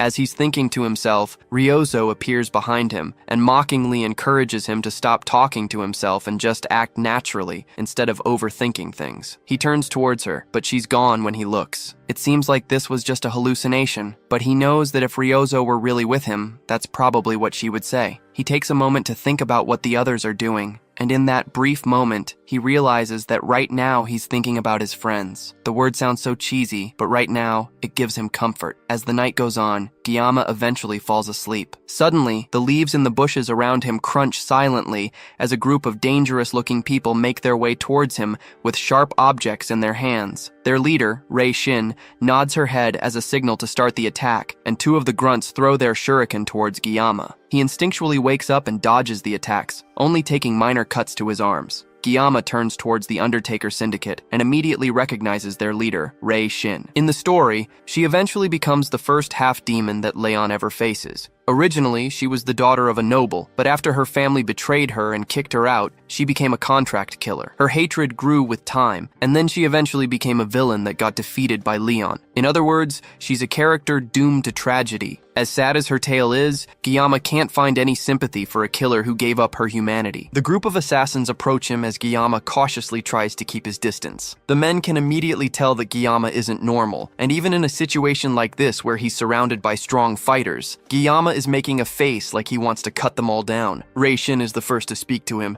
and she asks him which organization he's from. Giyama doesn't answer, mostly because he has no idea what to say to that. Why would Hitman be asking him that kind of question? Maybe they think he isn't a cadet because he seems so skilled. From what the other men are saying, it seems like this is the first time that Rei Shin has been interested in someone they are about to kill. They know that he's but they didn't think that he would put up a fight at all. Giyama still doesn't respond to their provocations, and instead, he simply watches them. Then he figures out that since these people have come for him, then whoever sent them must at least be an elder in the academy. That shocks all of them because they didn't expect Giyama to be investigating them. He knows that the Undertaker Syndicate are just butchers who kill people for money, and the more he talks about them, the angrier they get. Giyama walks right up to Rei, getting right in her face and looking down at her, as if to mock her. One of the grunts finally has enough of the disrespect and turns to attack Giyama, but in a split second, our MC activates the blessing of the sword god and makes quick work of the side character. The man makes fun of Giyama for just running around dodging as his head slides off from his neck,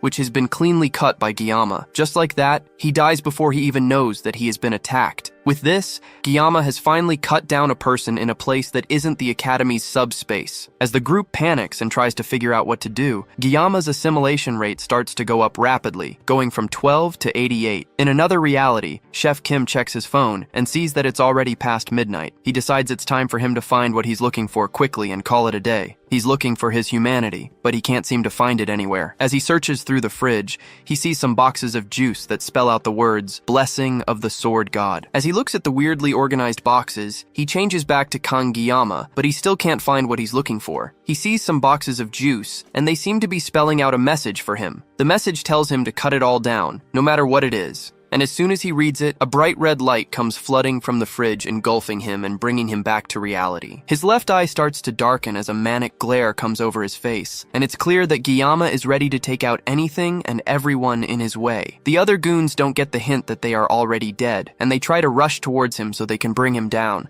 But Giyama doesn't waste a second as he meets them halfway and cuts 3 of them down with one clean strike. Another pair of assassins come at him with their swords drawn, and our MC easily jumps over their attacks, twisting in midair before slicing them in the back, killing them easily. The men try to encourage each other to not get taken down by one brat and rush to attack him all at once, while Rui Shen, their leader, watches from behind as blood, guts, and body parts go flying in all directions. As she watches her men get mercilessly cut down, she starts to question if the person they are going up against is really a cadet. He's clearly in an entirely different league than all of them combined, and at this rate, they are all going to be wiped out. The goon closest to her yells out in fear, calling for his captain to tell him what to do, but before Rui can even process what he's saying, Giyama swiftly appears beside him and ends his life in one swift motion. The kid was supposed to be an easy target for them, just a quick kill that they would forget about by the end of the week. But now, all her men are dead, and she's most likely going to be next. Now she understands why the old man was promising such an absurd amount of money for someone that was supposed to be a quick and easy kill. That crazy old man set them up against someone who is clearly no longer human. He has to be a half-human, half-demon that's disguised as a cadet. Giyama's attention turns to her, and before Rui Shen can back away, her back is already in the glue as Giyama sits on top of her. keeping her completely pinned while a knife presses against her throat. Giyama managed to finish this whole thing quickly, with a whole 9 seconds left on his blessing of painlessness. All the time for the day was used up because of Leon and this Undertaker group. It was for self-defense, but Giyama still wishes that he won't need to use it again. Fighting humans is a completely different feeling compared to fighting demonoids. Even though he's not a fan of what he just did, his opponents were human butchers that were coming for his life. There was no reason to show mercy, and he doesn't have any regrets. Now the only person left to take care of is Rui Shen,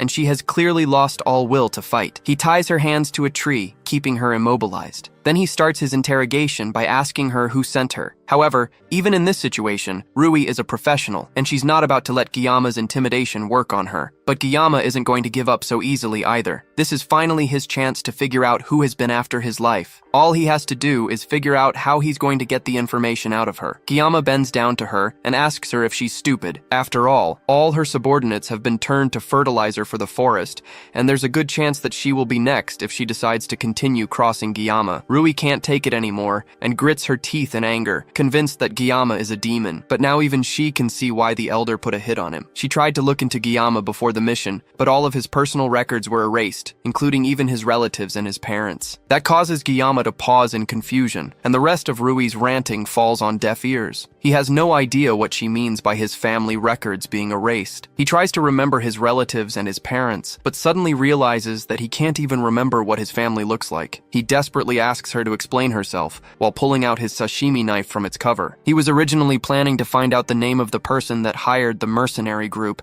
then he would have let her go peacefully. But now that she has revealed something so distressing, it looks like he has no choice but to take this more seriously. He tells her plainly that if she doesn't cooperate with him, then she will end up losing an arm and a leg and any other limb Giyama wishes. As long as she can still talk by the end of it, he doesn't care how mangled she ends up being. Suddenly, the area fills with immense magical pressure, pushing both Giyama and Rui down. Giyama turns around and sees that the blood of the corpses seem to be rising into the air and heading towards Rui. Suddenly, the stoic look on Rui's face changes to raw terror as she sees the blood gathering around her body. Elsewhere, Siegfried takes the break as an opportunity to go fishing with his brand new fishing rod. He hasn't gotten a single bite since he started, but it's still nice to enjoy the rare peace and quiet. A disturbance in the water makes him momentarily think that he's about to get a catch, but instead, the fishes are thrown into the air as if something terrible were shaking the island itself. He can immediately tell that something is wrong. There is a terrifying amount of magic power in the air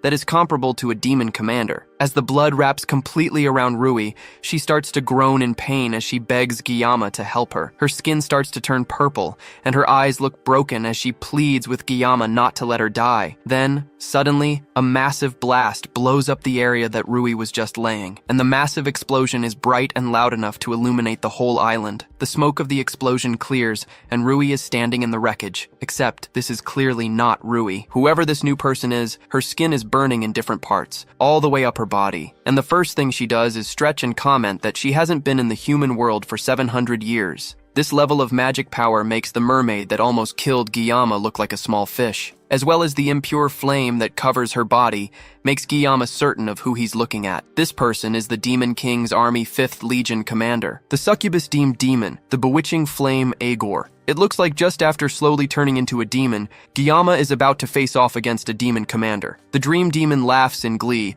as even the birds in the sky fall to the ground from the immense heat that her appearance caused. She asks Giyama if this is not how humans greet each other. After all, it's been 700 years since she last stepped out of the demon realm, so she's not used to human customs anymore. Regardless of whether she's right or wrong in how she introduced herself, she does it again, even saying that it's nice to meet him before asking for his name. Giyama is still stunned to silence as she continues to ask him questions that he can barely even hear anymore. Right now, he's struggling to dig up his memories, in the hopes that even the smallest and seemingly useless fragments can serve as a mirror to let him see into the future. The biggest advantage Giyama has right now, that has allowed him to survive in this world for so long, are his memories from playing Blessing of Miracles M from his past life. From what he remembers, the succubus Agor is a fire-type demon and one of the Legion commanders. Although her physical strength is pretty average among the other commanders, she excels in mental magic. That's the basic details he can remember reading about Agor on the game's wiki, back when he quit the game. But he has no idea why Agor would come down to the human world after 700 years. Even more, she used possession to descend through Lyshan as a host. He doesn't have any more time to think about it as Agor speaks to him again. She asks if he is the one that killed all the mercenaries littered on the floor. From the moment she descended, she realized that Guillaume is no ordinary human, and the fact that he's even still standing with a sane mind after seeing her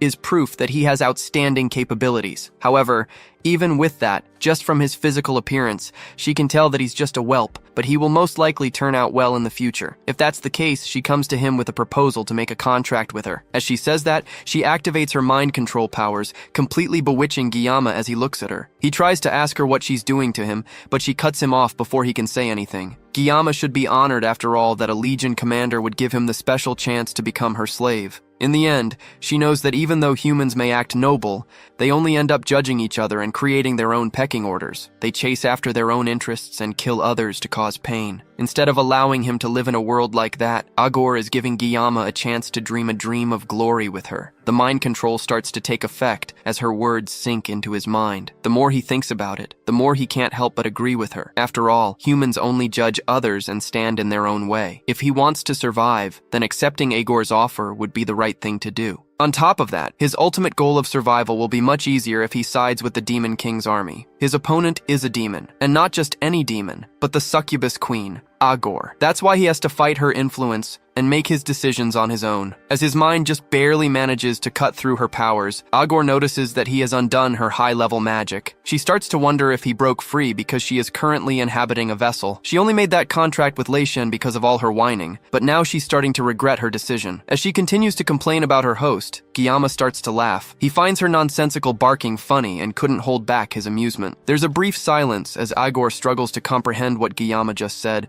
and then he pulls out his sashimi knife to answer her question about becoming a slave. With one swift swipe of his blade in empty air, he tells her to buzz off. Agor smirks at his lack of manners as flames start to gather around them. Guillaume cuts through the flames that she effortlessly sends his way, and she even yawns while he works to dodge her attacks. But our MC isn't even moving at his full potential yet. He manages to move fast enough to cut her down, causing her to dodge and jump away while laughing manically. The more they fight, the more she starts to want him, even though her offer of making him her slave was only said half-jokingly. She decides to see how far his abilities can really go, and unleashes even more of her power at once, sending multiple fireballs at him. Guillaume cuts through all of them easily, pushing through the wall of flames directly at Agor. His increasingly dazzling skills only make her more and more impressed by him. As he approaches her, she's forced to turn and run while he gives an endless chase. Guillaume has clearly gone past human limits, while she, on the other hand, is adapting much too slowly, despite the fact that it has been several minutes since she descended. Our MC manages to catch up to her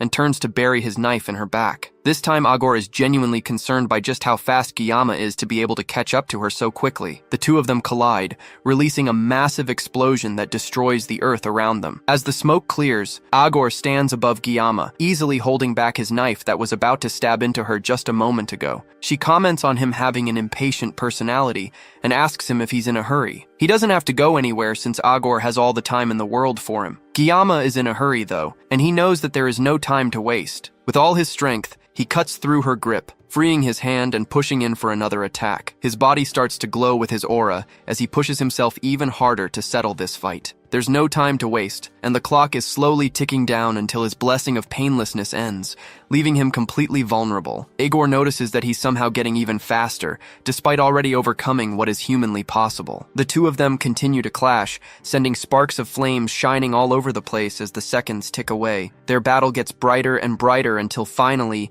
his blessing of painlessness wears off, leaving Guillaume completely exhausted as he pants heavily, barely being able to stand as she towers over him. Agor, meanwhile, has nothing to show for the brutal fight besides a severely cut-up hand covered in flames. If it weren't for the clause that the humans and demons signed 700 years ago, this battle would have gone a lot differently. As she stares at her hand, she just can't get used to seeing her own red blood pour out of her multiple wounds. It almost feels like she has become human herself. And just like that, she uses her flames to completely heal up her arm, leaving her good as new. She approaches Guillaume, who can barely even stand upright anymore, and tells him that it would be a waste to leave him as just a human. He has a burning determination that consumes his body, and it captivates her. He may be lacking in manners, but Agor likes his fiery passion, and at his age, he might even have more potential than the other kid that was prophesied to be the vessel of the past hero. Agor laughs as Guillaume continues to glare at her defiantly. Now that she has almost adjusted to her new body, she starts to see Guillaume differently,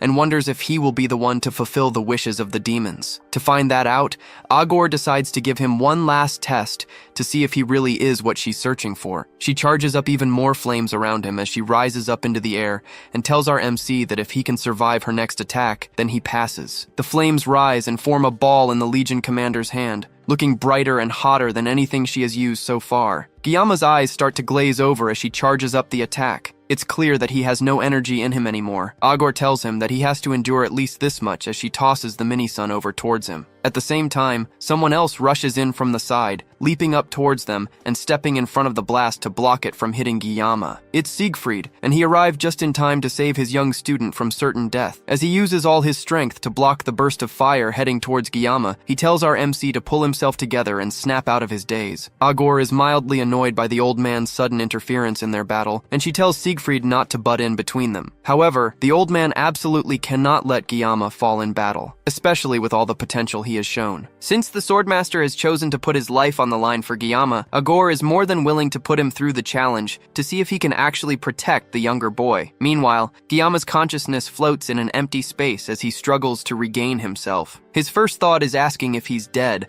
as he hears coughing coming from somewhere in front of him. He's just barely able to come to his senses and sees someone standing in front of him. The first thing he sees is a flaming knob where an arm is supposed to be, and as his vision clears, he sees the Sword Emperor standing in front of him with a missing arm. Despite his missing limb, the Sword Emperor is still determined to make sure that a peerless talent like Kang Guillaume isn't lost in vain to a pointless battle like this. With all his strength, he used his sword in his bare hand to completely block an attack from a Legion commander, and even as he lost his entire arm, he still stands in front of a student like a protective shield. All of this is because he knows that the boy he's giving his life to protect will surely become the link to humans and demons, and he will grow to become the hope that breaks the chain. He notices that our MC seems to have come to his senses and tells him to rest for a while till his body recovers. From what Siegfried can see, the situation is dire, and he needs to hold down the fort while his student rests. Guillaume points out that Siegfried has lost an arm, but the old man tells him now to bother about it. There's no need to use both hands to grip a sword anyways. For now, Guillaume has to focus on getting himself together. Agor is done letting them have their idle chit-chat, and she calls out to Siegfried. She doesn't understand how someone past their prime is taking her magic head-on. After all, he's just a mere human, and he should barely be able to think while around her, much less hold his ground like this. Siegfried doesn't answer, and instead tries to get a grasp of the situation he dove into. Right now, he's facing off against Agor, one of the Legion commanders, and for someone with such a high rank to show up, they need to use flesh as an offering to loosen the barrier between the demon realm and the human world. From there, they can possess a human body which acts as the catalyst. Because of the backlash from the whole process, demons can't bring out their full strength while possessing someone, but that doesn't change the fact that they are unstoppable disasters whenever they appear. Fortunately for them, it seems that Agor and her current host body aren't a good match. For her to be struggling against Guillaume is understandable considering just how overpowered he is, but she's even getting pushed back by a dying old man. She doesn't know what trick Siegfried pulled to be able to hold out against her for so long, but she'll make sure that her next attack won't end with him just losing her arm. With that, she makes another charge towards him, and Siegfried responds in kind, rushing towards her with his sword held in his one good arm. The two pass each other, and our grandpa manages to chop off her arm as payback. Agor screams out in pain and anger as her flaming arm falls limply to the ground. She stares at it in shock as Siegfried asks her if she's afraid yet. After all, now things are fair between them. That angers Agor even more, and she goes in for another attack, spawning massive flames that cover the entire area. Siegfried calmly holds his sword as it builds with aura, preparing for a counterattack. He doesn't know exactly why she crossed from the demon realm into the human world, but he can see clearly that her eyes are filled with fear. As the flames move towards him like a molten whip, the old man cuts it away easily and dodges the attack. Then he leaps away from where he's standing, moving faster than Agor can see. The succubus still doesn't think that Siegfried is much of a threat, and she's so busy mocking him that she narrowly allows her head to get cut off by his sword. In an instant, Siegfried appears beside her. swiping his sword at her neck, which she very narrowly manages to dodge. Siegfried has such a dense aura around him that she can't even sense his movements around her. That's when she takes a moment to seriously look at his face and realize that Siegfried is a descendant of Aron, one of the heroes of old. That may be the case, but Agor tries to calm herself before panic washes over her. After all, Siegfried is still just a human with a body far past its prime. There's no need for her to get so worked up over someone like this. She flies up into the sky to put some distance between them, then summons a barrage of flaming spears above her head. Descendant of Aron or not, there's no way a body as frail as Siegfried's will be able to dodge this next attack. The spears fill the sky, and the heat is so overwhelming that even the clouds start to give way. She laughs like a maniac as both Guillaume and Siegfried realize that this next one is going to be tough to dodge. Without giving them more than a second to think, she unleashes the flaming rain down to the ground. Siegfried may be old, but he still has some spring in his step, moving fast enough to dodge the rain of fire. Guillaume can do nothing but watch and call out for his teacher. He's like to help him, but right now it's taking all the strength he has left to barely stay conscious. If he lets go of his sashimi knife, he might never be able to grab hold of it again. Giving up his blessing in this situation would basically be suicide. Siegfried continues to jump and avoid the molten spears as they rip apart the ground around him. With his one good arm, he slashes his sword at any attacks that come to close, perfectly cutting the fire spears in half. Even Agor commends him on his impressive display with such an old body. She upgrades him from a meddling bug to a scurrying rat in her eyes, but the attacks are still falling and they don't seem to have an end. Siegfried hasn't just been blindly dodging this entire time. He's been getting closer to her with each step, and now he's within jumping distance. As he closes the gap, he agrees with her that demons are absurdly stronger than humans. In fact, in his youth, he resented the world after coming to terms with that fact, understanding that his effort alone wouldn't be enough to overcome it. But he has realized something now, that he has reached old age. Agor mocks him as he speaks, but even though her words are dismissive, she can't ignore the raw skill that shows just how experienced the old man is with the sword. Siegfried is almost within striking distance, and she still hasn't found a weakness to exploit. Then, just as he gets closer, she notices it. His left side, where his arm is missing, is wide open, and a sitting duck for an attack. She smirks as an idea comes to her, and tells Siegfried to keep babbling. The old man leaps into the air, and with his sword primed for the final slash, he screams out to Agor. He tells her that humans can develop and evolve even in hopeless situations, and that's what demons fear the most. That's why they are constantly trying to invade the human world. With that, Siegfried finally makes it into stabbing distance and raises his hand above his head for the final strike. Once he's close enough, Agor starts to laugh. With a quick move of her hand, a spear of fire bursts from the ground, stabbing through his foot. With that, Siegfried's heroic leap is hindered, leaving him wide open for a finishing attack. Agor doesn't waste a second. She closes the gap between them, placing her hand on his chest. She's tired of listening to his babbling, and there's only one way to put an end to it. With that, she shoots a burst of fire from her palm that tears straight through the Sword Emperor's stomach. The beam then explodes, completely engulfing the old man in bright flames as Agor walks away, once again looking bored of the whole fight. Siegfried spits out blood and falls to his knees, coughing in pain. His body is on fire, his arm is missing, and there's a bowling ball-sized hole in his stomach. Honestly, the old man has definitely had better days. Now that he's well and truly defeated, Agor places a flaming foot on his head, pinning him to the ground. Left with no strength in his body, it looks like Siegfried has no words left to speak. Agor knows humans well. Whether it was 700 years ago or today, the heroic types are always so cliché. The mighty Sword Emperor can't even open his mouth to argue as she tears him down with her words. Guillaume calls out for his teacher again, still barely able to move or do anything to save him. Agor had almost forgotten about the kid, but her attention goes back to him after his cry. For the first time since they met, she calls him by his name and approaches to continue their conversation from before Siegfried arrived. Now that the intruding matter has been taken care of, it's time for her to give him the results of the test she gave him earlier. The Sword Emperor tries in vain to yell for his student to run, but it's already too late. Guillaume passed her test, and as a reward, he gets another taste of mind control. His already weakened mind can barely hold back as the Legion commander places her flaming hands on his body. In her eyes, Guillaume will definitely serve as the perfect host for the hopes of demonkind. She lovingly tells him that they will see each other in hell, while Siegfried yells for her not to turn her back on the enemy to go after a young cadet. Agor laughs at his attempts to save our MC as she prepares a seal on her tongue. She doesn't feel like hanging out with an old man like Siegfried. Her attention is fully on Guillaume. She leans in and places her tongue on his forehead, giving him a devil mark as a seal of approval for passing her test. With that, Jiyama falls to the ground, seemingly completely taken over by the demon woman's magic. The demon mark takes root in his head and spreads all over his body, completely covering him with her power. The system immediately detects the unauthorized external intrusion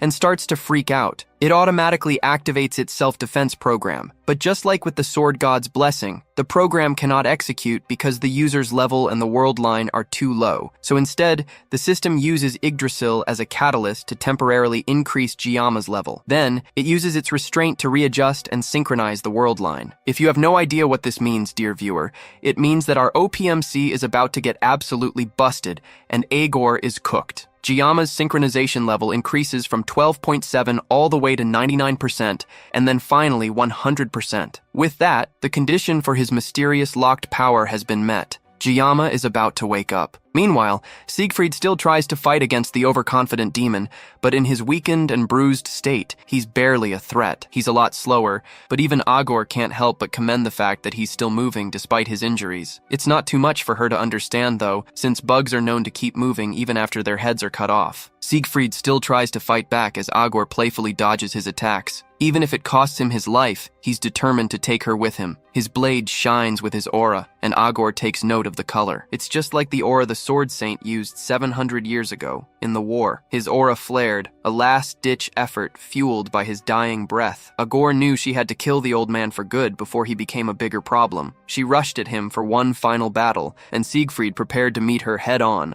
But they were both interrupted as a blast of magic came down from the sky, slamming into Agor and rattling her to her core. She spun around, a snarl on her face as she searched for the origin of the magic, and her eyes widened. At first, she thought she was looking at Jiyama, but this definitely couldn't be the boy. An ancient, unpleasant chill ran through her body as she saw the glowing form approaching them. She hadn't felt this kind of presence for 700 years. The system forcibly raised and manifested the level of all of Jiyama's blessings, including the blessing of painlessness and the blessing of regeneration. Then, it used the blessing of transference to halt the world line's pain and damage with the other two blessings. A low growl escaped Agor's lips as she stared at the person who dared to interfere with her plans. Then she called the person in the air above them, Joaquin. Jiyama descended from the sky towards them, the blessing of the sword god temporarily disabled. Instead, the system announced that the gods should bear witness as he wields the blessing of pseudo-invocation. Elsewhere on the island, Abel rested her sword against her back as she walked through the dense forest. Today was the last day of the training exercise, but as she walked, a sense of unease settled over her. Something was wrong. It was almost 7 o'clock in the morning. Ryoho checked her phone, her expression laced with disbelief. Weapon woke up behind her and asked what she's doing walking around when it's not even dawn yet, but she told him that dawn was a long time ago. Sunrise had passed, and yet the sky remained pitch black, as if it were still the middle of the night. Regardless of what was happening, it was about time for the cadets to head back to the academy. They would all meet up there, even Chloe and Rachel, who were fast asleep, dreaming of Kang Jiyama. Other cadets were also waking up and realizing it was time to reunite at the return point. Ryoho gripped the strap of her bag, a knot of certainty tightening in her stomach. This wasn't a good sign. Back at the battlefront,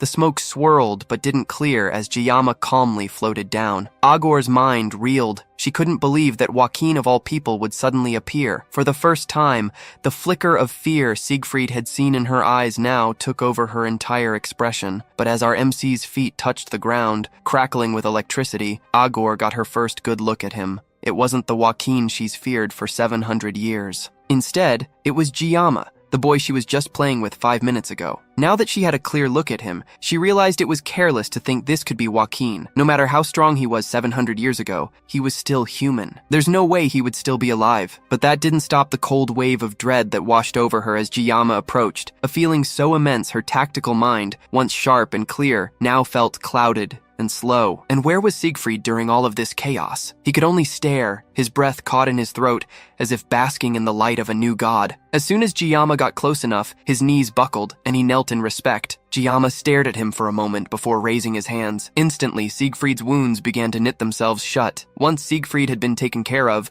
Jiyama closed his eyes to concentrate. Then he opened them, and a crackle of raw power burst from him, the electricity that was coursing through him erupting to engulf the entire area. In a flash, he disappeared. Before Aegor could even blink, he reappeared behind her and started walking towards her. The Legion commander stood frozen, her brain struggling to process what was happening. She couldn't get a clear grasp of his form at all. It was as if his very existence was now beyond her comprehension. She wondered if it was because of the weak body she was inhabiting, but it was definitely more than that. This is impossible, she thought. This entire situation is beyond understanding. But of one thing, she was certain. The being in front of her was no longer human. If that's the case, then she had to take back what she said a while ago. She apologized to Jiyama for taking back her words as she reached down, drawing magma from the earth for one massive attack. It was a shame she had to give all her strength to take him out now. His body would have made a fine vessel, but if she didn't take him down here, he would definitely become someone that blocks the path of demon kind. Jiyama watched calmly as she charged a powerful attack in her hands. The magma from below broke through the ground and took shape in front of her. Then, she gathered it all, turning it into a massive fireball that she held over her head. Siegfried's eyes widened, his teeth clenched at the sheer display of raw power. Jiyama, however, watched the approaching inferno without a flicker of emotion on his face. She sent the massive fireball hurtling towards Jiyama, wishing him one final goodbye with a promise to see each other again in hell. The massive ball of fire shot toward Jiyama and Siegfried,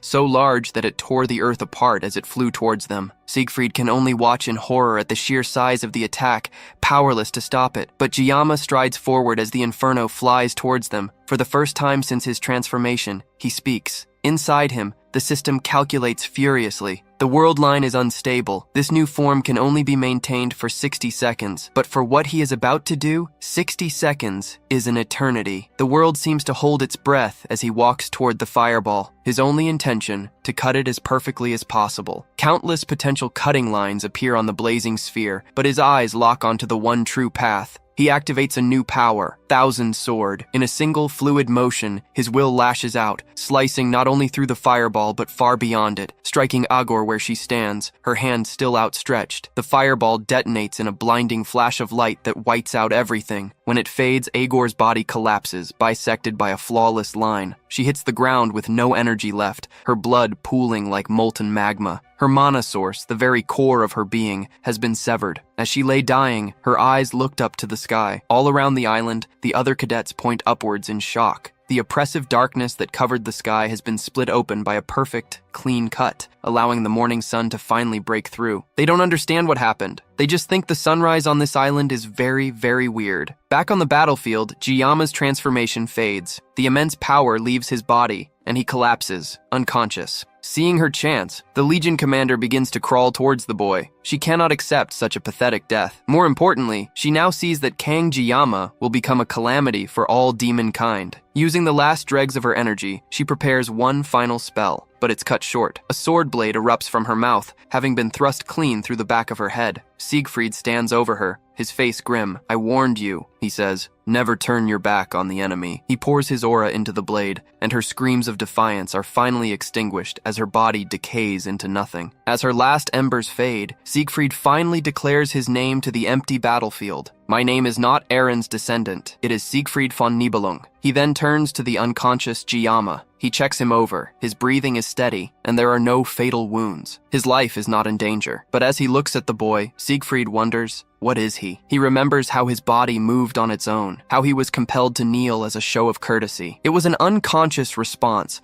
an instinct deep within a swordsman. Since ancient times, humans have believed that an incomprehensible will resides within all of creation. Storms, comets, lightning from a clear sky. These supernatural, superhuman forces have always been objects of fear, but also of worship. Over the years, people gave them names. They called such things calamities or gods. And with that, we've reached the end of this recap. Honestly, I don't even know what score to give this manhwa. Jiyama's journey has been incredible, full of ups and downs, and that ending was just epic. But now I want to hear from you. What did you think? Let me know your rating from 0 to 10 in the comments below, and tell me what your favorite part was. Thanks for watching, and I'll see you in the next one.